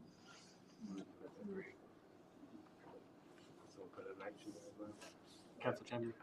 Would it be worth going the other way and saying, well, we'll take responsibility for these roads, but we want 70 or 80%? I wouldn't go on with that option. Give me two options. That could be Just partially open. the negotiation that they come Yeah, if it comes to that, they're going to if you're going to do this, then you need to do that. That's a very good suggestion, I think. I think just an added note is the irony for Tasman is that you've got one TLA funded to a specific point in that road at this amount of far rate, then suddenly it changes when you get to that point. It just highlights the incongruity of this whole approach. Okay, so we've got our recommendations there on the page, and I'll go through for our lovely assistant.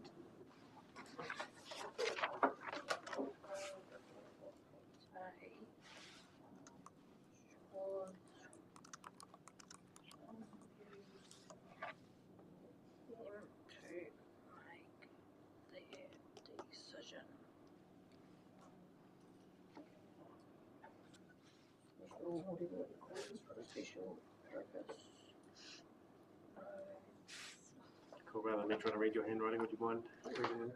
Okay, so we've got here a new G, which is agree to reject the decision of Waka Kotahi and that the Mayor and Chief Executive write to and seek a meeting with Waka Kotahi for reconsideration of the funding arrangement for the Lower Hollyford Road and Chaslands Highway Road. And a new H, agree to request the board paper which was considered by the board of Waka Kotahi that was used for them to make their decision on our special purpose roads.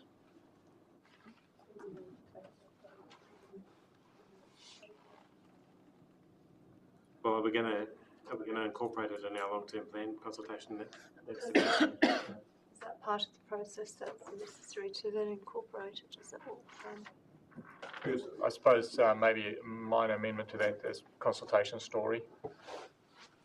So not necessarily a specific consultation item, but just incorporating, I suppose, part of the challenges that we face. A good example of the challenges we face. So I agree to incorporate the background on these roads rather than these roads, is that what you suggest? Agree to incorporate these roads as part of the long-term plan consultation story. Gotcha. Story.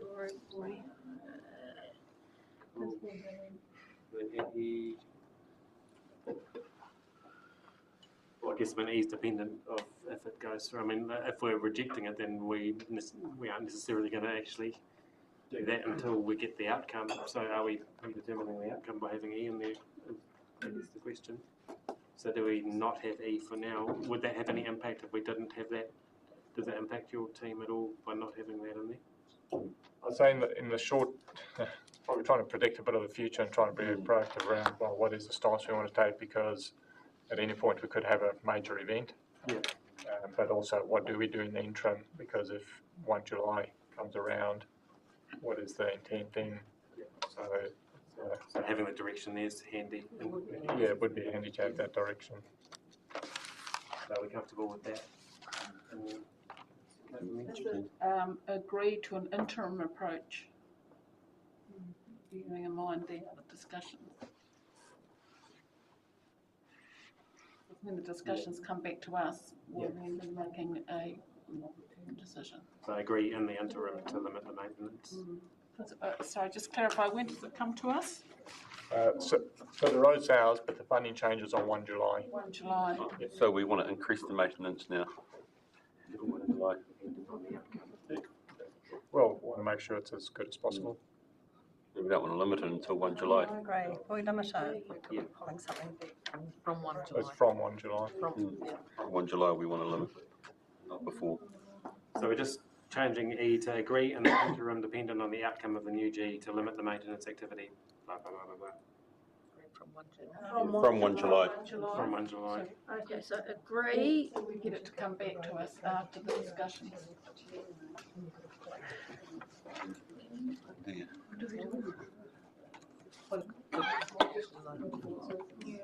They've done it to the worst way, so, you know, as you do.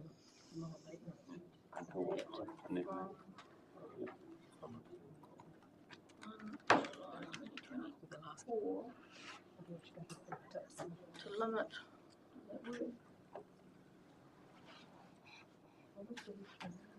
Depending on No, go NZTA again. If my lanes and we have a weather event and so we put gravel in, yeah, otherwise you're going to end up with a road. So agree to maintain, because if we don't maintain. Well, we don't know what the cost's going to be, and I mean that's what happened at the 2020 floods. Is it's even noting the distance from our road is a very expensive road to fix, and we might not have the budget to actually do it. And we need to. Do we have a ballpark? How much have you been spending on this per year? It's been NZ 100%. There's nothing that's gone from us at all.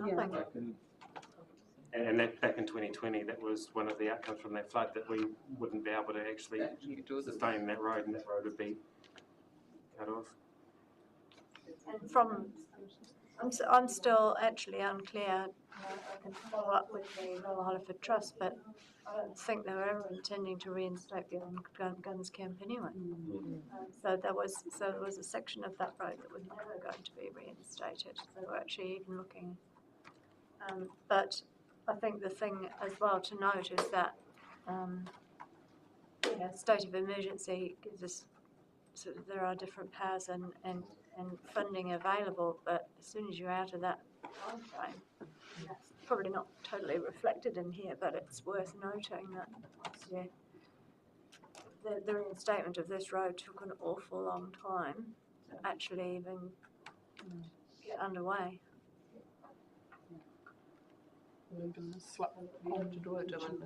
Do we know how much NZTA has spent on it?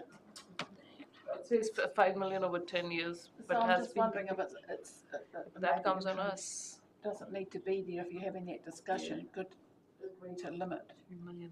Or from 1 July. Sorry, I just can't It's read. hard to know how long those discussions are going to take before we get an answer, isn't it? And we just need to have the ability for the staff to enact the direction irrespective of what happens from here. So. Sorry, I can't read that. Oh, That one's not updated. Request in H is wrong. There you go. I know it's wrong, it'll get changed. I just don't have time to go between two documents to deal with it. So with those recommendations behind me, is someone in a position to move them? Councillor Ruttencourt, you nodded. Councillor Fraser? So it was All those in favour, please say aye. Anyone against? That is carried. Thank you, Hartley. Thank you. Okay, jumping to 7.14, which is the unbudgeted expenditure for a grant to South Sea Spray Trust. It's on page 221 of your agenda, and I'll welcome Karen and Michael. Kia ora, tēnā koutou, tēnā koutou, tēnā koutou katoa. Thank you, Your Worship, and councillors. You have in front of you a report asking for approval of unbudgeted expenditure of $20,000 from the Winton Wallacedown Ward Reserve for a grant which is a contribution towards the Mural and Street Art Festival, which is happening in Winton on the 1st to the 7th of February in 2024. I'm going to take this report as read. However, I just will make a couple of comments. In paragraph 8 of this report, at the time of writing, the secured funding was $130,000. The secured funding is now $149,000. And in paragraph 10, you'll see the recommendations that the Arete Community Board made at their meeting on the 20th of November. And I should also perhaps mention that there has been a lot of support, in fact quite significant support received from the Winton community for this event. Happy to take any questions. Oh, thank you, Karen. I'll hand over to Councillor Fraser first, who wants to make any comment as a councillor for that board. Certainly, it's been debated and talked about extensively at the board. From a community point of view, the town is buzzing about this coming. And that's reflected. Like I was in Dipton Lime Hills area last week, and people were just absolutely excited. So yeah, a lot of excitement. Councillor Keast. Thank you, Worship. I have a few issues with this really, and it's not so much about actually approving the $20,000 as the point that in recommendation E that the community board could dictate to us, or any other community or community dictate to council as to when and when we shouldn't be providing funding from another source. If this application met the criteria for from another funding source in council, it should be up to the people on that committee to make the decision. So I would like to see that particular, to us to remove that from there, and also if needs to go as well. We invite an artist in, and art is always subjective, but good art always creates discussion and opinion. So to limit what the artist can say and what they can do, I think is wrong as well. In my opinion, that needs to go as well.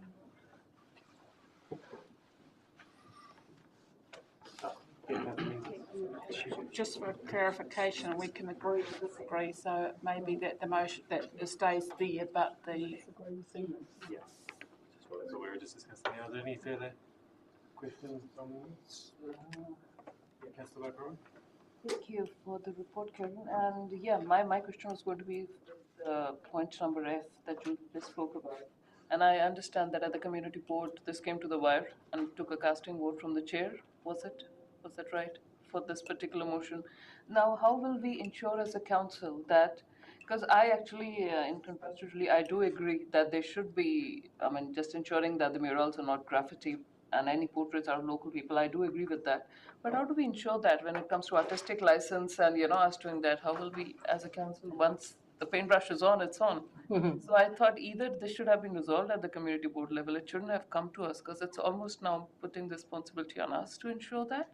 And I don't know how we do that. And even though on principle I do agree with the fact that they should be relevant to the area. If the funding is from that area, one would expect there's a local figure goes up, but how does one ensure that? I think what we need to factor in for this decision is it's not a council project, it's an external community project that we're providing a section of funding towards. So whether that allows us to have a say over how it gets spent, I'm not too sure, but I'm just, I guess, looking at it from a process point of view of a particular part where actually what role we play in this project, and yeah, with it not being a council run or organised project, we need to factor that. But did you want to So through you, Mr Chair, I was actually just going to say exactly that this is a community-led project, and the budget for it's 190,000, and it certainly looks like we'll get to the 190,000, and the 20,000 we're being asked for is a very small proportion of the 190,000. And in past festivals, I can only talk about them, the agreement of what gets painted is between the building owner and the artist.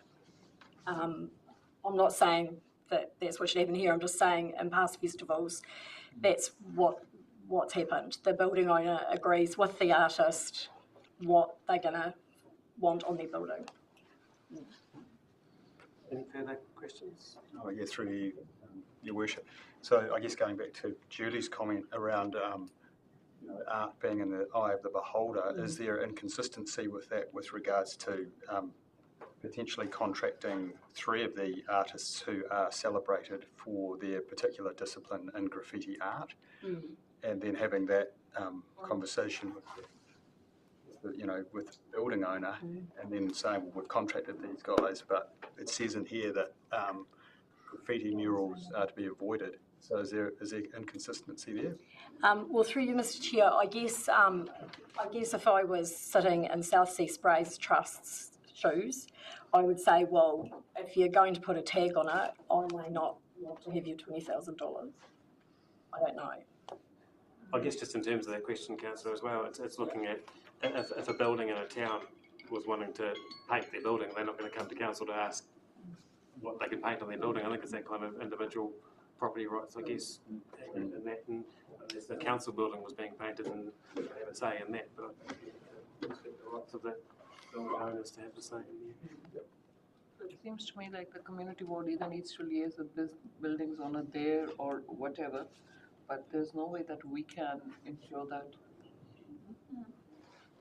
So looking at our recommendations, we've got, and unless I get a lot of people, I've read the room as disagreeing with even I think Councillor Pope. I agree with the fact we shouldn't be putting any more money into this, I mean, at this point, but it is a point of ensuring it. How does one ensure that? Yeah. So it would come back to us to make that decision again anyway. I mean, if it is a fund that we had influence over, that's a consideration to make. But if we don't have influence over, if it's something else within council that they apply to that fund and they meet the criteria, well, I would like to see us interfering. What I take this to mean is the fact that council itself should not be funding anymore. And had this 190 been funded from council, I would have objected to it, the whole project in that case, that, this is not the time or the economic climate to be spending billions on something like this, but it's externally funded. So based on that, are you in a position to move A through to F with disagrees on E and F, Councillor Hicks? Yes, I am. Do we have a seconder for those? Councillor O'Brien? No further discussion. I'll put the motion. All those in favour, please say aye. Anybody against? Yes. Councillor Because of that. You want that recorded? Yes, please. Cool, I'll declare that carried. Thank you. Merry Christmas all.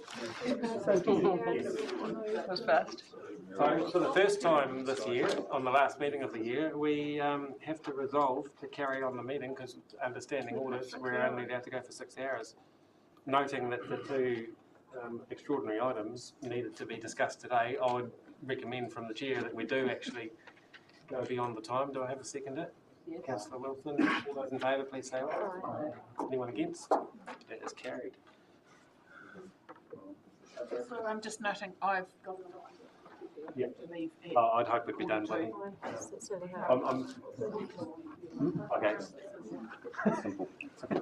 Right, so we're now up to the draft speed management plan 2024-2027 submissions, notwithstanding the announcement from the government this morning that has a direct impact on this. But yeah, I'll hand over to you, Chris and Michael again. You're featuring quite strongly today.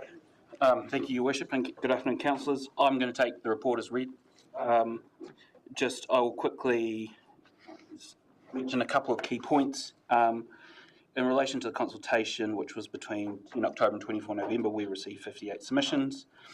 the majority of those submissions were in support of most of the proposals, with only the mandatory review of 70 km/h speed limits having more mixed results. We also received some feedback in relation to state highways, which have been passed on to New Zealand Transport Agency, Waka Kotahi. And then just further to your point, Your Worship, earlier, yes, the government has made some announcements around changes to speed management. Don't believe this has any impact at all for what we're considering today in the submissions, but when we return to you early next year, that will be one of the issues we will be considering in our issues and options. I'll leave it at that. Yeah, it's quite a simple process today. We're just receiving the submissions that have come through. So, yeah, I'll thank you for that. And I'm actually happy to move from the chair this one that we receive those submissions to. I've seconded it. Thank you, Derek. All those. Is there any further discussion on it? I just have one question. I guess it will come out when we see the next document for deliberation. But one of the submissions from the chair of the Waikaia Trails Trust just mentioning that particular area. I know the Ardnasa Community Board had, prior to this consultation, talked about the bridge area of Waikaia, which had fed into this. So has that submission been looked at with Waikaia as an area? Will that fall into the draft proposal that comes out? Through Your Worship, yes, we haven't considered it yet. This is simply a summary of the submissions received, which yes, it does include that submission. So that will come back in the next phase. Cool. Thanks. And just a general comment through Your Worship. I wonder, we might be needing to stop some of this work after the new government's stopping of speed limits changes and so on and so forth. So do we have ability to stop this where we are at this point? Through Your Worship, notwithstanding the work and time and money that's already been spent doing this process, we will be able to stop that process if that is the desire of council at that time. I just wonder because they say next year March there's going to be some sort of fresh plan coming out for this.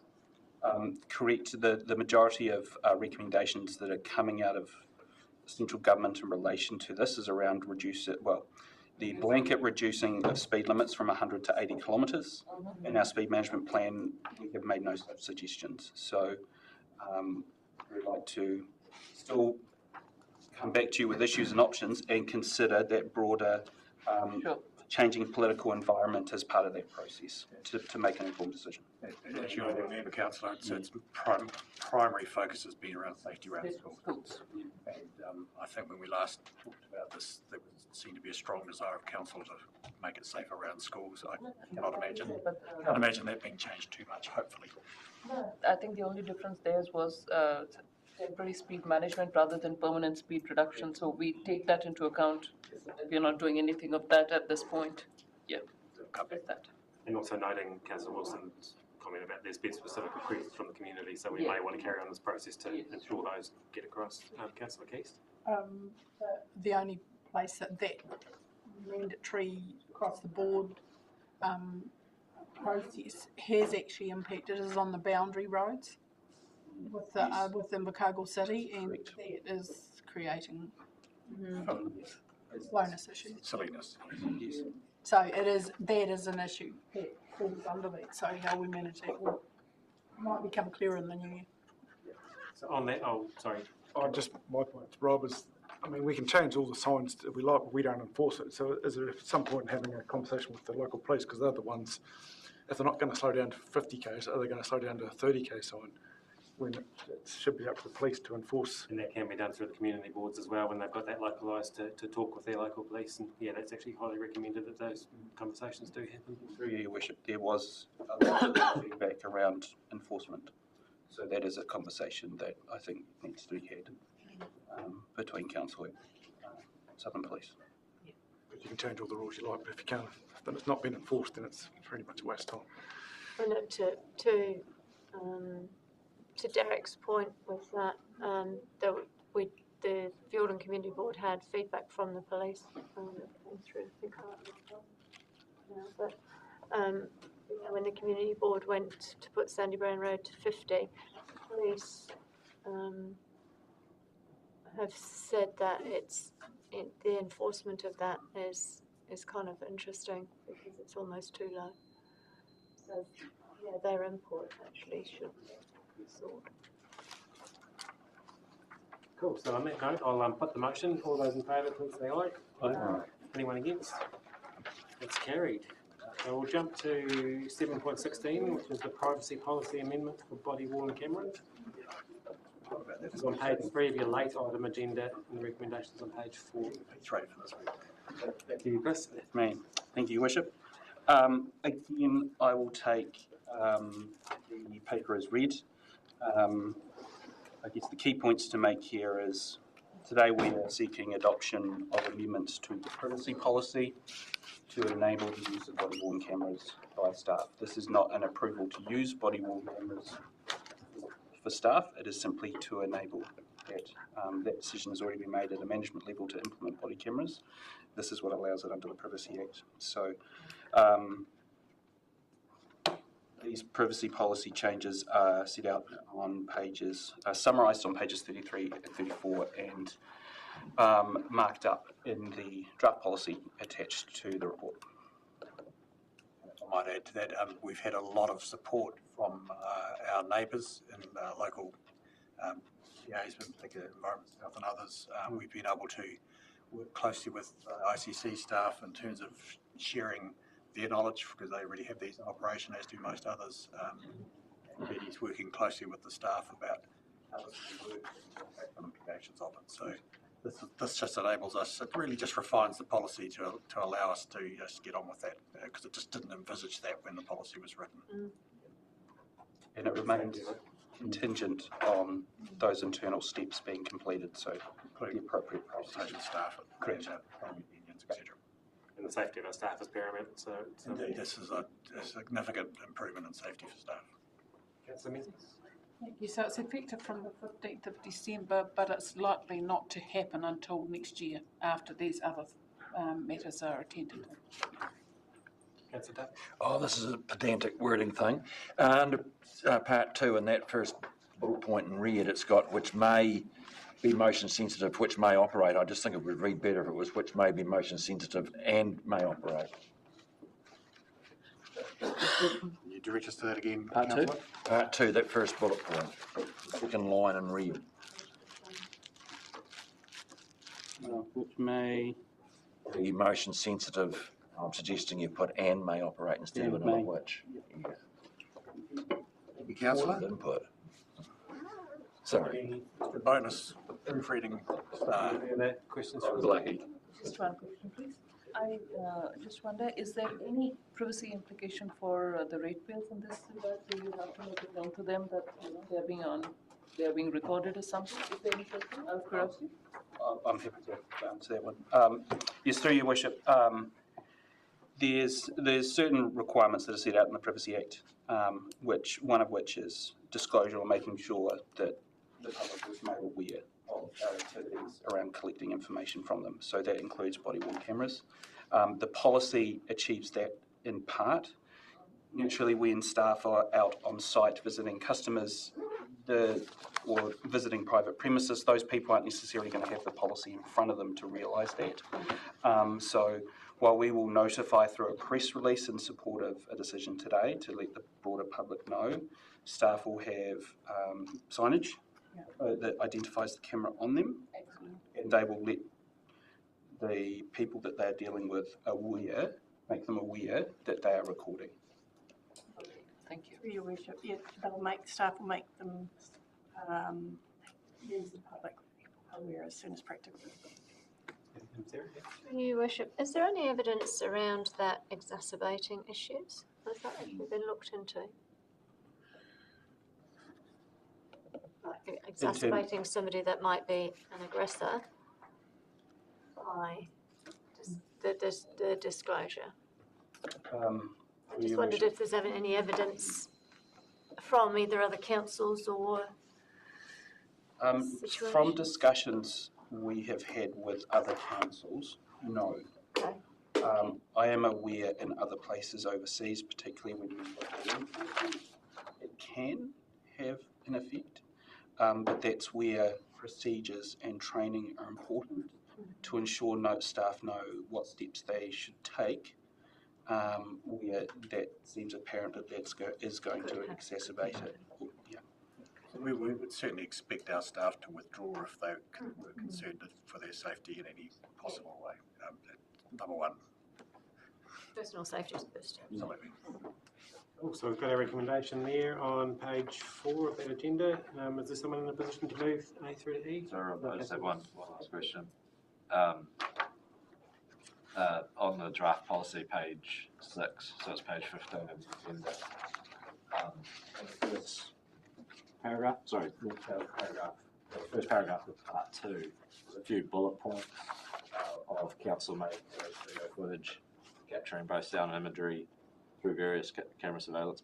Then there's a few different bullet points. Just clarity on one where it says it's referring to CCTV in public areas in some townships in the district, and then there's a sub-bullet point that says around certain council infrastructure assets. Is that a sub-bullet point referring to the public areas and townships, or is it meant to be just another bullet point alike to in public areas? Sorry, no, that's a formatting error. That's not a sub-bullet point. That is a separate. Yeah. So if you look at the section below, you'll see there's a deletion. That simply moved that text up into that section to clarify that those surveillance systems relate to CCTV. Okay, so we're talking CCTV in public areas, in council offices, libraries, in public areas in general, in some townships, in general around certain council infrastructure and body-worn cameras. That's right. Okay. With that in public areas in some townships, does that potentially enable some of the discussion that we have had previously around enforcing like bridge Weight restriction compliance. Weight restrictions and also like illegal dumping hotspots and things like that, where there has been some mooted ideas of CCTV. Is this policy potentially going to enable that action from council as well? Or is it just for body cameras? This is just for body cameras, so we haven't changed any of the existing law. So my understanding that some of that activity around cameras had been previously considered when the privacy policy was adopted in August last year. So if that needs to be amended to reflect that, we'd have to come back on that. But we'd need to look into see if that it does actually require amendment. I couldn't give you an answer off the hip. Questions. Thanks for your report. Just looking at technology going forward, we have body cameras, we're talking about how staff health and safety. You know, you're videoing at one point. It's not. Is there any opportunity to actually to be live streamed back into council? Someone's going, if your staff members going in on their own to a place we're concerned about, and that's why we're putting a body camera on. You know, if something does happen, what's the backup? Through your worship, the reveal that one of the camera doesn't have the capacity to have the direct streaming. Are there any cameras that do? Please. Most people have them in their pocket, I guess. I guess the policy will cover that with that policy in place. I guess the way that we rephrase that question. I was thinking going forward, like for meetings, community board meetings and bits and pieces, you know, those cameras could be across the board. I just want to back up to where I was just inquiring about that in public areas in some townships in the district.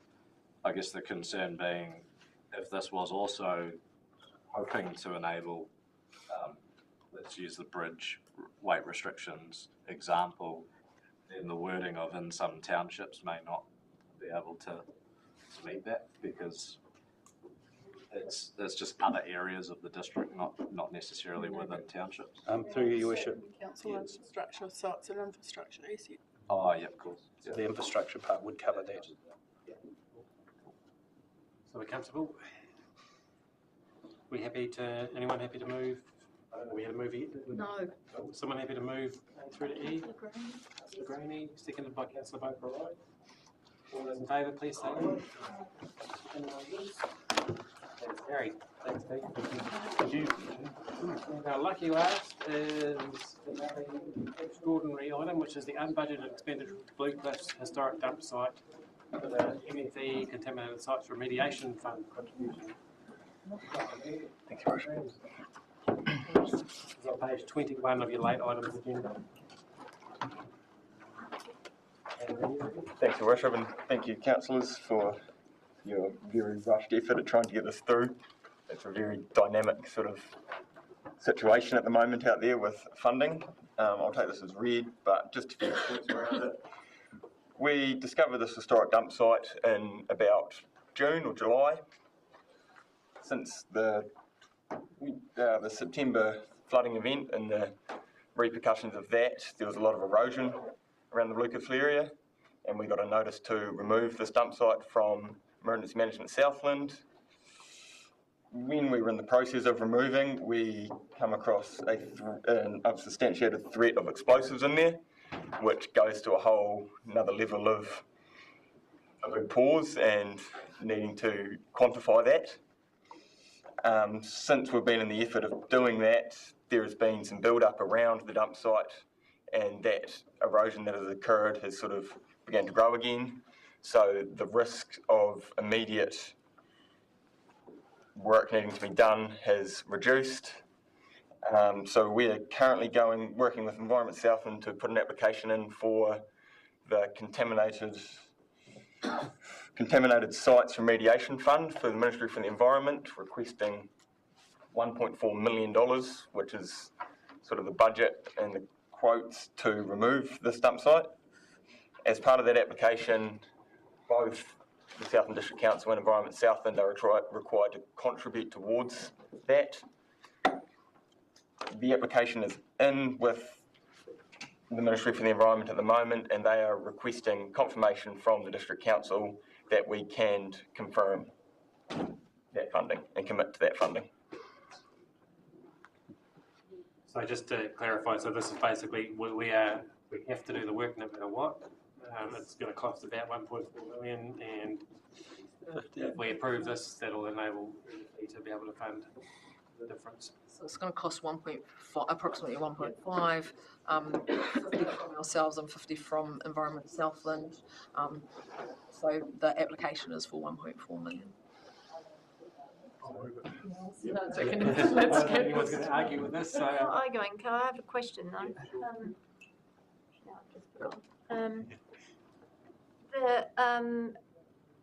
The ES element of it, is there any risk that they don't fund 50,000 that they've requested? So the application has actually gone in from Environment Southland, and they were the ones that lodged. It's a joint application, but they've lodged it, and therefore they need a letter from ourselves just to confirm our components. So they've already confirmed theirs. That's what I wanted to know. Thank you. Concerned about us not listening to Another clarity, I guess, to follow up on that is, so if the work's 1.5, the application's for 1.4, and we're both putting in 50,000 now, if the application comes back granting 1.3, is there a shared agreement between us and ES to then both put in talk about both co-sharing that other injection, or is that going to be 50,000? That's all. There has previously been conversations around, sharing that on a 50-50 basis. Obviously, it probably depends on the quantum that is the gap. So we would need to go back into discussions with Environment Southland. But I think the idea was that Environment Southland and Southland District Council would work together to resolve this issue, because either nobody wants to see that going into the sensitive environment. Not that you're giving them any ideas either. So if there's a shortfall, like if there's a lot and it goes over 1.5, is there an ability for the Ministry for more money? I believe through all our sort of budgeting, we've gone on the higher level of things, so it would be quite unlikely we do go over that. If we do, then that would be a conversation to sort of have at that time. But our estimates of costs are very much on the higher side of projections. We've got contingencies in there. So we are hoping that it won't go over. If it goes under, obviously we'll be able to refund some, but we'd still need to put in our 50,000 because they don't want to obviously fund 100% of the project. So, yeah. So through you, Worship, so it doesn't come back as a percentage, it's a lump sum? We've committed 50,000 to it, or if we've committed 50,000 to the project. With the issue around the explosives, there is some risk that depending on the design of the building. But we've got this contingency on there that we believe will cover that.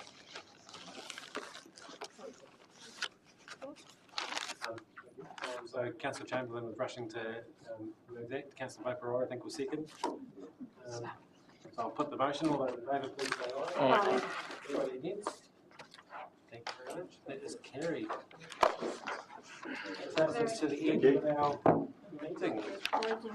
And I guess I'll just take this opportunity to thank everybody for what's been, this is a very hard, difficult year, lots of meetings, lots of workshops, and we've all, I think, even noting that last security camera one with, I'd say the councillors don't read the agenda with things getting picked up on Wilson and Duffy as well. So thank you to each and every one of you, and Christine unfortunately isn't here to hear it, but thanks to her and thanks to all the staff. Only 4 of you left, but anyone that's watching online, it's been a very big year, and I'd just like to especially acknowledge all the hard work that's gone into getting us to where we are, and Cameron, for you as well.